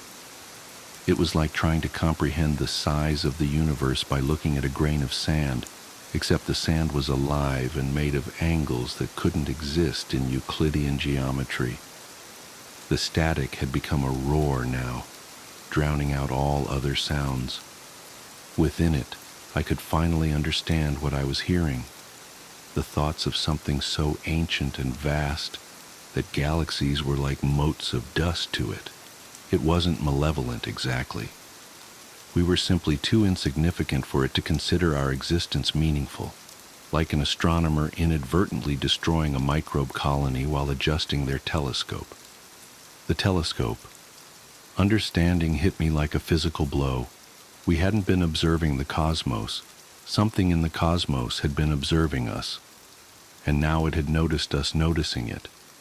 The Faraday cage.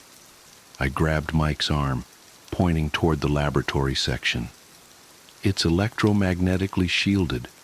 Maybe it can block whatever this is." A few of us managed to make it to the lab, sealing the heavy door behind us. The static was muted here, though I could still feel it buzzing in my bones. Through the small reinforced window, I watched in horror as the reality distortion spread through the station. Walls folded in on themselves like origami, revealing spaces that couldn't exist. People ran, or tried to, some of them moving sideways through dimensions I couldn't perceive.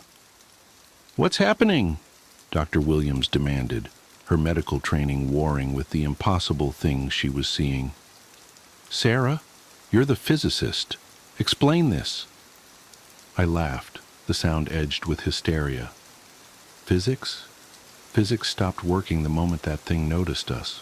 We're seeing, I don't know, reality from its perspective. Our universe is just a flat painting to it, and now it's reaching down to touch the canvas." The walls of the Faraday cage creaked ominously. In the corner, delicate laboratory equipment began to melt, the metal and plastic flowing together in ways that violated every law of thermodynamics.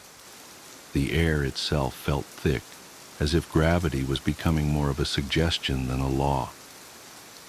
Through the window, I saw the aurora transform one final time. The entire sky became a vast eye, its pupil a void that reflected nothing, absorbed everything. Looking into it, I understood with terrible clarity just how insignificant we were. Not just humanity, but our entire concept of existence. We were like characters in a two-dimensional drawing suddenly being noticed by the artist. The static peaked, becoming a sound that wasn't a sound, more like the universe itself screaming as something vast reached down and began to fold it into shapes it was never meant to take. The Faraday cage wouldn't hold. Nothing would hold. Reality itself was coming undone, and all we could do was watch. In those final moments, as the walls of our shelter began to dissolve into geometries that Euclid never dreamed of, I had one last coherent thought. We had built our telescopes and pointed them at the stars, hoping to understand our place in the cosmos. But some questions have answers that human minds were never meant to comprehend. Some doors, once opened, can never be closed again. The static consumed everything, and in it, I heard the voice of the void, not in words, but in concepts that rewrote my understanding of existence. And I understood finally that the horror wasn't in being noticed by something vast and uncaring. The true horror was in realizing that we had always been noticed, had always been watched, and what we thought of as reality was merely the surface tension on an infinite ocean of things we were never meant to comprehend. The last thing I saw before my mind mercifully broke was the telescope array outside, its dish pointed at that terrible eye in the sky. It wasn't receiving signals anymore. It was sending them. We had built a beacon without knowing it, and now something had answered our call. The void opened wide, and Antarctica's long night became eternal.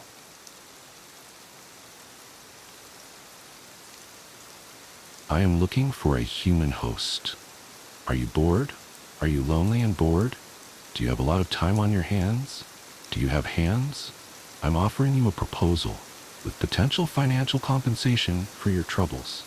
It may sound off-putting at first blush, but hear me out. I am looking for a human host, and I mean a willing human host who might be willing to give up some of their time to help out an odd fellow that doesn't have hands or blood. Am I asking to control your body? Yes. Sometimes you'll still be there but taking the back seat. Now you're probably thinking, that sounds no fun. I don't want to spend all my time riding shotgun. And that's valid, but you all spend about half of the day unconscious anyway. Your body is just there, doing nothing. A complete waste. As for me, I don't sleep, haha, so we could have it so that during the day I will graciously let you do fun human things, and at night, I'll do whatever. And by whatever, I mean perfectly safe, perfectly reasonable activities.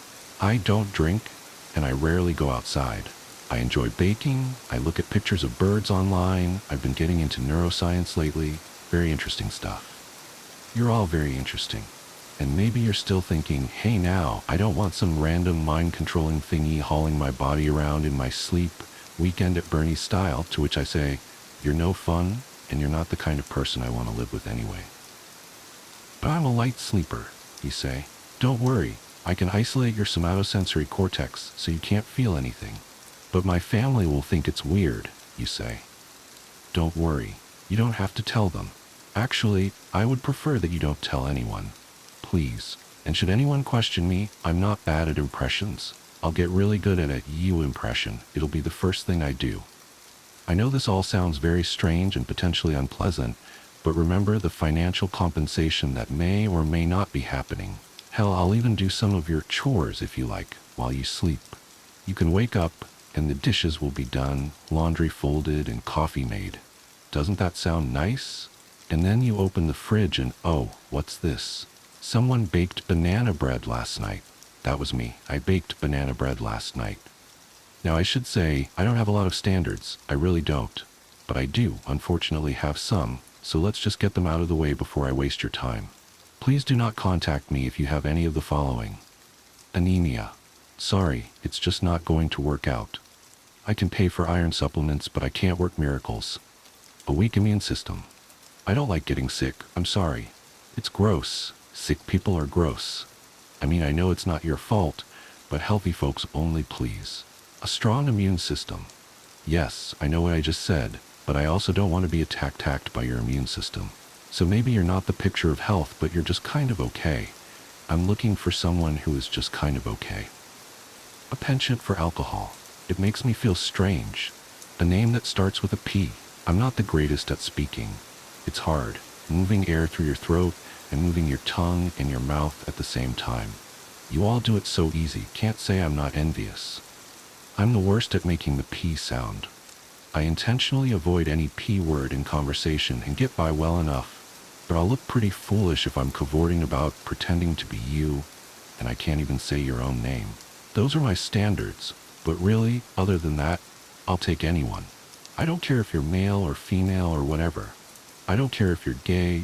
I don't care if you're smart. I don't care if you don't have a lawyer.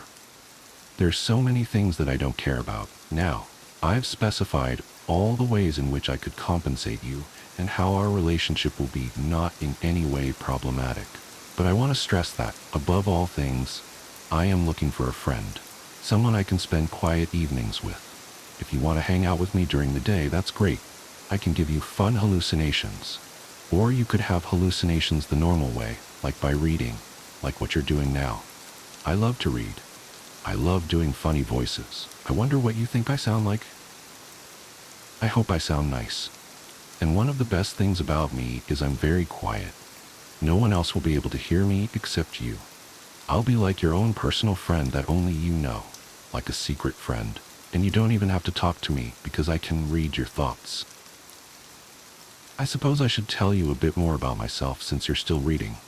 I was born in the Everglades, I think. It's been a while, but I remember being so cold and so alone. But then I met this sweaty man in a colorful t-shirt with a camera and half a granola bar and with blood so hot. So yeah, he was my first host, and I'll admit, we weren't the best of friends. It was a confusing time for both of us. I was confused. He was confused. What happened was really both of our faults, you could say. He was a bird watcher, if I recall correctly. Just watched birds all the time. I thought it might have been out of jealousy. Watching those little things flying around makes you feel kind of stuck. I felt stuck. So I decided to be a bird for a while to see if it was really all it's cracked up to be. Squished myself into the body of this lovely American crow. We settled down, built a nest, and laid several nice, healthy eggs with a man bird by the name of Richard Baxter. He was a very proud bird, very large, and he gave me so many wonderful gifts, like children and also small pieces of plastic. I still have all of them. The plastic, not the children. I'd never been so happy. All these hormones had me consumed in the joy of motherhood, but the crow's health was failing. I could not sustain myself. Its pathetic little heart beat weaker and weaker. I tried starving. I tried everything I could. I wanted to be a bird so bad, but it just wasn't working out. The bird stopped working. The other crows held a funeral service for me, even though I was still alive. I tried to tell them, but I'm not good at speaking, you remember. It was all just a big mess. I haven't seen Baxter since, but I still think about him a lot. Is that weird? I'm totally over it though, haha. After that incident, I got kind of depressed, but I was too much of a coward to do much about it. I possessed a lot of trash animals, gulls, raccoons, and salespeople. I did what I could to survive. That's kind of where I am now. I am currently living in Miami, Florida. Been body surfing almost every day, haha. Right now I'm using a library computer and a librarian. She does not like being possessed. Boy howdy are these fingers twitching. But you can thank her for my halfway decent grammar. I'm tired of feeling like a parasite. I want to try a different approach.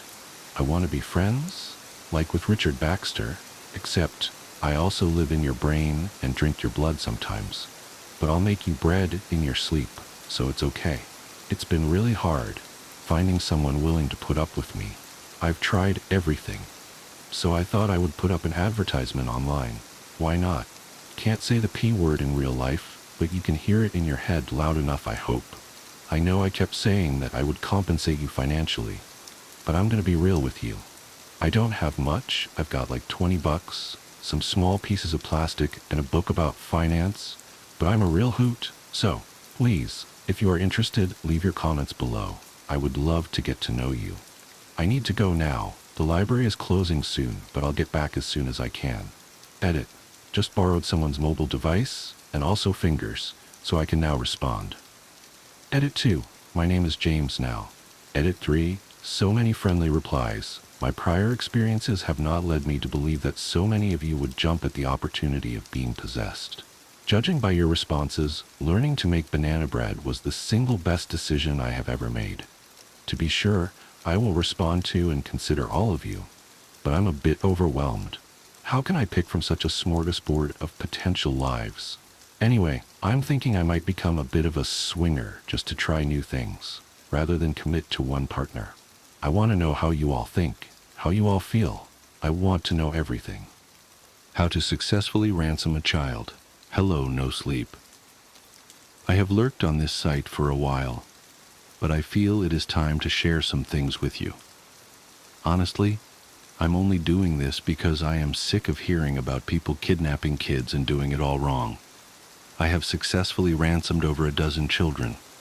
Some might call me an expert. I want to tell you how to do it correctly. Maybe then you'll start doing it right. I'm going to use my most recent conquest as an example. Her name is Sophie. You don't need to know my name. The first step is to choose a kid. Gender doesn't matter, but I prefer girls. If you want the best ransom, you'll want to pick a family that is tight-knit. The more the parents love the kid, the more they'll give up to get it back. Choose a family in a town you don't live in. Ideally, it should be at least an hour away. You must have no connection to the family. They don't know you, but you will learn everything about them. I picked Sophie because she had braided pigtails. I liked that. She was just big enough to do some things on her own, but still little, small, smooth. I grabbed Sophie on her way home from school. But before taking her, I did my research. This is where so many people fail. You have to study the family. You have to know when they leave the house, what hobbies they have, who visits, and where the breaks in the chain are. You need to spend a lot of time watching, waiting. There is so much waiting, but it makes the prize so much better. Sophie's family lived in a farmhouse in a small town. Their police force consisted of a sheriff and only a few officers. A smaller police force will help you. To make yourself less noticeable, don't use the same car to watch the house in. Changing colors and kinds of car will make it impossible to track you. It took 5 months for the perfect opportunity. Sophie usually walked home with a friend. The way home was through a field, out of sight from any house. But the friend was a barrier. I was lucky. The friend was sick. She didn't go to school. So Sophie walked alone, her backpack hanging off one arm, her precious blonde hair braided in those long silken pigtails. Don't hurt her. Make it fast. One arm around the diaphragm, the other over her mouth. She is small. Carry her to your car. Don't lean in and smell her hair. Once you have the kid, the real work starts. You'll want to send a ransom note in the mail. Emails and phone calls are too easily traceable. A letter you can simply place in any mailbox. Leave the return address blank. Keep her quiet. No one can hear her, but silence makes it better. In your letter, you'll explain that you have the child. You will not harm the child as long as the family is willing to pay the ransom. As far as the amount of money, it needs to be a reasonable amount, significant enough to warrant an abduction, but low enough that a typical family could raise the amount. I usually stick between $20,000 and $50,000.